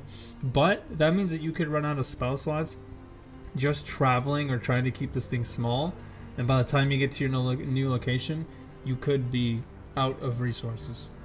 No, it's using the staff of magi. It doesn't cost anything. It has charges that it uses, my friend. Yeah, but I use an action to cast one of the following spells from the staff without using any charges. One of them is enlarge and reduce. You could. Right, I'm just, putting it out there as an option. I appreciate it, but I think overall a horse and a cart is gonna be a lot better. All We're right, so not- okay. Getting back onto the more important thing, carts cannot carry anybody unless you're sitting in the back, and the horse is not steered. There's no place to steer it. It just you hook a cart to it, it can drag it along, and it just carries shit. That The being one for said, 100 gold that carries 600 pounds. the one that costs 30, that costs 100 and can hold Yep. 600 pounds is a full carriage. 2 people can ride up front to drive. 4 people can sit on the inside, and you can put storage on top and on the inside. But remember, Perfect. so the horse's carrying capacity is not increased by the amount that it can. What is the word I'm looking for? Pull. it takes half of the weight of something for it to be able to pull it. So if you got a donkey that carries 420, a carriage, you would be able to hold one of those, and then it would not be able to pull it very much because you have to add on the weight of everything you guys all equal to, as well as. So, can I tell you what I want to do? Mm-hmm. So if I get the carriage, and then I get 2 horses with the carriage, so that we can pull that 600 pounds worth of weight. Oh, I lied. An animal pulling a carriage, cart, chariot, sled, or wagon can move up to 5 times its base carrying capacity, including the weight of the vehicle. So, Nice.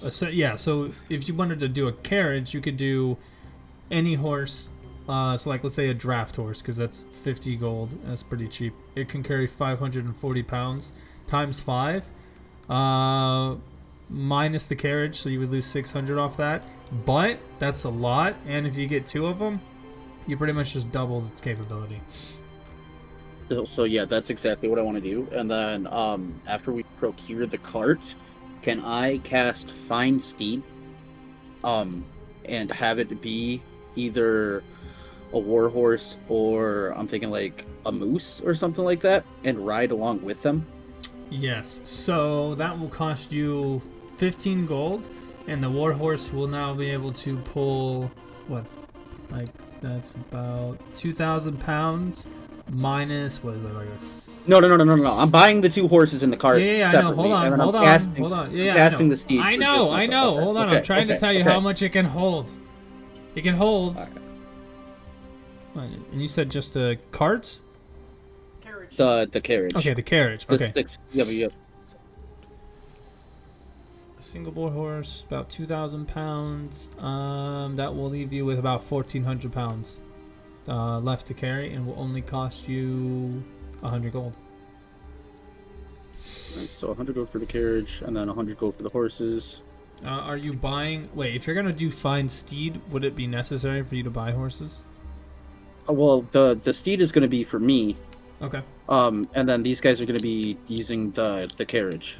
Okay. And what kind of horses do you want to buy then? I'll just do regular riding horses. That way, if something does happen to the cart, we can still ride the horses. Okay, so they have a speed of 60, but they do cost 25 more gold, and they do have less weight, 480. But you're still fine with that? Are there any other interesting mounts? A mastiff. You can ride on a dog. But other than that, there's not really anything too crazy here. Yeah, I'll just do the draft horses then. Okay, as 100 gold for 2 horses, it can easily carry about 1,400. Oh, that's even more. Jesus. They can carry up to 4,400 more pounds. Awesome. Okay, so you procure yourself a carriage at the edge of Valaki. You guys load up whatever you would like to onto the carriage, and question is who's going to drive it? Because this is a horse-drawn carriage, it does need to be driven. Yeah, does anyone have vehicle proficiency? 'Cause I don't. No. The only thing I do vehicle not. proficiency will do is allow you to go at faster speeds. Ah, So, who's gonna drive? I don't have animal handling or anything. You don't need it. Sure. Okay. Alright, so, carriage driven by Mug with Deirdre and William inside. Alongside that is Jotun on his warhorse. You all spend about, not a full hour, probably about 35 minutes, maybe 40 minutes to pull up to the old bone grinder. The old windmill of gross. It's not so gross anymore. Not too bad. It's a little bit less gross than what you remember. But you guys make your way here to the old bone grinder, and it is pretty much emptied. Left in the same condition as you all left it. But as you guys get out and start looking around the windmill, you do notice that behind the windmill near the western forest front, there are 4 stones that seem to be moss covered, with a crude carving of a city in each of them. They are all sitting in a cross or like a plus sign, with each of the stones in the direction of each cardinal direction, if that makes sense. Yeah. Sort of. Anywho, Each. what would you guys like to do here? Well, Mugwort, what would you like to do? I'm gonna You put said my there was- goggles on. So there was a clue here? Okay. Well, I'm you're gonna just go- dragging her big ass box of brewing supplies into the place. Okay. Can I just help her and levitate It's it? a medium-sized object. She can move this by herself. It's only 10 pounds. Alright, I'm going to put my goggles on. I'm gonna walk no. up to these things. What? I was just saying, I'm not moving my, like, personal brewer supplies, the small kit. I'm talking about the big medium thing you said that, because I said I was buying them both. Yep. The kit is a smaller one. That's just like simple mixing stuff. The big box is the full-sized supplies. Yeah, you told me that one was like 50 pounds or... Yeah, no, I more. changed it because I looked at how much it really was. Oh, okay. I was confused because the brewer's supplies, I think, was 9 pounds. Are you taking it inside or not? Yes, I'm dragging you. taking the big ass Sorry. box inside. It's just a box, guys. I promise. Okay, you take your brewer and. What does the box look like? Like, honestly. You take your like, wooden like- brewer's box inside, leaving it all nice and in a safe corner. Now, I need you to roll me an intelligence check, Mugwort.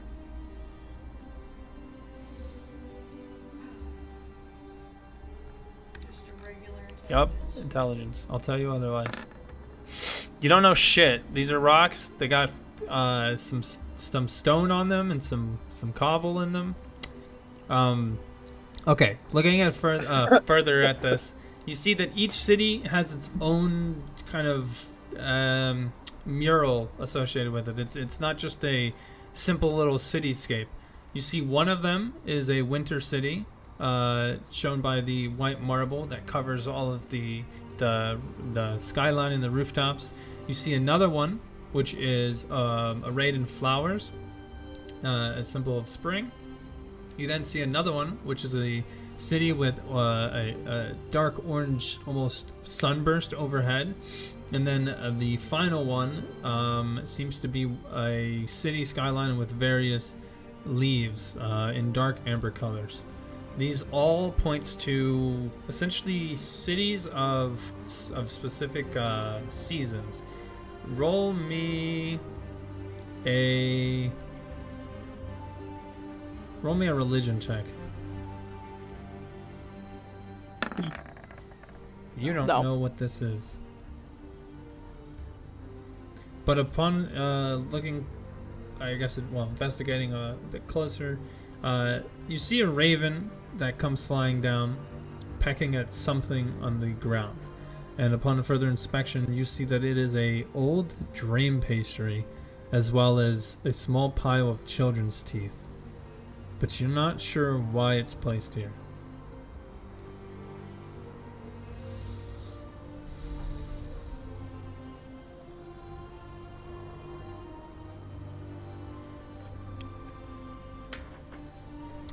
Can I walk toward the raven? Yep. The raven just looks at you, kind of caws at you a little bit, but other than that, doesn't really do anything.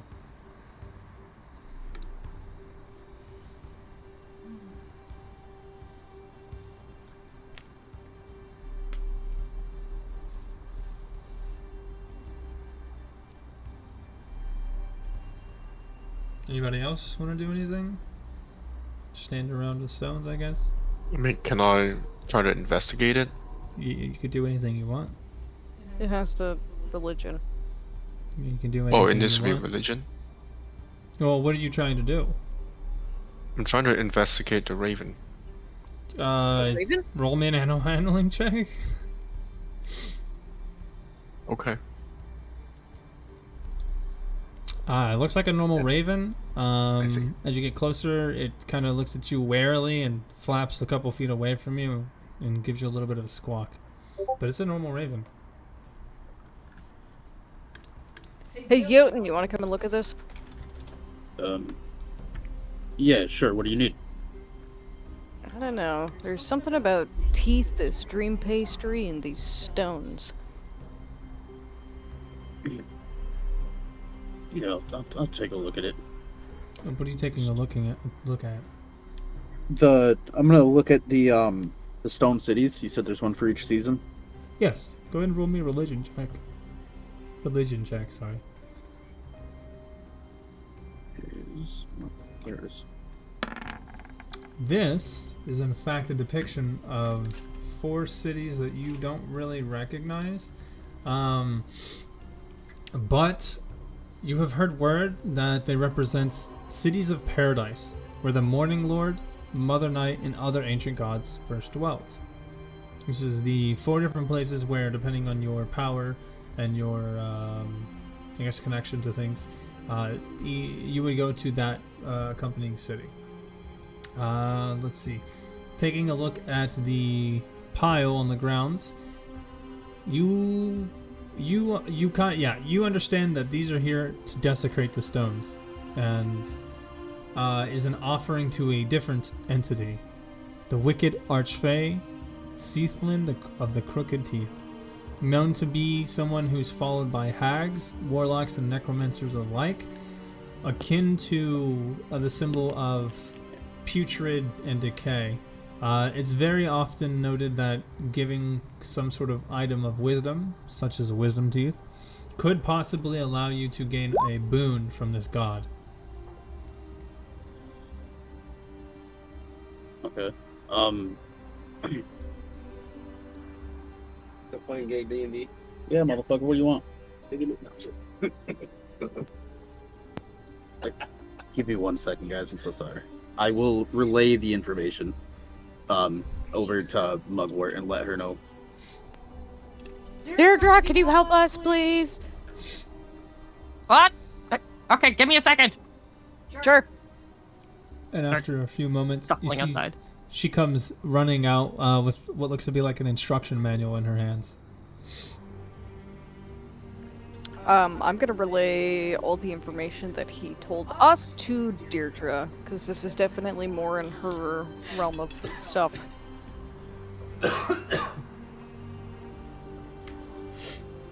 Yeah, you recognize the name Seathlin.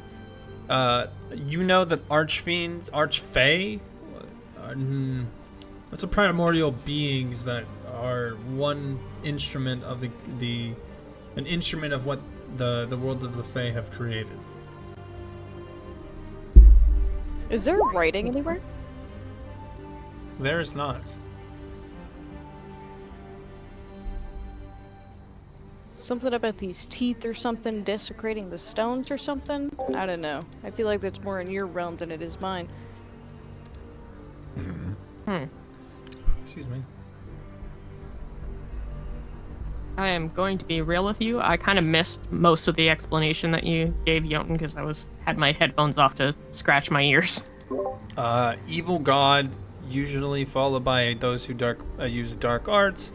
This is a desecration, not a trophy to the 4 stones, and the god is bad guy that normally you give things of value like a brain or like a soul or wisdom teeth to try and gain something from this god.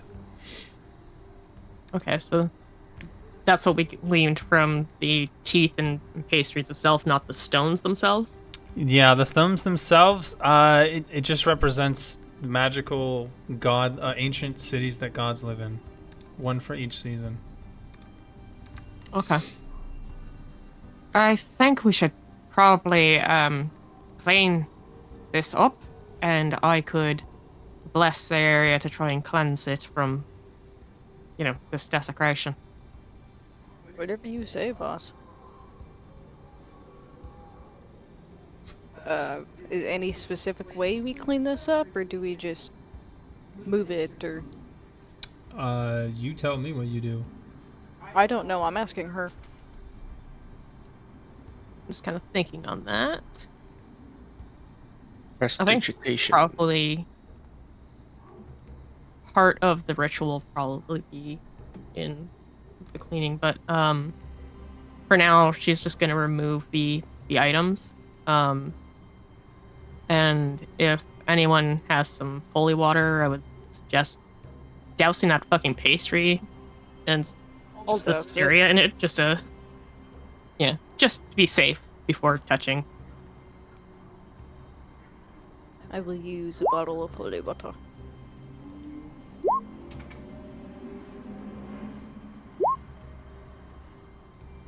And then we'll start collecting the teeth and soggy pastry and remove them from there, and I can set up my incense and other things to use my my ceremony.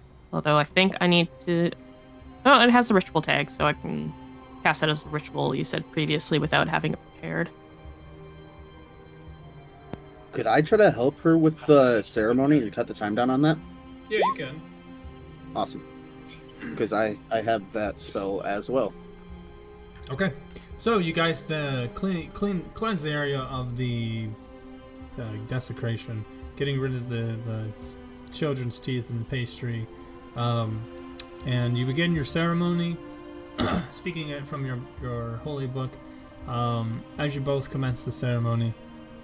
So take about 30 minutes, and in doing so, you see that upon your prayers, speaking the words that you all spoke, a quiet hush kind of befalls you all, and a few moments after you complete your ceremony, you've said all the last rites and words of passage, you see that for a second, nothing happens. It's just kind of quiet.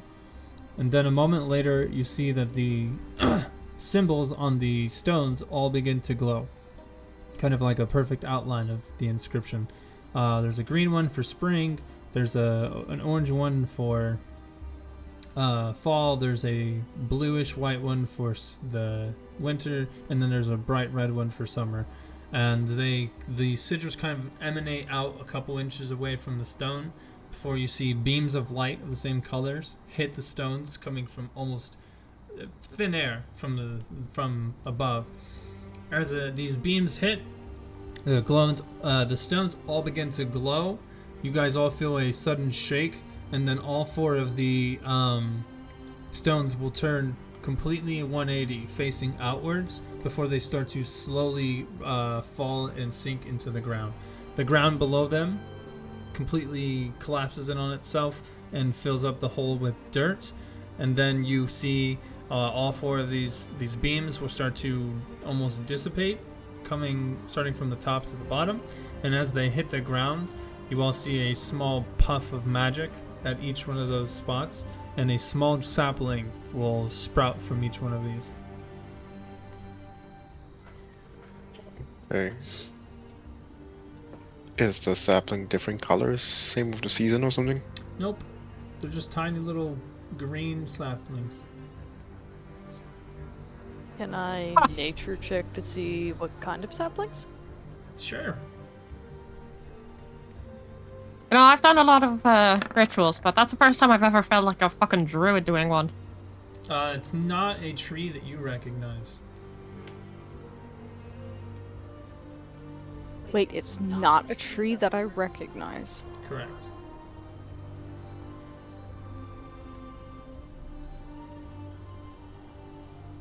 Arcana check? Sure. It's not a tree you recognize. Can I help with that? Yeah, go ahead. It's not Never a tree mind you that. recognize.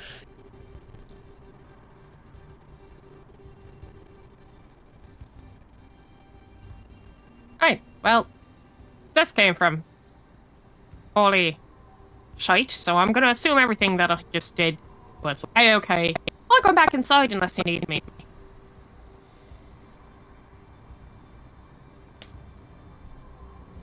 Sounds like a no.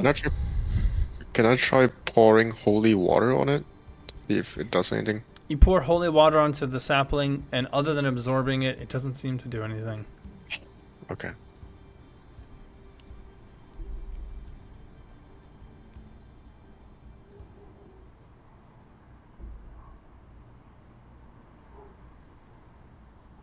I'm gonna do something dumb just to do something dumb to see what would happen. Can I take a leaf off of it and eat it? As you go to pull one of the leaves off, no matter how hard you pull, it will not come off the sapling. Oh. Can I try and do that on a different tree? What? Like different than these four? These are No, like on one of the saplings? Yeah. Same thing.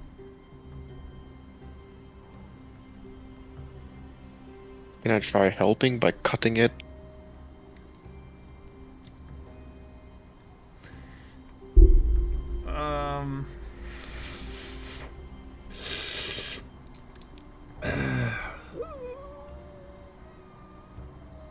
Are you?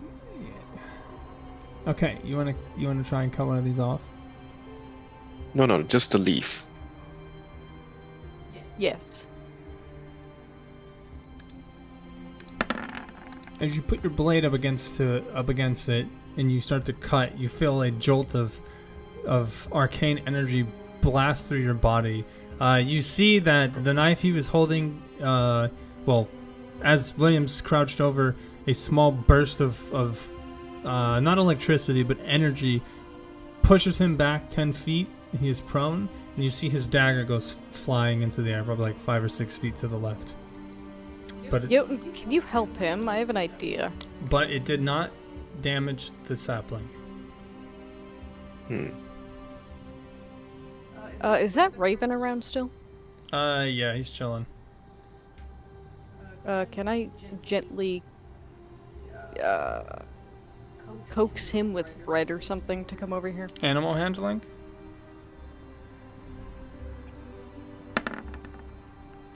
It does not seem to want bread. Would I have heard the magic burst that knocked William back? Yeah, I'll say that you have, or that you did. Okay, then I would have taken my nose back out of the instruction pamphlet, turn around to look and go, "The fuck was that?" and hurry back over. What happened? This tree cannot It's a sapling. be Not sapling. a tree yet. The sapling doesn't seem to be able to be damaged. In fact, when William tried to cut into it, he got pushed back, and there was apparently, like, arcane energy that came out of it, or some sort of energy. Oh wait, I have an Question. idea. Oh, These you go ahead things first. came up after me and Jotun did a holy ceremony. You know, something that us godly people do that is beneficial and blessing and all that.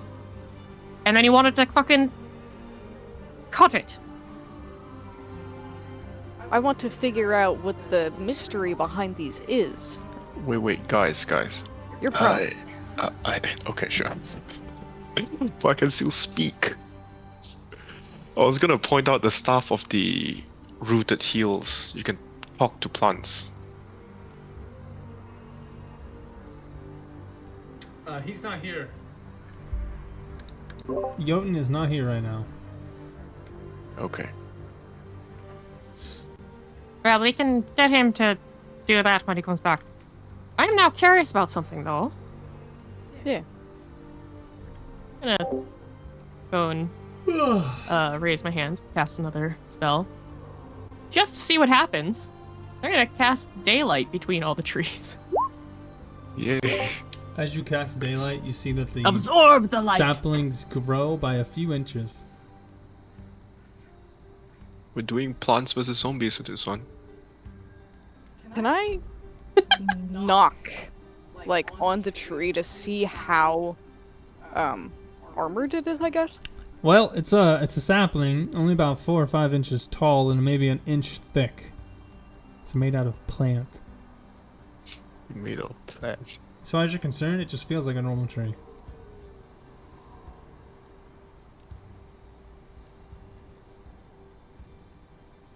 Well, we have to wait till he gets back, so I'm gonna go inside and start searching through stuff. You've already searched this house. Not all the way. Okay, where are you going to search? Well, we only ran into one bedroom that the sisters were in, correct?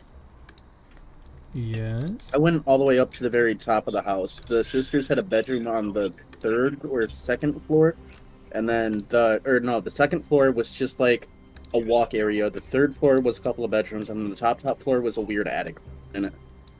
Yeah. So then going back to what I'm talking about, where would Big Hag Lady have stayed? Second floor. Oh, sorry, third floor.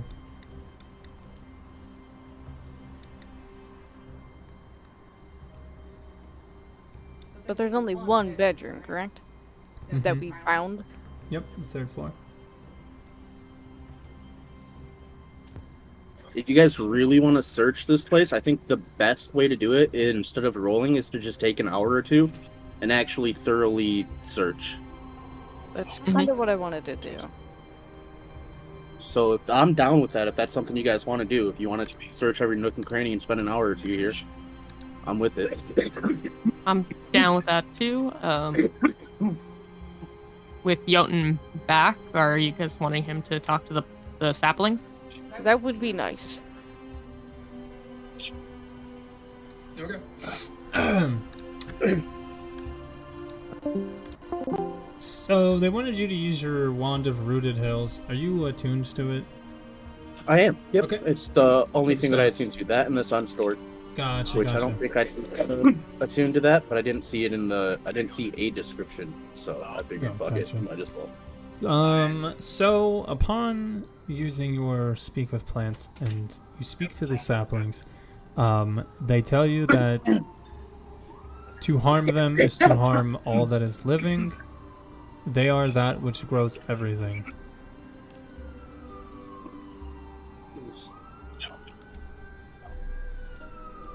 You don't know what type of tree this is, though, or at least you don't know like what kind of saplings these would be, the tree would become. That which is living. Mm-hmm. Harm them is to harm all that which is living. They are. What did you say? That's it. That's all the tree tells you.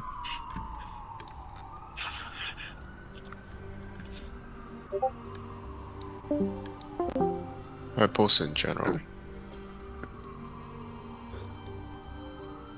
Come back from inside. Talking to plants. Come back. Yeah, come back inside from outside after talking to the saplings.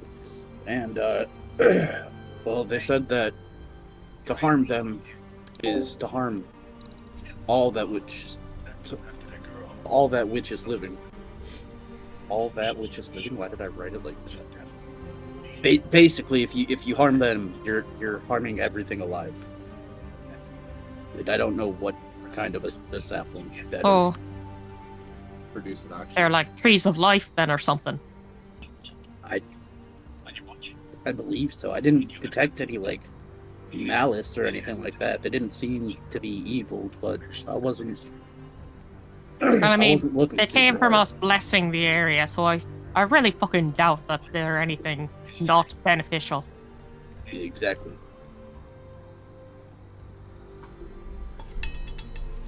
Well, I guess we're gonna let it grow then. Still do have a question. That we were told that they were supposed to be clues, correct?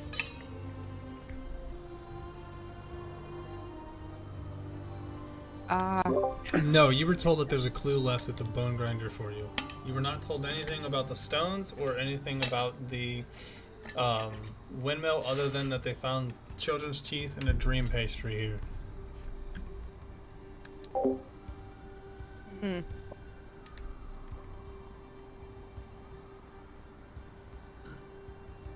Can I go look at the actual stones of the grinder? It's one big grinding stone. It's just a normal stone. Nothing special on it at all? Nope. It's an old windmill. Alright, then I guess I'm gonna just start scouring the place. Would detect magic help in any way?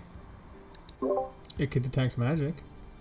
Yeah, but like you keep saying that detect magic, everything is magical in this place, so I haven't been using it at Using all. it on the trees, you say they give off a green glow. Okay. Great. Are we done with the trees yet? You guys want to Should we be done with the trees? poke it? Go ahead, poke it one more time.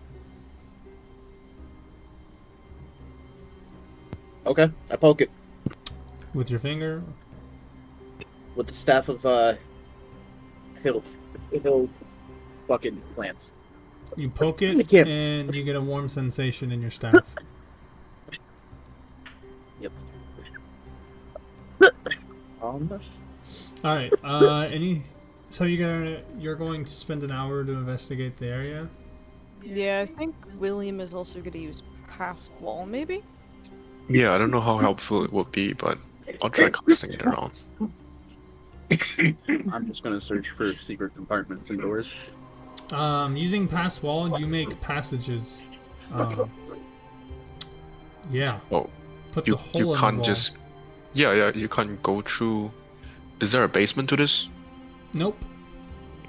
Okay. Okay, so spending an hour walking around trying to put holes in the building.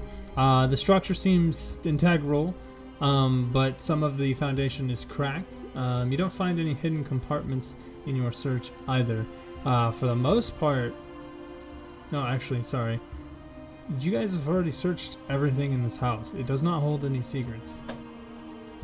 A hint that I can give you is... maybe the secrets the hags had died with them. So search their corpses then. What corpse? Got it. They turned to ash. If anything, it was probably that evil eye that they had.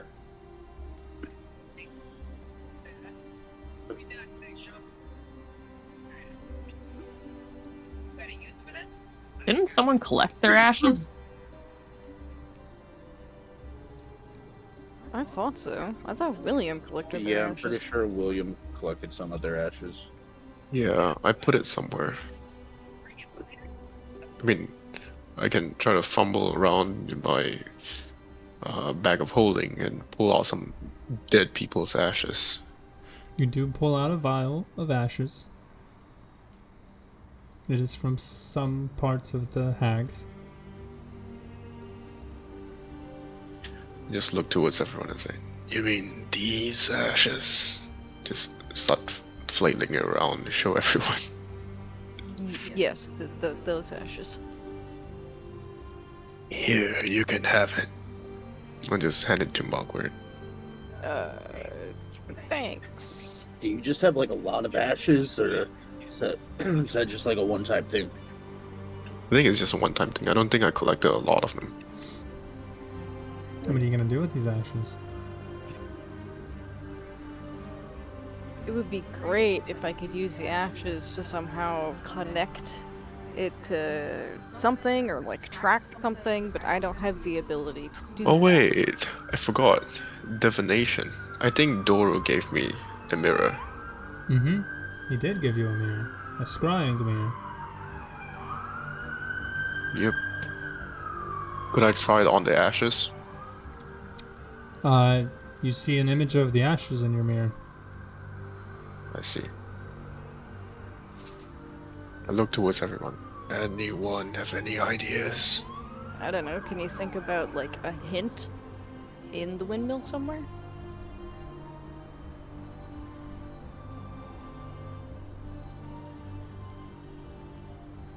I've already said this. You've already searched everything there is, everywhere you can in the old bone grinder. There is no secrets, there are no hidden compartments, no switches, no levers, no secret writing on the wall. It's just a normal windmill. It just so happened to be inhabited by hags. Oh, by the way, the goop, right? Can I try using the scry mirror on the goop? You see the scry? Alright, so I gotta explain scrying, because scrying is essentially just like a way to look at a picture of something. So when you use it on this, you just see that image again. You just see the object all over again. Oh, I thought you need a medium to scry on someone or something. That is what the mirror is. It is the scrying medium. It is used when you look into it, you can see that which you think of. Kind of like how your spellbook is your medium to cast spells, the mirror is the medium to scry. Kind of like how the eyeball was a medium for the hags to use to scry. Well, can I scry on, I don't know, a hag that we know of, that we encounter or something? You've only known 3 hags, my friends. They're all dead. Never mind that. I've got nothing. My brain is fried.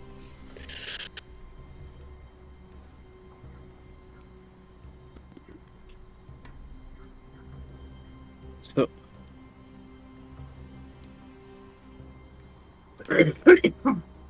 I gave you guys the biggest hint I could have given you. Can you repeat it again? Yeah, the desecration was used by people who follow Kathleen, the Wicked Witch of Wisdom, and Crooked Teeth, an archfey, usually followed by hags, necromancers, and warlocks. Usually whenever you pray to this god, you give them fucked up things like teeth or a brain. Wait, didn't we have teeth of children? You found children's teeth at the site with the dream pastry. Did we use the teeth to offer it? How are you going to... Whoa. Okay. I'm not going to be a part of any of that. Offer what? And what do you mean use the teeth to offer it? Well, you said if we offer something of wisdom to the god or goddess, we will gain some sort of knowledge, right? So why do you want to talk to this god? I said that you could. I did not say it was guaranteed. I never said it was guaranteed. I don't... No, not you. I want to know why William wants to. Hold on. Your paladin and cleric should tell you that speaking to your gods is not a clear cut, I ask for this and you give it to me. Gods cannot just have free reign to just do as they please in the world. 9 times out of 10, you have to pay a price for anything that you get from a god. Be it servitude for life, or loss of something, or doing something for it of tremendous value. So, if you can explain to me how you would make an offering to this god, you can find out what happens. Okay, because I thought we just offered a wisdom teeth or something. Well, and again, they gave us a hint. You don't know. Everything I said was your hint. It's up to you guys to figure it out.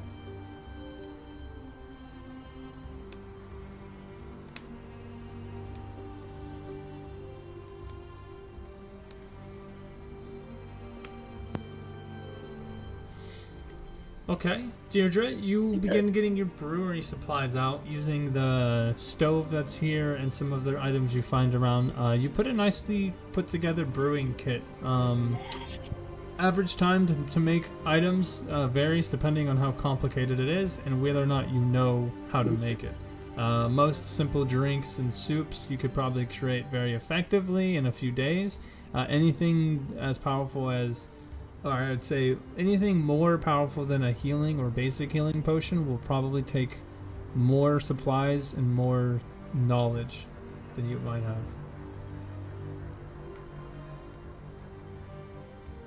Cool.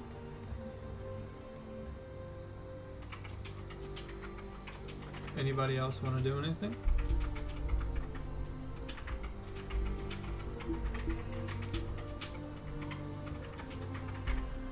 Like, if you guys have, like, an actual questions or anything. I mean, you could ask what's the purpose of the plant? Anything that they want from us, or if we can help them or something? The plant needs nothing from you. Wow, okay. The plant has everything that it could ask for. Does it have any knowledge of the land that it is on? Like right here in this vicinity? It has knowledge of more land than you can fathom, and it'll cost you for any of the information it has. Cost, huh? Mm-hmm. What Start would that pouring some cost? water on the plane. I will only tell you the cost if you are purposely trying to connect with this thing. You don't get to know it beforehand. I try to connect with the plants, being like an oath of the ancients. I'm pretty nature based. Yeah, you did talk to it. It didn't seem to hate you. But a non-druid rogue sorcerer might be a little different. You mean a wizard? No, Storm she's sorcerer? a sorcerer and a. Oh, okay. You're not a sorcerer. Yeah, yeah. So, do you wish to convene with the plant person, Mug?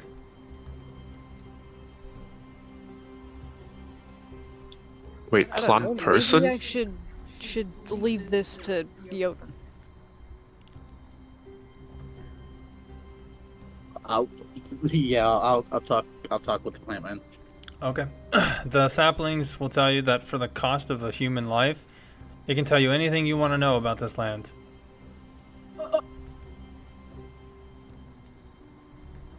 Hey, Will, come here. Come check out this flower.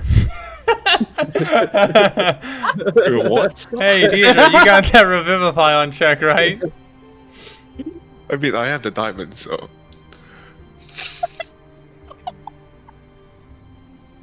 How If bad only we kidnapped the kid. this information. It'll answer 3 of your questions. Any questions that have to do with this land for the cost of 1 human life. Where is the phylactery of Strahd? Mm-hmm. In your ass. This shit's gay. Uh-huh. That's how Strahd feels. But yeah, no, so Oh, fuck. it's up to y'all.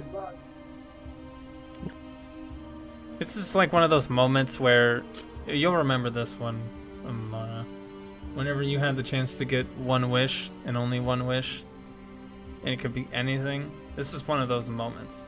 You could learn anything from this creature. All it takes is a sacrifice of like, what, 2 minutes of death? Yeah, I know, right? All I'd have to do is be like, there is a human sacrifice in front of me right now. Boom. Or we could kidnap someone. No, you cannot.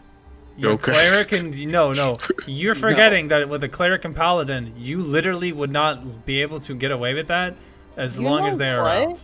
In fact, if they found out that you committed an actual crime, you PvP, man, PvP. Okay. I think I want to do something kind of crazy. Okay. Go ahead. Please. Jotun and Deirdre, can I have you on standby? William, can you have that diamond ready? Whoa. Okay. First, let's Sure. talk about the plan. I know, I'm just like telling you, like the setup possible. Tell them the plan. Yeah, what's your idea here? I was going to just Kamikaze kinda yourself for the information. Kill yourself, that we're yeah. No, gonna I find? was gonna kinda like just lay in the middle of all of them and kinda just sacrifice myself. See, I appreciate that idea. It needs to be a killing blow by somebody But else. we don't know if they want the body afterwards or if it's just the blood that they're after or what they want. With the soul. Two, it might be a plant, but a soul for information is a ridiculous price that we should not be paying. And 3, that Revivify could go at a better time. You know what I mean? We might. I mean, we might Monk need does it. have the ring. Yeah, she does have a $750 or 750 gold ring. So you potentially saying- have 4 total things of Revivify. Yeah, because I have 3 diamond. I want 3 diamonds. In my I want a tree diamond. What's a tree diamond? I'm just thing. kidding. No, 3. I know. Anyway, so that's what we set the table on. The cost of a human life, or I guess like a mortal creature's life, for 3 questions about anything in Barovia. Just a mortal creature, so a rabbit would work? It has to be mortal. A creature that is living. Sentient. Yeah, sentient mortal. Oh. Yeah. Mortal means sentient. Okay. Well, I guess I should say more humanoid. Like, it has to be something with a soul. It cannot be a fucking plant. It can't be a stupid deer or bunny. Like this. Okay. before we get too into the weeds with the these saplings, I can't do them right now, but if we wait until after a long rest when I can redo my spells, I do have these two things that could potentially help guide us if we choose the right questions.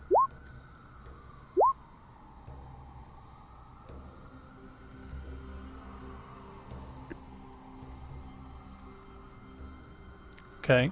I've been mostly quiet because I've been staring at these and trying to think of like what would be the right questions to think, and I'm just too brain dead to come up with things. Me too. I'm just too tired right now. You guys want to? We can end the session in the tower and come back to this next session. Yeah, that is a possibility. Like, I'm fine with continually. I don't care either way, but if you guys are tired and can't think of anything, then it's I completely think it's fine. best if we reconvene another day, because my brain is not working well right now. You gotta come prepared. But that's a good place to call it. Yeah. Because if we get into anything, if we figure anything out, then it's going to be a snowball after this. Yeah, and we need to prepare to fight in the tower, right? In the Lake Baratok Tower. Yeah, that tower. Yep. Because there is a gem over there that we need to grab. We also, There's if 5. we're going that way, we could Also that go one. to Kretsk and go talk to Phil Drakovich and tell him that Dory was looking for him. Okay. Also, if you guys want to try plane shift, let me know. If you want to try plane shift, you go right on ahead. You just make sure that I'm away, you know? Because I'm all for experimentation, but, like, you keep your experiments to yourself. Okay.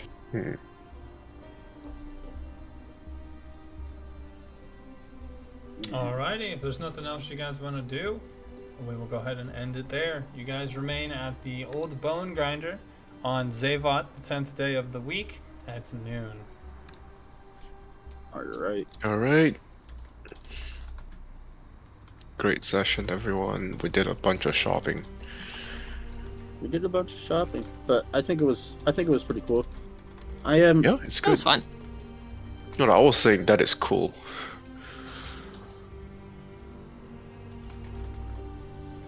I think it was pretty cool. I think Me it was, too. Yeah. I I think got a if I legendary could item. kill that fucking dragon, it would be really cool, you know? Thanks for coming I and checking think out if the we stream. would have pooled our money to You all have a good one.